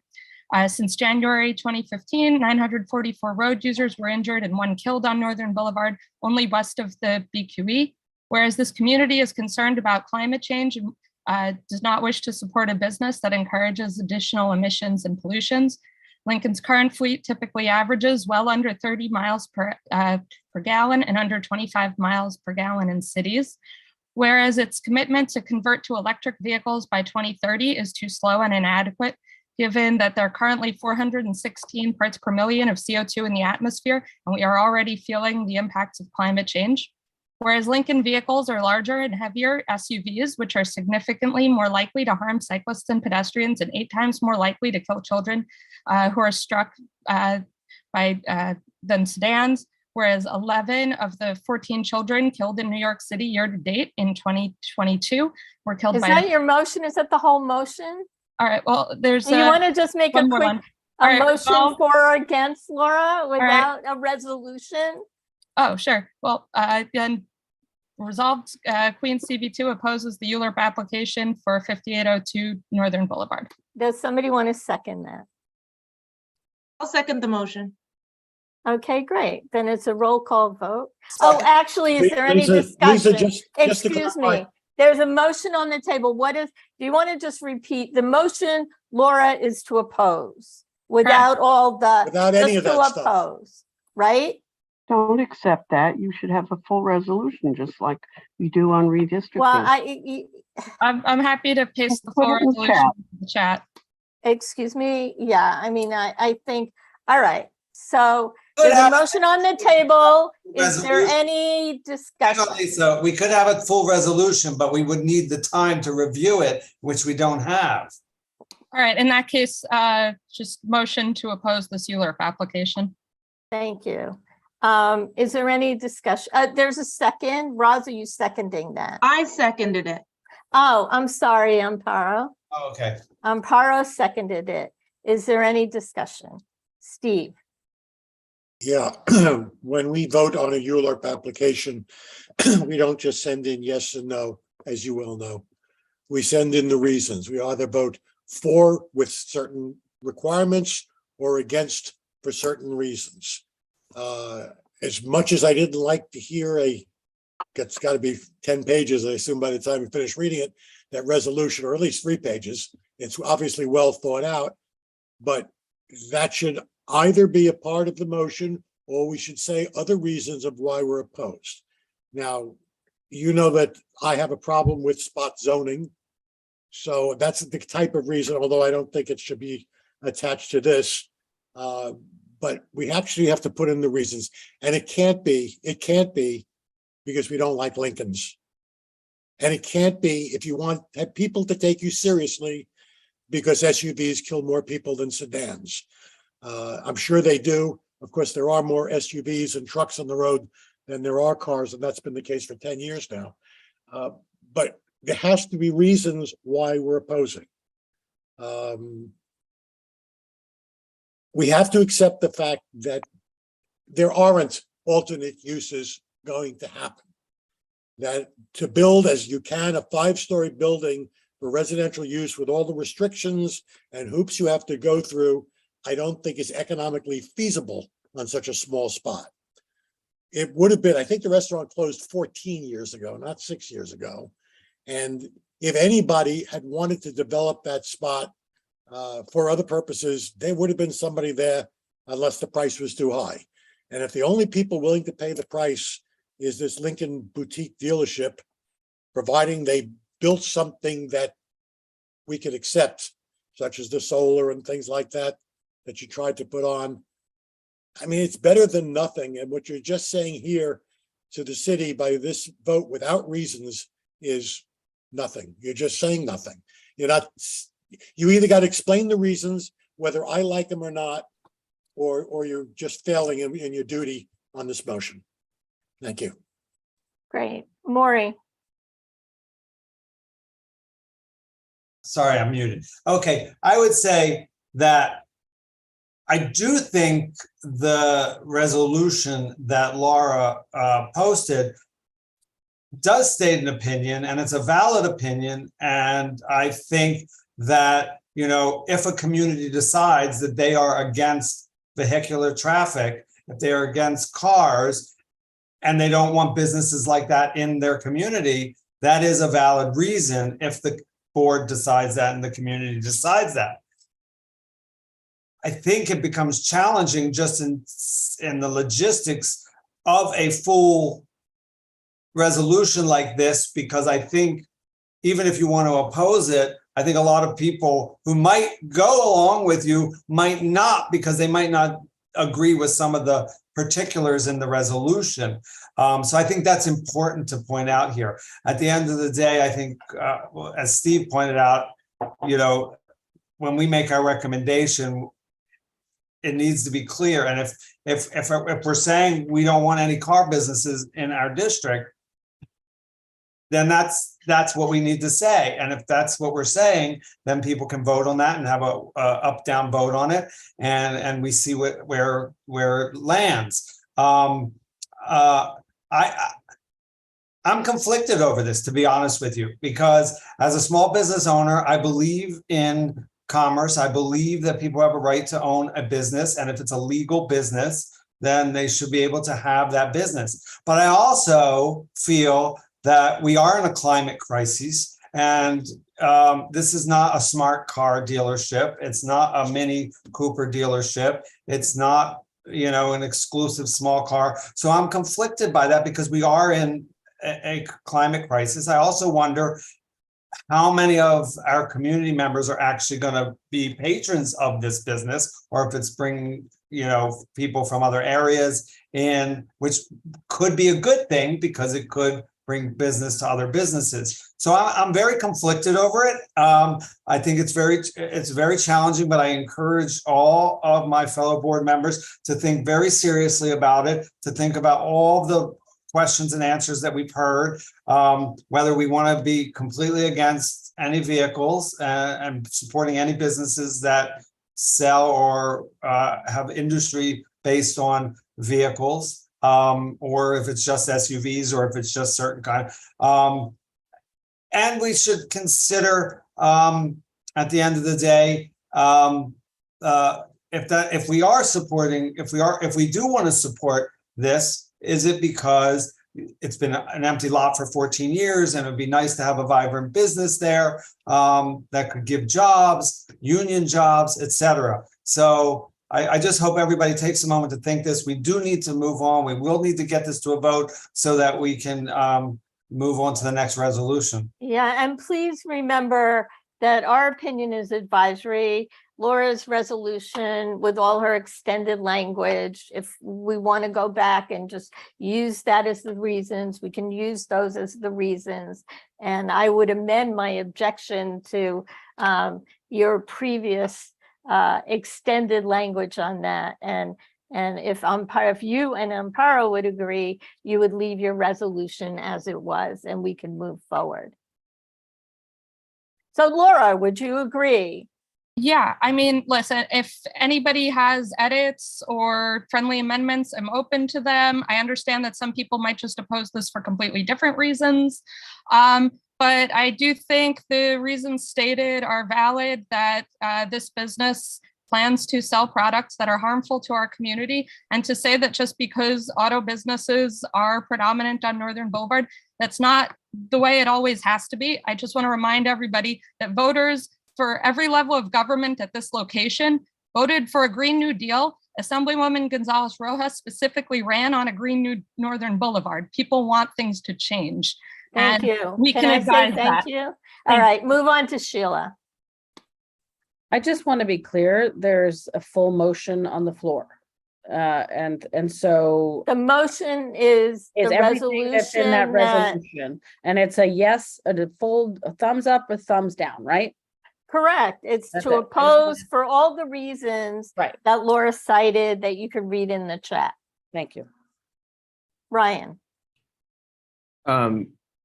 So I guess I have what would be a friendly amendment here. Is this the right time to throw it out there? Yes, please. Okay.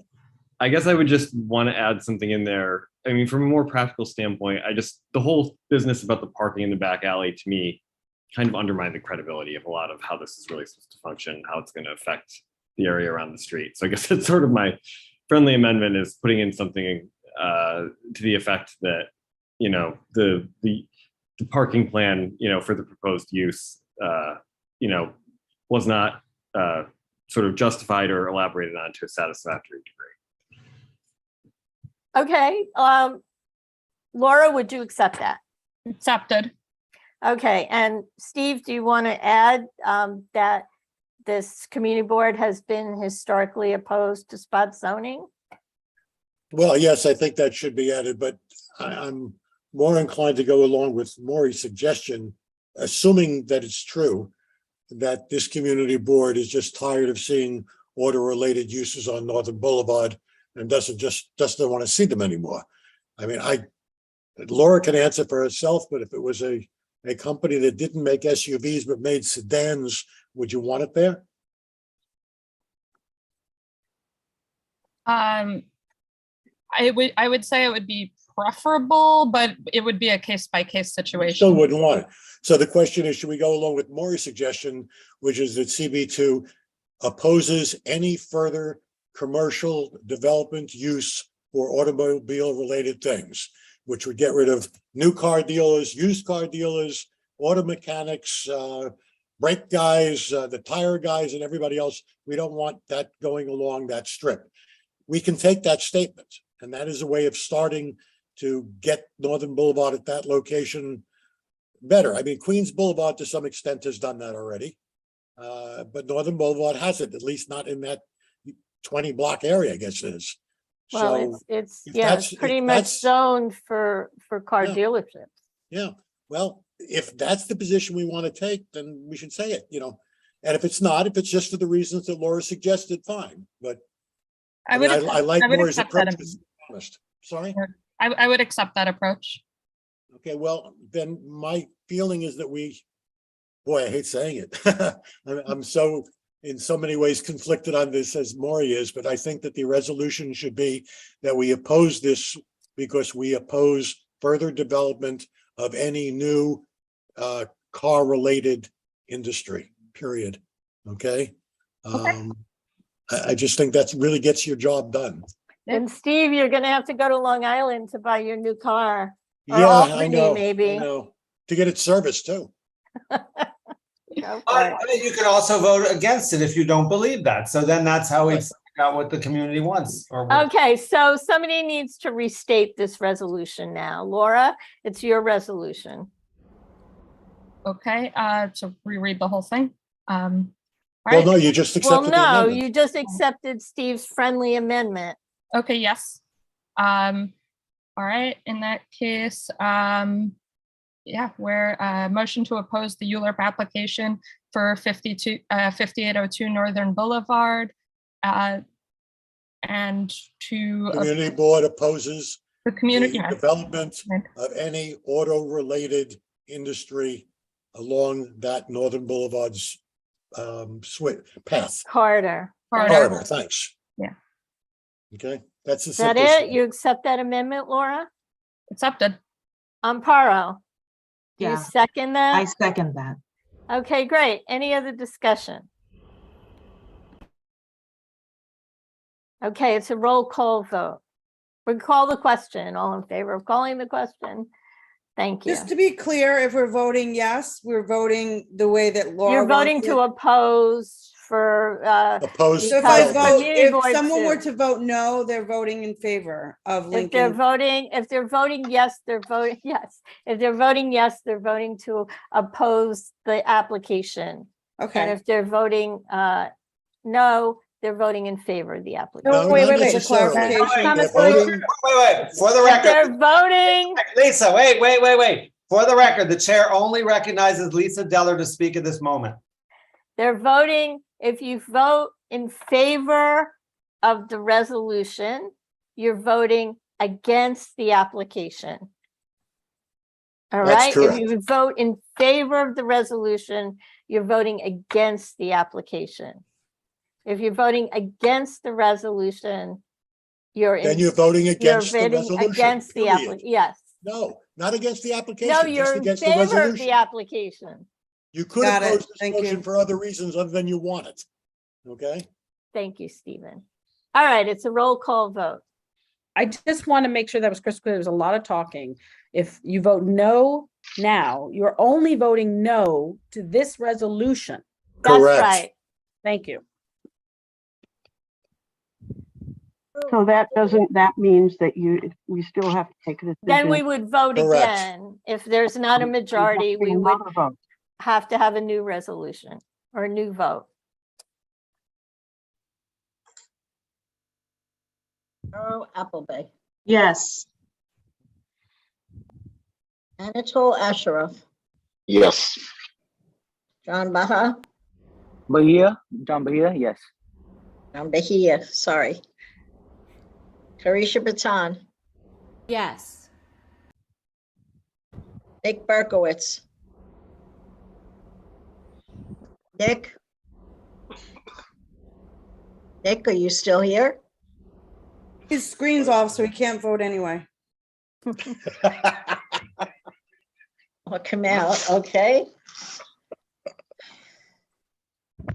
Danielle Brecker, No.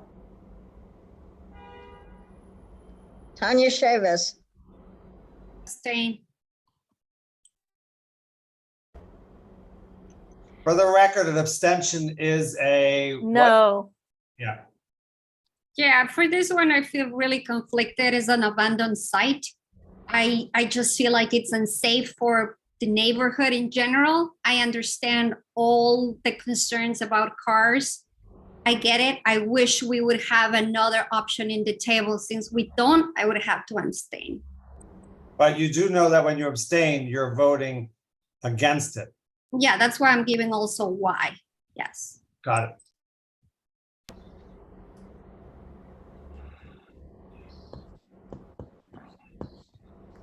okay. Osmond Chowdhury? Osmond? Yes. His screen is off. He can't vote. Osmond, please put your screen on and vote. Okay, hold on. Now on skin? Yes, what's your vote? Yes. Thank you very much. Stephen Cooper? Well, since I put in the amendment, I have to vote yes. But Maury, just for the record, people are not supposed to abstain unless they have a reason why they have to abstain, which is conflict, etc. So I don't care about it that much, but just keep that in mind. No, yeah, that's what I was going to elaborate on, but yeah, thank you, Steve. Kelly Craig? No, but I would hold you to the promises you made. This is being recorded. So Kelly, your vote is no? Yeah, no. Warren Davis? No, my issues have nothing to do with cars. It's to do with what the residents want. They don't want it, but they didn't really make any objections to an auto dealership there. So your vote is? No, no. Thank you. Chairman Gellinoy?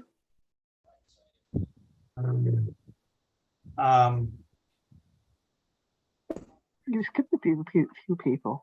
Like What? Lisa Deller's next, isn't she? Oh, did we skip Lisa? Oh, yeah, I did. Sorry, Lisa. I apologize. My vote is no. But Lisa's chairing it, so one of the two of you can't vote. Either you can't or Maury can't. So They both can vote. no, they can No, only vote. I'm- Chairman can I'm- only vote in case of a tie, or if one vote makes a tie, to make or break.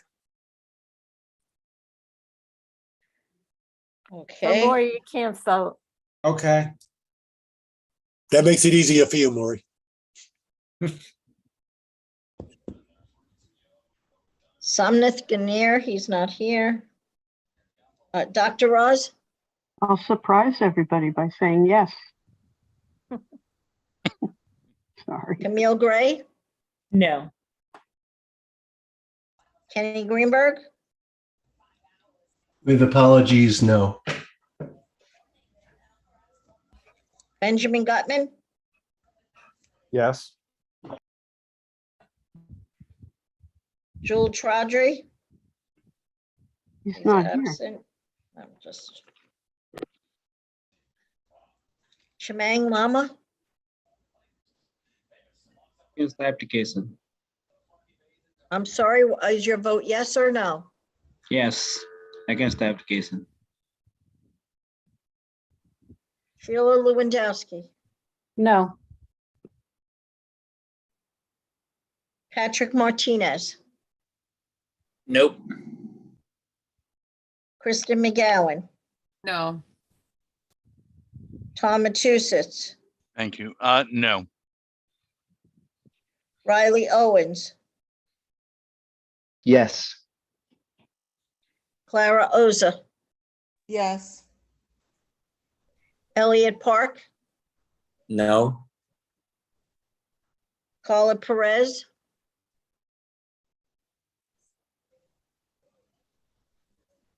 Carla Perez? Are you here? I think she stepped off, Deb. I don't see her here. I don't Couldn't see her show a either. screen anyway.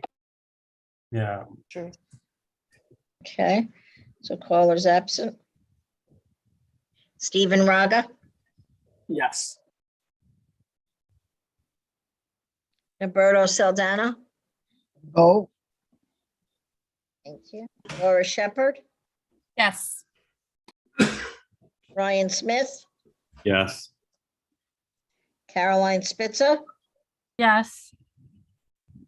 Lauren Springer? Yes. Mr. Tashi? No.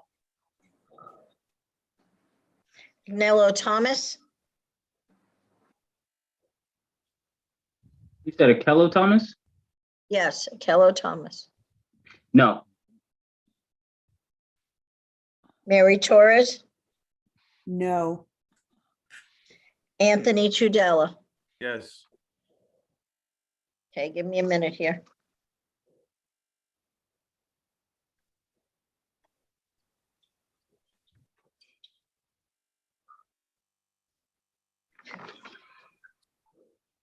No, 15 no's, one abstain.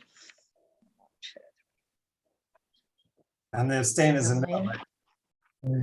10, 11, 12, 13, 14, 15, 16, and 17 yeses. That means Okay. Maury has a chance to vote.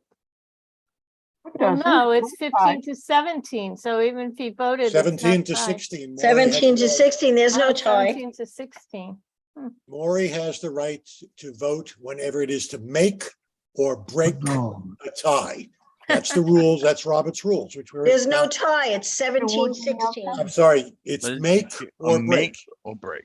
He can actually cause a tie, which makes the amendment not pass, or he could do nothing, or he could vote on one side or the other. That's up to him. What was No the one forces it. what were the three options, Steve?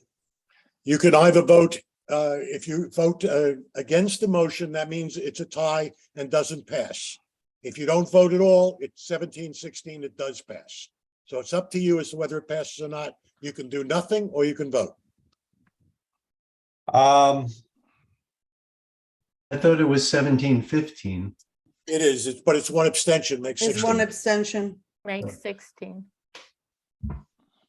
I am gonna do nothing. Fine. Thank you. Okay, passes. so then the motion passes and the community board office will draft the motion and it will go to the borough president. And that hearing is on the 29th of September. So thank you all for your thoughtful consideration of this. You should also know that on the 13th is the BSA hearing for 40 Vernon Boulevard. And so if you want to go and testify or have neighbors who want to testify, we'll send you the calendar on that. I don't know the time. Thank you all. Okay, Maury, moving right along. Lisa, can you post the link to sign up to testify for the BSA?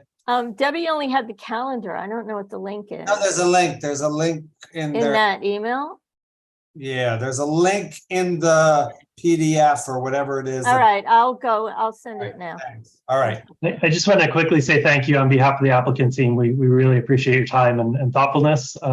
And please feel free to be in touch if you have any further questions or concerns. Thank you. Thank you, Frank. Thank you, Jordan. Thank you, everybody, for coming, for being patient, for going through this process. I will point out that in my few years on the board, I will say this ties with only one other, I think, process that was as challenging, and I think that was the FIPS back a few years back. But thank you again for coming, and we appreciate your time and your willingness to adapt to the community. Thank you. Thank you. Okay. Thank you. So next is our vote on our resolution for the ad hoc committee's redistricting task force resolution. Where is our chair? Oh, there you are, Danielle. Do we already have the motion, which is the resolution, so we just need to vote on it, right? I think so. Where's my parliamentarian? We need a motion. Sheila? Sheila. No, Camille beat me to it. Camille, No, I had some questions. Is there going to be an opportunity to discuss, or is it just a vote? I think we have a discussion on it, right? Yeah, my hand was for discussion. First, we make the motion, then we discuss. Motion first. So let's get a motion. I'll make the motion to support the resolution as submitted. As submitted by the redistricting task force chair by Daniel. I second the motion. Great. Do we have any discussion? Great. Yes. So thank you. Question is, Definitely like the motion, and I'm curious, I guess I didn't see any proposal for what to do. I don't know the format of these documents, but when I read it, it said you were opposing what they had proposed, but there didn't seem to be any proposal for what to do. Is the recommendation to keep things the same? Is the recommendation to keep things more in Queens? Is that in scope? And I guess the deadline is tonight, so. So they, the Redistricting Commission, this was a preliminary map that they put forth, and they ask for input so they can change it in theory.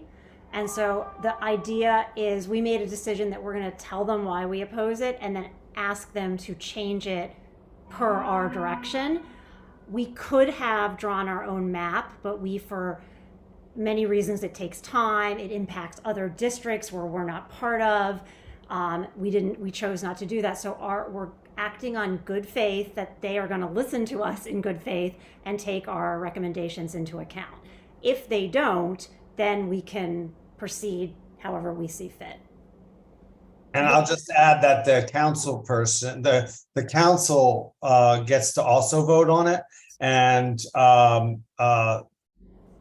there's a big opposition from Councilperson Wan's office on the current drawing of the map. And typically the first maps usually get a no vote from what I understand from the council. And then there's also a lot of maps that have been suggested by other organizations. But then once they come back with a second, we can continue to oppose or ask for changes.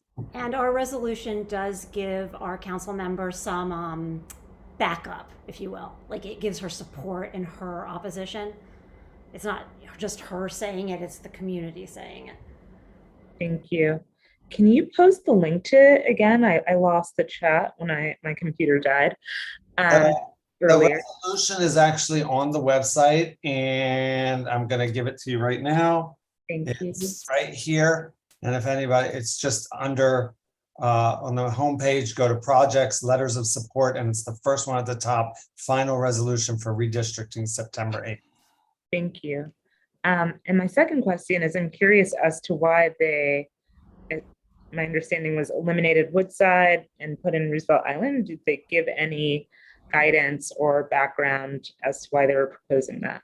They did not, to me anyway, and what I sat through. Maybe somebody sat through something else. But I think the big issue here is that our population grew in especially Long Island City. So something had to change. I do think that there's historically been this idea that Long Island City and Roosevelt Island should be together. But I don't know. They didn't actually say that. So I think they were trying to figure it out. The one thing that we do know is that at the preliminary hearings that happened in the spring, there was not a big turnout from Queens or Manhattan. So perhaps other boroughs got more of what they wanted because they turned out to give comment. But no, they didn't really give us any stated reason. Thank you. Tom? Sorry, Maury, I'm just going to take over. Tom? Tom, you're on mute. Thank you. Forgive me. Since it was mentioned that our resolution in some way supports the city council member, I want to be very clear that what the proposal on the table does not do, it does not support the city council member's adapted unity map, which banishes Blissville from District 26. I was not going to mention anything, but I feel obligated to mention something in response to that. Our proposal or item on the table in some way supports the city council member. It is not supportive of, in fact, our resolution, as I read it, reads that any community in CB2 should remain in CB2 and should remain in District 26. That is not what what the city council member has suggested. Thank you. So I just want to say the Unity map is actually made by an outside group of intellectuals and professors. I think, I don't know, but I think our council member has retracted her support of that map, but I don't know, I won't speak for her. Well, she didn't, if I may, if we're going to have dialogue here, the Unity map designed by the 30-year team that has done this, right? 30 years map included Blissville in the Unity map. What council member Juan is alleging to be an adaptation of the Unity map drawn by some people who she still has not identified. Who are those people? It's not the Unity map people. Who drew Julie's map? Thank you. So I haven't actually seen Julie's map, but I want to be clear, the resolution does not support that. Yeah, and as Thank you. I just want to be clear because I wasn't going to Does say not, absolutely anything, does but not. we suggested that our resolution is supportive of the council member, and it is not. It's supportive of her opposition, not of her proposed map that I haven't actually seen. And I would just clarify one thing. I know Camille had mentioned Roosevelt Island, but it's important to mention, as I like to say, this proposed map, initial map, would make the district spread over 3 separate land masses: Queens, Roosevelt Island, and part of the Upper East Side. So we can't forget that there's part of Manhattan. We become part of Manhattan district, or they become part of us in that proposed map. Steve? Yeah, I don't know what Julie did or didn't do, and I'm not voting on what Julie did or didn't do. I think you guys did a great job. I think you spelled out the arguments beautifully. I don't think we have to sit back and worry about the reasons why, let's say, politicians do what politicians do. We have a congressman who represents the Bronx and Queens. I can't imagine that being other than diverse. But Community Board 2 swelled in population. I think we believe that we should stay together. We have been working together for the last 18 years, and there is no reason why the Manhattan should be part of us. Roosevelt Island has a better case, but Manhattan really doesn't have much of a case to become part of us. And the only reason that anyone's considering it is because Manhattan has lost population. That's all. Exactly. But I am very much for this. I think you guys did a great job. Thanks, Steve. John? Hello, can everybody hear me? Yep. All right, thank you. Thank you for the time to make comment. I just want to respond about the comment about the outside intellectuals with the Unimap Coalition. That's not the case at all. I just want to clarify that because the Unity Map Coalition is built of local community organizations from I could name you most of the groups from the Asian Pacific American Voice Coalition, which is on my real job that I'm part of right now too. It's basically the whole map of all the city council districts throughout the city, given by these different groups of different community members, stakeholders, and their own specific demographics, neighborhoods, communities, and alongside with also the Center for Law and Social Justice at Medgar Evers College. And it's pretty hard to weigh in just a certain part of a map when we don't have our own map, and it might affect other communities right next to us and our neighbors all around in different boroughs too. So I just wanted to say that out there too. But yeah, that's actually one of the reasons we didn't make our own map, because we didn't want to influence another community that we don't know. And we, at one point, I think we very briefly discussed including the Unity map in the resolution, but we decided that we needed to focus on the map that the commission came up with solely, and that was why that decision was made. Sheila? Just going to be real quick, to Camille, to some of your questions about, and Danielle just said some of it, why we didn't, offer suggestions. It's also because from lots of the meetings and discussions, wondering why such a large part of Manhattan, where there are multiple land use applications in play, was carved into this district came up. And so we also were like, oh, maybe we need to just focus on keeping our, a lot of our concerns and issues in what we're fighting for, as opposed to starting to get into don't put your issues on us. I mean, it's also carving out NYCHA. There are so many things that were being done in the proposed map that would really weaken things here for diversity, for income, kind of building on some of the equity things we've been hopefully fighting for. But I just wanted to add that to your question about why we didn't say this is our suggestion, because some of it was like, how do we address saying why are you doing that? Yeah, but thank you. Is that okay, Daniel? Yeah, that's great. That's true. Lisa, did you have your hand up? Okay, I guess not. Anybody else? Oh, yes, Lisa. You're on mute. I did, but I just wanted to make the point about Blissville.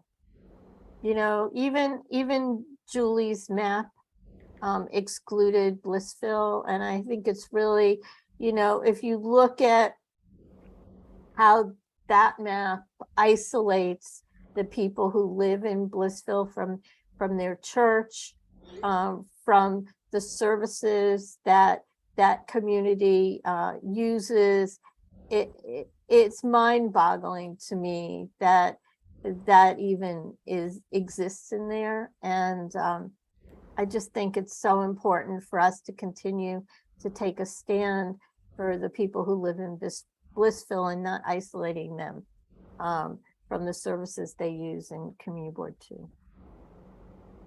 Yep, I think we agree. Here. Yeah. Anybody else? Can we call the question? Can I do that? Yes. Okay, I call the question. And then all in favor of calling the question? All right. It's a vote. It's a roll call vote. Do you want to do this as a roll call vote? I think it would be nice, Yes. unless it's unanimous. Is there anyone opposed? Let's do a roll call. Okay. So, sorry, just to review, this is about the other resolution on the table.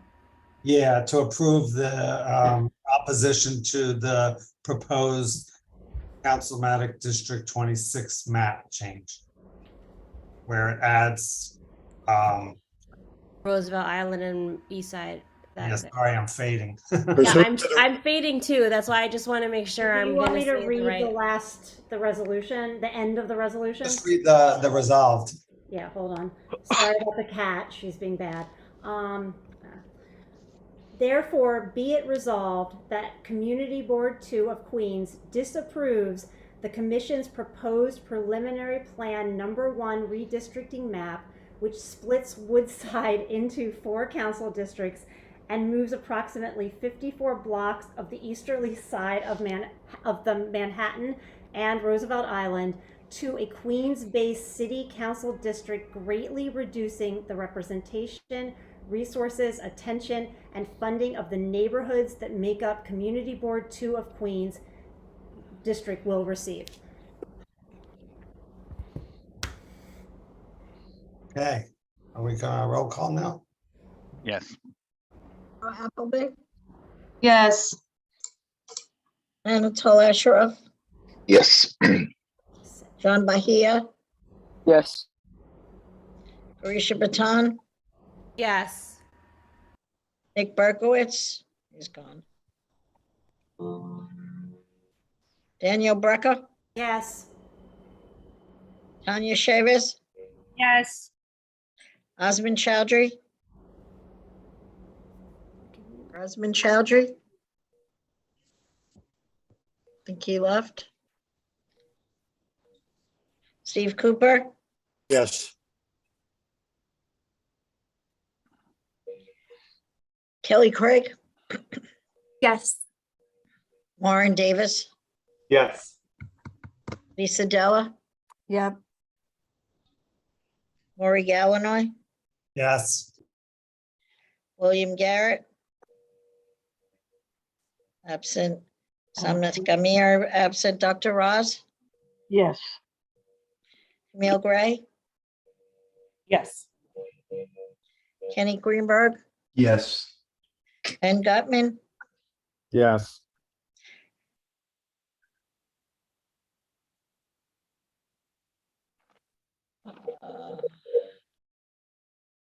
Shemang Mama, Yes. and Sheila Lewandowski, Yes. Benjamin Lucas, absent. Absent. Patrick Martinez. Patrick Yes. Okay. Kristen McGowan, Yes. Tom Matusitz, Thank you. Yes. Riley Owens, Yes. Clara Oza, Yes. Elliot Park, Yes. Carla Perez, absent. Stephen Raga, Yes. Roberto Saldana, Yes. Laura Shepherd, Yes. Ryan Smith, Yes. Caroline Spitzer, Yes. Lauren Springer, Yes. Kunchak Tashi, Yes. Agnello Thomas, Yes. Mary Torres, Finding the mute button, yes. thank you. Anthony Tadella, Yes. motion carries unanimously. Wait, I think Osman is here. Can you, he raised his hand just now. Osman Chowdhury? Osman Chowdhury, how do you vote? Osman, how do you vote? You're on mute, Osman. Where'd he go? It's just so. Osman, He's on mute. can't find him. Osman, you need to unmute so you I can, asked him to unmute, but he had just, Osman,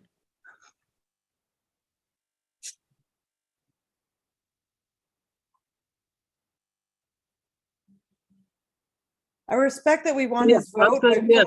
move on? yes, Yeah. okay, Osman, gotcha. It's Oh, 11:16. Yes, okay. Yes. okay, Unanimous. great, thank you. All right. So the motion passes, and we just want to, we'll now zip through, and I ask everybody to stick to the 2 minutes for the updates from the committees. Transportation Committee. Thank you very much and good evening, everyone. First off, I want to thank the public who comes and speaks at the Transportation Committee meeting. As a reminder, the first 10 minutes of each committee meeting is dedicated to public comment. And this past meeting, we did have 3 individuals come forward. In addition to that, we had 7 motions made at the committee meeting. Each of the motions were seconded. No one opposed. There were no abstentions. And we had a quorum. I'm going to go to the chat now in the interest of time. Here are the 7 motions. Did this go through? Oh, Jesus. One moment. Oh, you can't like copy and paste?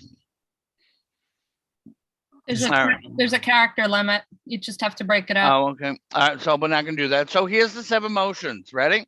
Again, all were seconded, none opposed, no abstentions, and the Transportation Committee will be sending a letter of support to DOT for city bike docking locations in District 30 within the confines of CB2. Request a feasibility study for safety improvements on Broadway and 37th Avenue and on 63rd Street to 69th Street near the BQE exit by Hart Playground. Request a feasibility study for the installation of residential loading zone at the City Lights Building located at 4-74 48th Avenue. Request for a feasibility study for the installation of a protected bike lane on 39th Avenue between Woodside Avenue and Roosevelt Avenue. Request for a feasibility study for safety improvements for traffic calming measures on 39th Avenue between Woodside Avenue and 58th Street. DOT to request, we requested that the DOT include the intersection of Greenpoint Avenue and Star Avenue in Blissville as part of the Mayor Adams 1,000 citywide DOT initiatives for intersection. We also asked DOT to report back to us what intersections in the mayor's plan for these 1,000 intersections are included in CB2. They were not able to provide us that, but we demanded to get that. Finally, request for a feasibility study for safety improvements and aesthetics under the 43rd Street duct leading to Laurel Hill, the entrance to Kosciuszko Bridge pedestrian bicycle pathway. Again, these 7 motions were made, seconded, no one opposed, no abstentions, to have their letters sent to request these feasibility studies on behalf of the Transportation Committee. In addition to that, we have an update on Winfield Gardens. One-way conversions are scheduled for Monday, October 31st. That is 63rd Street between 50th Avenue and Laurel Hill, and 65th Street between 48th Avenue and Laurel Hill. Thank you very much. I appreciate everyone's attention. Thank you, Tom. Appreciate that. Next up is Tech Committee. I don't know if you have something from the last meeting you had. You calling me? Hey? Yeah, Tech Committee. Yeah, no, just spent the summer pursuing hybrid meetings, and long story short is we have options, but they just all require funding. So that is the challenge and thing to bug powers that be about. Of course, every time the state of emergency is extended, it just kicks the can down the road. And of course, like Maury mentioned, for our survey, 58% of us, 26 people, wanted at least virtual, fully virtual, or hybrid. So that is the thing to pursue as we progress. Just to kind of echo what Mary said earlier, like, yes, remote meetings are great for us because we have the comfort to not be doing this at 11:20 in Census and Census Community Services and not being able to walk around or whatever. But regardless of what we have to do, I strongly believe that we cannot lose virtual for members of the public and our community. We need to make it easier for the community to participate in the civic process, not harder. And I personally can't accept anything that shuts out people. And, we just go back to the old way of doing things, regardless of the global change that's gone on. So, which wasn't inclusive to begin with. And in the coming months, we'll keep working on the website, and we'll have more community-facing ideas and initiatives to support. So stay tuned. Thank you, Anatol. And next on to our very new Small Business and Local Economy Committee, Chair Greenberg. Okay, we didn't actually, I haven't received minutes yet, so there's actually a lot of details that are a little difficult to go into at the moment. But as a new committee, we basically worked out our mission, started to work on our mission statement, really just kicked around ideas about, what it is that we want to really pursue. It was actually a great discussion, and we even had a guest already from who came, a business person from the community. The meeting our next meeting will be September 27th at 5. They're short meetings because we have to clear out for the Tech Committee, but I imagine that may change over time as we get more involved. I did want to remind folks on the committee to go to the, I don't have the link, maybe Maury has it, for the mission statement, which is basically, I put a skeletal version of it up, and it would be great to just have everybody, give it a little more meat, as it were. I'll send that out. Yeah, thank you. Thank you, Kenny. All right, Health and Human Services. Okay. At our June meeting, we had as our guest speaker Mandy Zucker. She's the founder of Inner Harbor, which is a national for-profit organization based in New Jersey that provides support to young adults, that's high school to college-age students, experiencing grief and other types of loss as they go through major life transitions. So Ms. Zucker does workshops, consultations with schools and other nonprofits throughout the country. And then she's also able to provide referrals to New York State resources with respect to one-on-one counseling sessions. At the time of our meeting, she had recently done a workshop with gantry kids.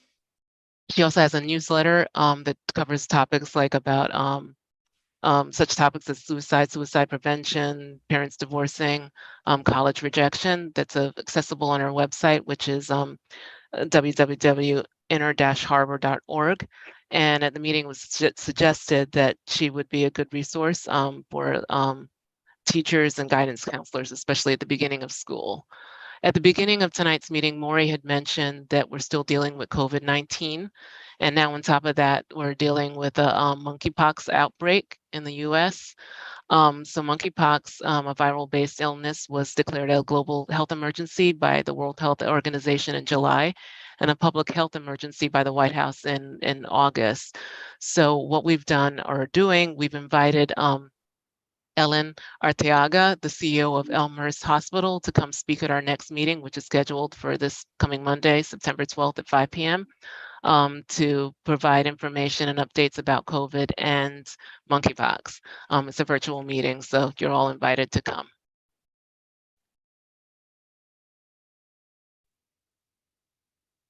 Sorry, I'm on mute.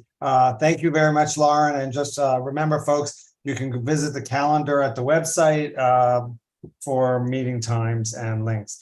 Arts and culture. Hey everybody. So at Arts and Culture, at our last meeting in June, we invited all of the Queens Public Library branches in our district to come. Woodside Library was able to attend. They gave us an update on what was happening with their programming at the time for the summer. We also had Angel Gil Orios of the Thalia Spanish Theater, which is based right here in Sunnyside, to speak with us about their programming. They had a lot of outdoor summer programming as well as letting us know their history and the productions that they're working on as they come out of COVID. They've been here in Sunnyside for 45 years, which I didn't realize. I knew they have been around for a while, but 45 years is a great feat to be around for that long, especially as a theater. He brought to our attention that there would be a benefit to install bulletin boards in the outdoor spaces that are often programmed by local arts and cultural organizations. So that is going to be next. The next work of the committee is to talk to parks and get some community partners to try and get community bulletin boards put up by Noonan and also by Windmiller Park, and have that maintained so that we can better know the local events that are happening that are organized by our neighbors. And we're also going to be coordinating with the new Small Business Committee as well as the Land Use Committee moving forward when specific items come up. For example, the closing of the Plaxall space, that's going to, committees will be potentially doing a joint meeting. And that was everything that was discussed. Our next meeting is this Tuesday at 6 o'clock. Thank you, Carisha. And thank you. I had one question for Carisha, if I may. Carisha, I failed to, before the summer started, you had mentioned something about painting and transportation. I'd like to invite you to the next Transportation Committee meeting to speak on that topic with the committee and see if we could combine groups to take action on that for you. Oh, excellent. Yeah, and I was just learning about the NYC mural project as well for funding about that type of thing. So perhaps we can work together on a guest speaker. Thank you. Awesome. Thank you. I just noticed there was like 5 or 6 people all just taking a swig of their water bottles at the same time. Anyway, environment, is there, thanks, Laura. Is there anyone, more people. So it's like the wave, but with water bottles. Environment, Parks and Recreation Committee. I know Frank is not here. Is there anyone from the committee that was asked to give a report? If not, we'll just move along. No, okay. City Services and Public Safety. Well, we didn't meet this summer. We're going to meet next week. I think it's on Wednesday at 6:30. They don't have a lot to tell you, so I'll let you go to sleep. Thank you, Steve. All right, everybody. Our next meeting is Thursday, October 6th. Thank you all for hanging in there. And I just want to remind everybody the happy festive Mid-Autumn Festival, and also Lashana Tova, happy Rosh Hashanah, and a meaningful Yom Kippur for those who observe. And if I'm missing anything, I apologize. Correct me offline, and I will remember in the future. Thank you. I'd Good like to night, make a everyone. motion to adjourn. Second. That's subject to discussion. You No. can discuss all you want, Steve. It's all Good yours. night. Good night, night. everyone. See you next month.